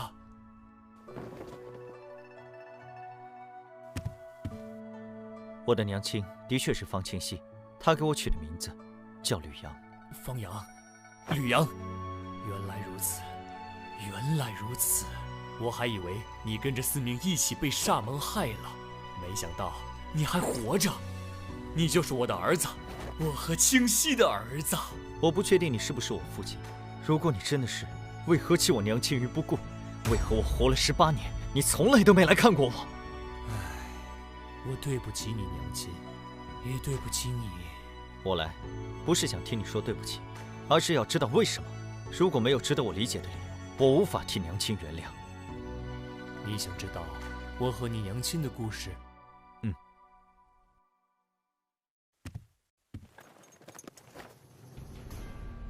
那得从我说起。我并不是吕家家主的唯一继承人。我同父异母的弟弟吕神池，天赋出众，比我更胜一筹。若不是我经历了一番机缘奇遇，吕神池应该会比我更早一步突破剑王。我成为剑王后，一次宴会上，我认识了来自南域楚家的楚红兰。楚红兰是楚家剑圣楚剑雄的女儿。我娘亲为了给我找个好靠山，好争夺家主之位时更有优势，便向西域楚家提亲，作为剑圣的女婿。再加上我机缘之下，比吕神池更早突破剑王，顺利地接任了吕家家主之位。我和楚红兰成了亲，很快我们也有了孩子，就是吕天。但我是凭机缘成为剑王，实际上并没有剑圣之资，资质相对于剑王也不算拔尖。楚红兰嫁过来，发现我并没有她想象中那么优秀，多有懊恼。我们二人多有争吵。说来我能接任家主，跟楚剑雄这个剑圣岳父有不小的关系。楚红兰在剑圣父亲的庇护下长大，骄横惯了。说来惭愧，我纵为吕家家主，也管不住她。那段时间在家族中待着无趣，我便离开了家族，如少年时代般行走天下，探索险地，寻找机缘，想要找到突破剑圣的机遇。我的天赋不是很高，但运气却是不差，因为到处探索险地遗迹，还真的找到了一个年代极其古远的遗迹，从里面获得了关于神剑暗灵的一点消息。你见到了神剑暗灵，还是得到了？神剑可不是想获得就获得的，能获得神剑认可者，至少拥有剑圣之资。以我的天赋，并不能获得神剑的认可，否则，如果当年我能获得神剑天虹的认可，我必定能成为吕家家主，就不需要借助楚家的力量了。我连神剑暗灵见都没有见到，但是我的确从那里获得极大的好处，让我能够在短短20年之内突破剑圣，并且也因此遇到了一个令我一生都无法忘怀的人，那就是你娘亲方清溪。我通过古遗迹中获得的关于神剑暗灵的消息，确定神剑暗灵有可能在北域行舟，于是我便赶去了北域行舟。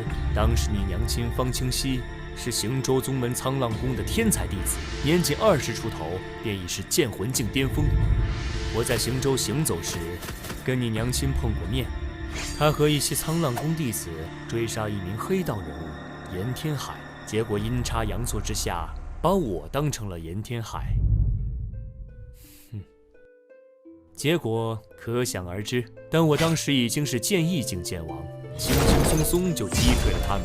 你娘亲当即代表沧浪宫向我赔礼道歉，那是我们第一次相遇。后来呢？后来我们就分开了。我继续在行舟行走，不停地通过古地图对比山岳江河，最终确定神剑暗灵应该就在元苍山脉之中，位于行舟、台州、沧州之间的元苍山脉。对，我在元苍山脉寻找神剑暗灵时，跟你娘亲第2次相遇了。那时他们诛杀真严天海之后，这个严天海有个剑宫境宗师的兄弟严天意，得知严天海被杀，前来行舟复仇。当时那群苍浪宫弟子正好在元苍山脉中寻药，被严天一找到。剑魂镜如何能抵抗剑宫镜宗师？苍浪宫弟子当场便死了好几个。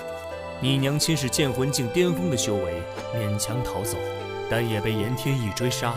在被追杀之时，慌不择路，意外地闯入了一处古遗迹的入口。那时我正好也在入口处。这处古遗迹在特定的地点，人就会被传送进来，但只能进不能出。严天意也跟着闯了进来，被我出手击杀。我和你娘亲便被困在了那处古遗迹中。神剑暗灵就在那处古遗迹中。根据我获得的消息和古地图的判断，应该是的。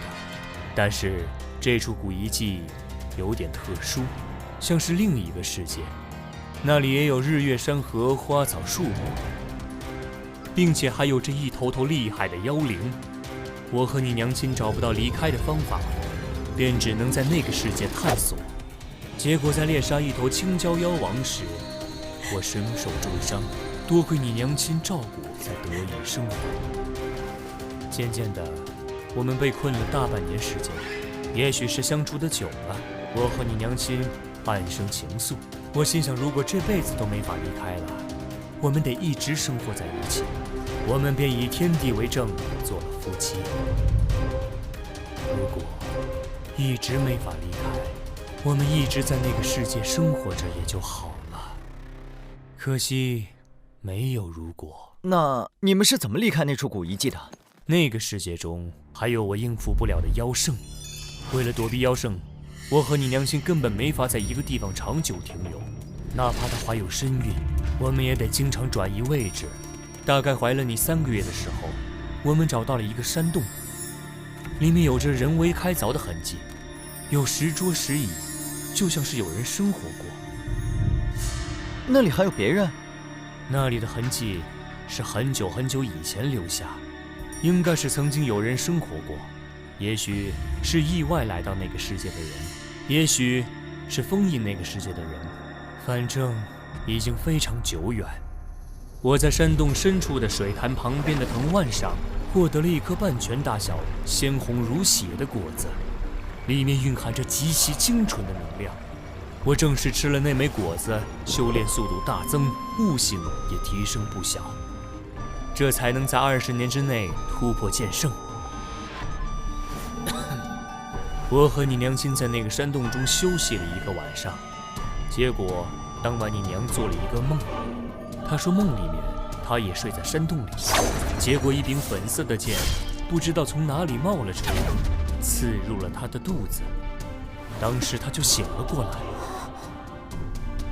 吓得顿时就跑，出了山洞一直向前跑，跑着跑着前面出现一个湖，她就直接跳到湖里去了。结果画面一转，她就离开了那个世界，回到了元苍山脉，然后就真的醒了。你娘彻底醒来，就连摸肚子，发现肚子完好，才松了一口气。然后她就把这个梦跟我说了。当时她情绪有点激动，说梦里太真实了，一切都像是真的。要离开山洞，向梦里面跑去的方向看看。说来也是神奇，当我们离开山洞，就按照你娘亲梦里面跑的方向前进，真的发现了一个小湖泊。我们跳入湖泊中，也如梦中一般离开了那个世界，到了古遗迹之外，出现在元苍山脉之中。我们就这样莫名其妙的出来了。粉色的剑，桃神。如果娘做的梦是真的，那么桃神就是在那时进入了当时还在胚胎状态的我。原来如此，这么一来，一切都说得通了。吕阳，离开之后，我娘回了方家生我，你就回了西域吕家，再也没有来看我过。我有我的苦衷，我之前说过了，我虽为吕家家主，但我管不住楚红兰。如果让她知道我在外面还有女人，还有孩子，她若铁了心要除掉，我阻止不了。她的父亲是剑圣，以楚红兰的性子，怕是会诛杀你和你娘亲。我没有道理名分，吕家的剑圣老祖也不会站在我这边。只要你们身份暴露，就会死，所以我不能看望，甚至我都不能派人暗中保护。我不敢露出丝毫马脚，在我有能力保护你们之前，我们连一点牵连都不能有。难道他真的是为了保护我们母子？一个剑王根本没有面对剑圣的资格。想要光明正大的认你们母子，我必须成为剑圣，才有可能。所以，我回到西域吕家，一直勤修苦练，不成剑圣便不出关。论资质，在同代天才中，我排不进前5，但是5年前，我终于突破剑道境，成为同代第1位剑圣。这时，我才有保护你们母子的力量。但我突破剑圣，天下各大势力相继来贺，我没法第一时间前去方家接你们，只能暗中派吕思明前往。没想到，造化弄人，我万万没想到你娘早已离世，更没想到我们父子相见是如此多灾多难，以至于让思明也丢了性命。眼前这个男人，真心爱我娘不假。若是当初留在古一界，我们一家倒也能其乐融融。这不怪你，的确是造化弄人。孩儿吕阳，拜见父亲大人。我儿快起！以前为父力量不强，护不住你，现在为父为剑圣，定要让你认祖归宗，将你的身份宣告天下，谁也别想阻拦。我认祖归宗，你也要为我娘亲证明才是。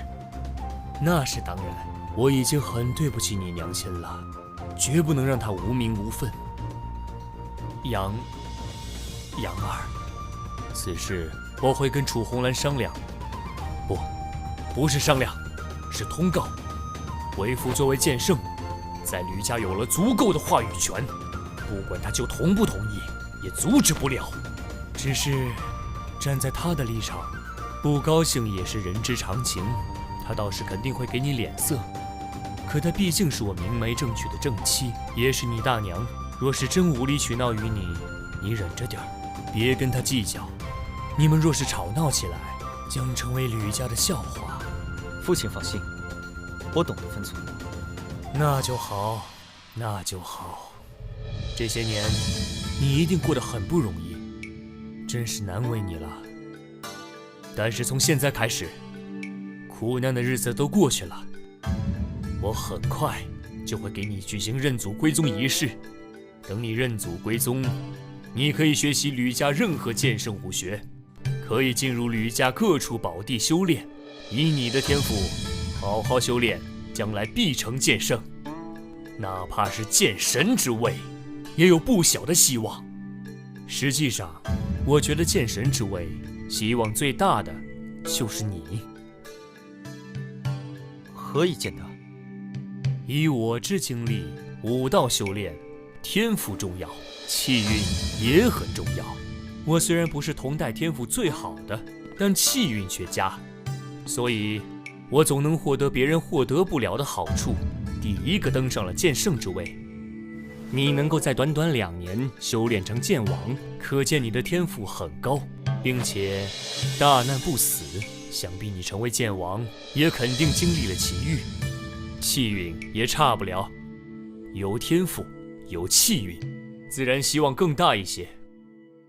其实那2年，除了吕大哥教我吕家3门剑王级武学，我并没有获得其他奇遇，只是闭关修炼了2年而已。闭关修炼2年，你就一路修炼成了剑王。你的修炼天赋之高，比我意料中还要高得多。若真如此，就连众多天骄的天赋都要比你差一个档次。在真正的天赋碾压面前，纵然经历奇遇，也难成剑王，更别说成为剑圣。我能成为剑圣，奇遇是一个方面，我自身天赋也是一个方面。而剑神之境，古往今来有记载的剑神屈指可数，而剑圣却数量太多，不知具体数目，可见突破剑神之艰难。越是难以修炼到的境界，对于天赋的要求就越严苛。杨儿，将来的剑神之位，我更看好你了。与我同代的天才不在于少数，大家皆有可能。别人我不了解，但天儿我是最清楚的。论天赋，天儿在天骄中实属中游；论机缘，天儿有的只是吕家原本就拥有的。更关键的是，天儿一路走来太过顺利，我也经历过人生坎坷，受不了打击，其心其志都还需磨砺啊。在我看来，未来剑神必在你、剑无双、厉血河三人之中。算了，不提这些了。父子相认，不如唠些家常吧。对了，你之前说在黑风山思明丧了命，他是死于鬼煞之下。你当时是怎么逃过这一劫的？父亲可知道神剑逃神？这岂能不知？10大神剑各有传说，其中8柄神剑的传说比较清晰，唯独桃神剑、暗灵剑出现年代久远，记载极少，唯有8个字较为流传：桃神诛煞，暗灵养魂。哎，你身上该不会有神剑桃神吧？不错，我身上有桃神剑，靠桃神剑的力量击败了鬼煞，也将追杀我的煞盟武者一一击败。你真的有神剑桃神？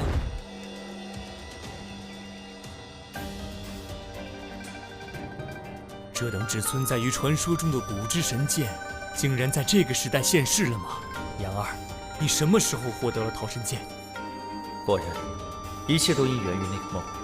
我没有获得过神剑桃神，这本神剑应该是从我生下来开始就一直在我体内。难道？没错，我听父亲讲当年时，如今也怀疑体内的桃神剑是不是跟娘亲在那个山洞里做的那个梦有关。梦里面找到湖泊的路线是真的，通过湖泊离开古遗迹世界是真的。那么，有一柄粉剑插进他的肚子，一样是真的。那就是桃神剑。从那时起，桃神剑就一直在你的体内，伴随着你出生、成长。我也是这么想的。桃神剑居然如此有灵，你还在腹中就择你为主了吗？这究竟是好是坏？还有，你娘亲早逝，会不会跟桃神剑有关系？是，父亲说娘亲以前是沧浪宫的天才弟子，修为颇深，这都是桃神带来的。如果真是那样的话，岂不是这剑自己有意识？那究竟是我御剑，还是剑御我？父亲，你不是说那处古遗迹世界中应该有神剑暗灵吗？怎么神剑桃神也在其中？难不成那里拥有2柄神剑吗？根据我得到的古地图考证来看，神剑暗灵的确是在那处古遗迹世界中。如果桃神剑确实是从那里进入你娘亲的体内，那么你说的没有错，那里有2柄神剑。只是我和你娘亲还没找到暗灵剑，便离开那里了。父亲成为剑圣后，有了足够的实力，应该又去探索过吧？去过。你和思明出事后，我在北域找了你一圈，在行舟的时候便去了元苍山脉，但是当年那个入口我已经进不去了。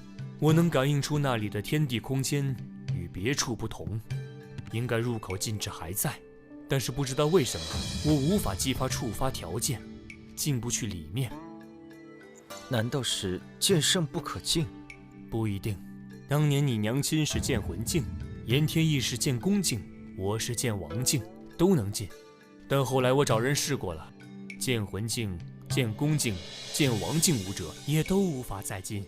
我猜想，应该是我和你娘亲离开后，进入遗迹世界的禁制改变了，产生了新的条件。再次进入，会不会和我体内的神剑逃生有关？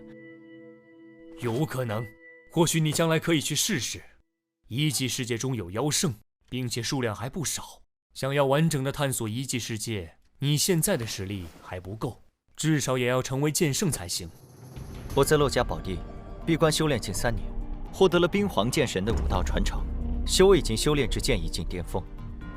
我想参悟金红剑神的武道传承，集2位剑神的剑道之长处，领悟出属于自己的剑道，突破剑圣。你今年才23岁，好像还不到。还有4个月，年满23。你真正接触到上乘武学的年纪较晚，剑无双、碧血河在18岁时都已经突破剑王，你18岁才真的开始修炼上乘武学，修为却能后来居上，比他们年纪更小的成为巅峰剑王。论天赋，他们的确是比你差了一档。我会尽快举办你认祖归宗的仪式，之后你便可任意参悟剑神先祖留下的武道传承。你先在家主府内的偏院住下，你的事我得告知楚红兰一声。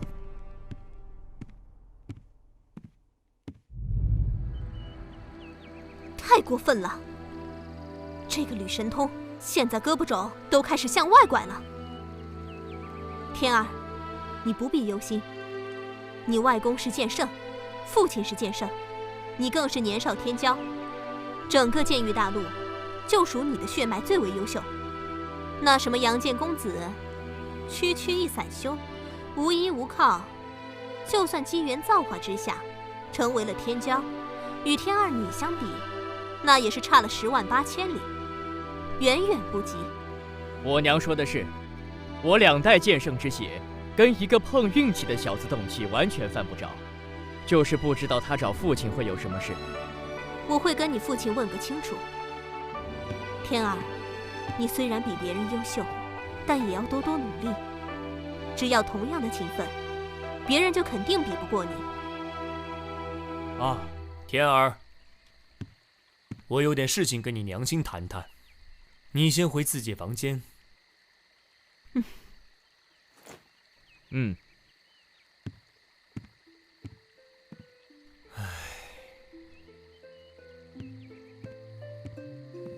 红兰，天儿是我的孩子，我没理由看轻他。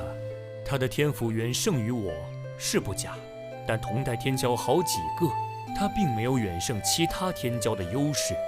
我对他严厉些，是让他别骄傲过头，继续勤修武道，将来才能够在武道一途上走得更远。你又何必动怒呢？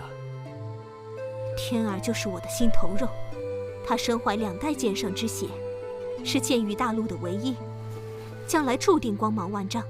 所以你对他苛责，我一时激动就……我们都是为了天儿好，就别多说了。那个杨剑公子来找你，可有什么事？我来找你，正是有件关于他的事情要跟你说一下。什么事？难不成跟我还有关系？有点关系。究竟是什么事情？你快说呀！杨剑公子，真名吕阳，他是我的儿子。这种玩笑可开不得。我没开玩笑，他真是我儿子。吕神通，我们成亲还不到30年，你现在跟我说你在外面有一个20多岁的儿子？我们成亲后，我曾外出历练过一段时间，那孩子的出生就是那一年我在……住口！我不想听你在外面的风流往事。好，你不想听，我就不讲。吕阳年少时，他娘就病逝，现在他已经知道自己的身份，我要让他认祖归宗。不可能！吕神通，你太让我失望了。你在外面生了野种不说，现在还想把野种带到家里来，你休想！我绝不同意，我父亲也不会同意。其他家族的族长哪个不是3妻4妾，儿女成群？你父亲也是，你也只是楚剑雄普通妻妾的女儿。现在我要让我儿子认祖归宗，你凭什么不同意？楚剑雄凭什么不同意？因为你迎娶我的时候，就已经答应过我的条件。若我在世，此生绝不再娶其他女人。就算你成为剑圣，可活1000年，那也要等我死后，才可另觅他欢。吕神通，别以为你成了剑圣，我就真的怕你。只要我活着，你就休想。我没有娶其他女人，我现在是要让我儿子认祖归宗。那还不是一样？怎么是一样？当年的事完全是个意外，我没有主动做过对不住你的事。吕阳他是我的儿子，我就必须让他认祖归宗。我不是跟你商量，而是告诉你这个结果。就算你把楚剑雄请来，也别想阻止。我会马上通告整个吕家，3天后就举行认祖归宗仪式。你愿意参加就参加，不愿意参加就在家里待着。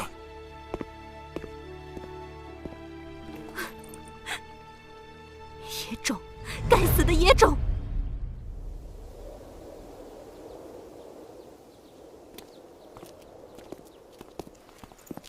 吕叔，这是有什么喜事啊？你不知道吗？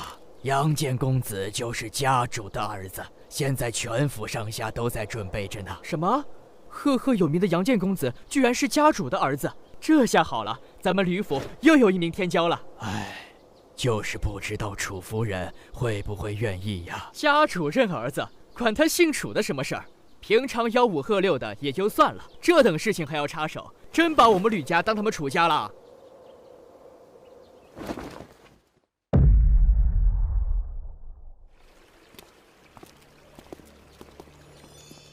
天儿，你父亲现在的心思都在那个野种身上，对于我们母子，他已经完全不放在心上了。娘，我们怎么办？有那个野种，没我们；有我们，没那个野种。我恨不得一剑斩了他，但在吕家，父亲不可能不阻止。那就把他引出吕家，引出玄天城。若是他，到时候你就是你父亲唯一的儿子。他再也不会轻视你。好，我要与他决一死战。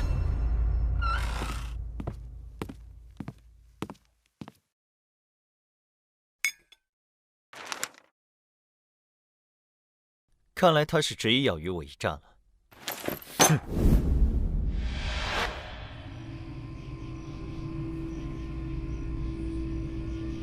我如今已然是剑意境巅峰，有吕家剑圣级绝学和吕家神剑惊鸿在手，方阳他敢来？方阳，终于来了。既然你一定要挑战我，我怎能不来？不知天高地厚，若不是你运气好，经历了机缘奇遇，侥幸成为剑王，哪有资格与本公子平起平坐？现在我为巅峰剑王，就凭你也敢在本公子面前放肆？惊鸿剑出！我才不靠什么机缘奇遇，而是一步一个脚印走来的。猖狂！本公子今天绝不饶你。虽然我不喜欢你，但我们至少有着同一个父亲。即使我从小没享受过吕家的好处，而你却拥有一切，可我从未有过技能。而你明明占尽了好处，却如此咄咄逼人，将父亲置于何地？我是父亲唯一的儿子，你的生死对于父亲而言并不重要，所以，哼！惊鸿剑法！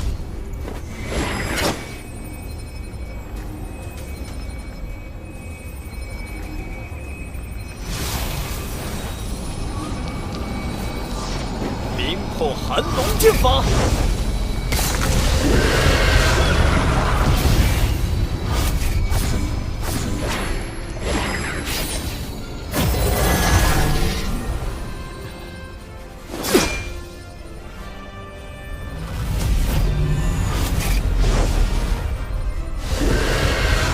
巅峰剑王而已，很意外呢。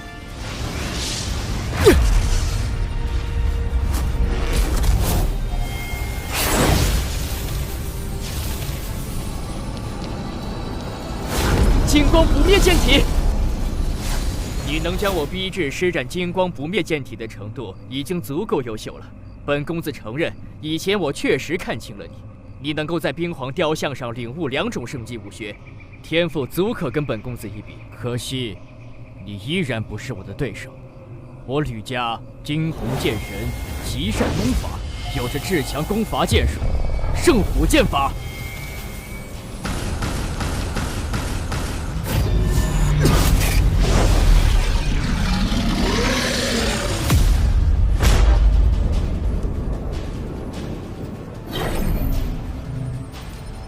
看你能接我几剑！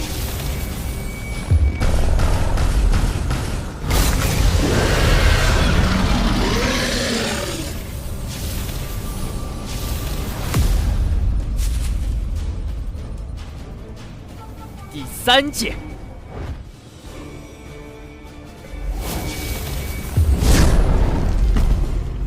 冰皇绝神斩！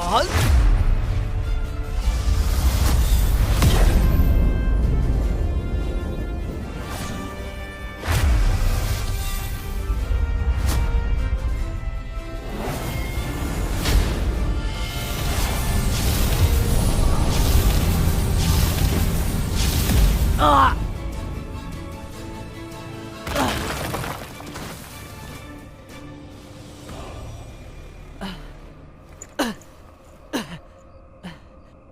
这是冰皇剑神的至强绝杀剑招，你仅仅只是个剑王，居然学会了冰皇绝神斩！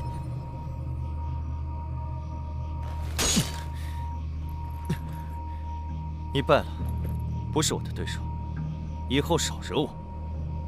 我败了。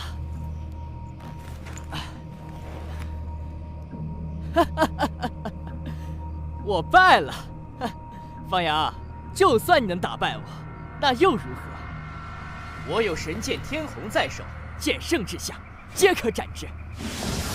啊！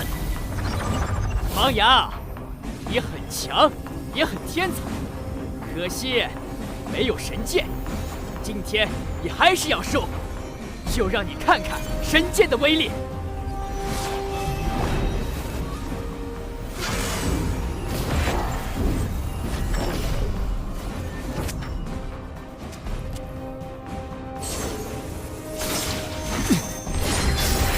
神剑，我也有。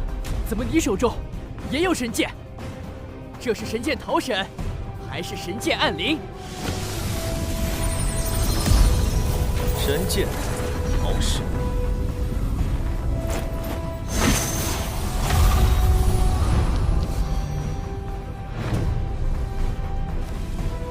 你们在干什么？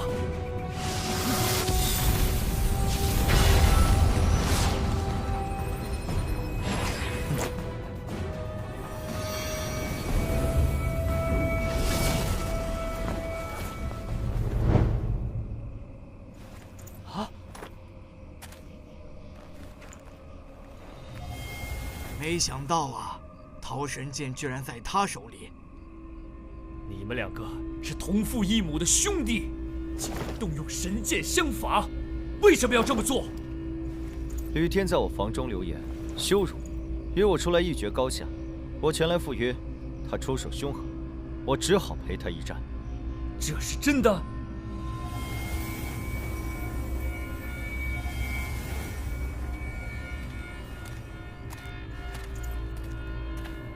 啊！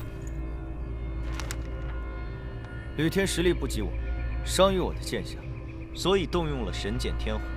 幸好我手中也有神剑桃神，否则我已经死于天虹神剑下了。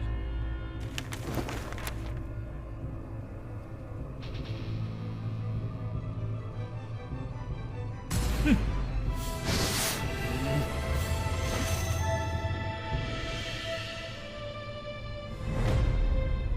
雨天，你好大的胆子，连你兄弟你都敢伤害，你太让我失望了。他不是我兄弟，我娘说了，他就是个野种，混账！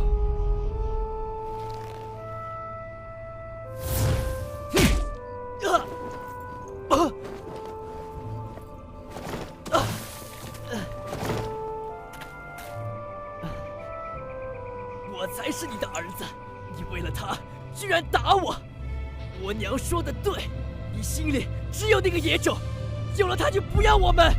你，哎，都是一家人，有什么过不去的坎？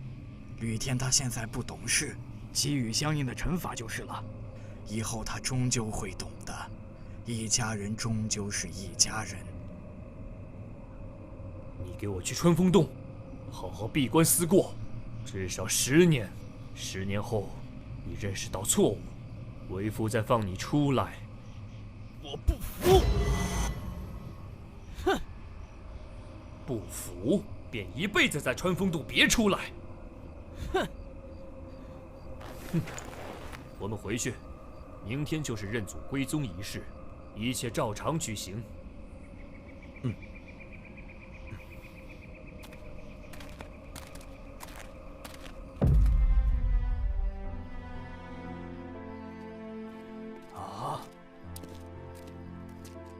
吕福，你昭告全府上下，吕天兄弟相残，我罚他在穿风洞静坐10年，以正家风。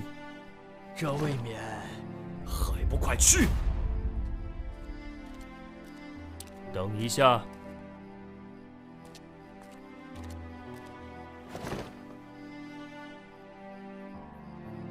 通知完，拿上伤药，送到穿风洞来。我知道了，老爷。你也随我一同过去吧。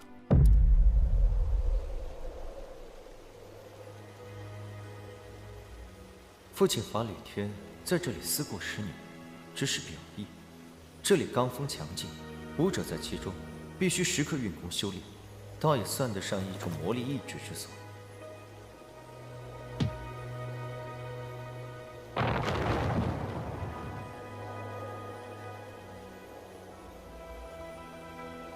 在里面想清楚再出来。爹，你偏心，我不服。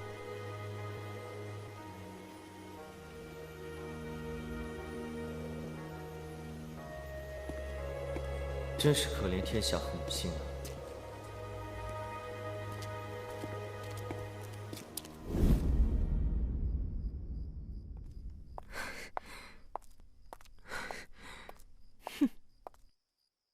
夫人，息怒啊！哼，都给我闪开！我要找吕神通问个清楚。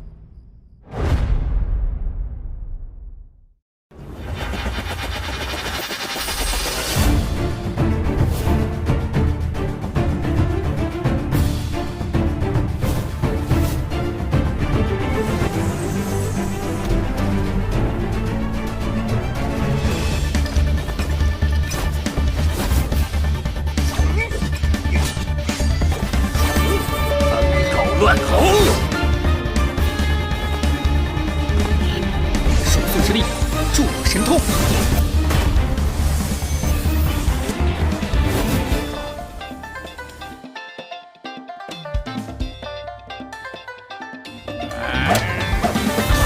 我今天就要把一手都夺过来！星辰图奥秘无穷，一旦控制它之后，拥有神武莫测之能力。星辰图，就算你是武阶，我也不会怕你。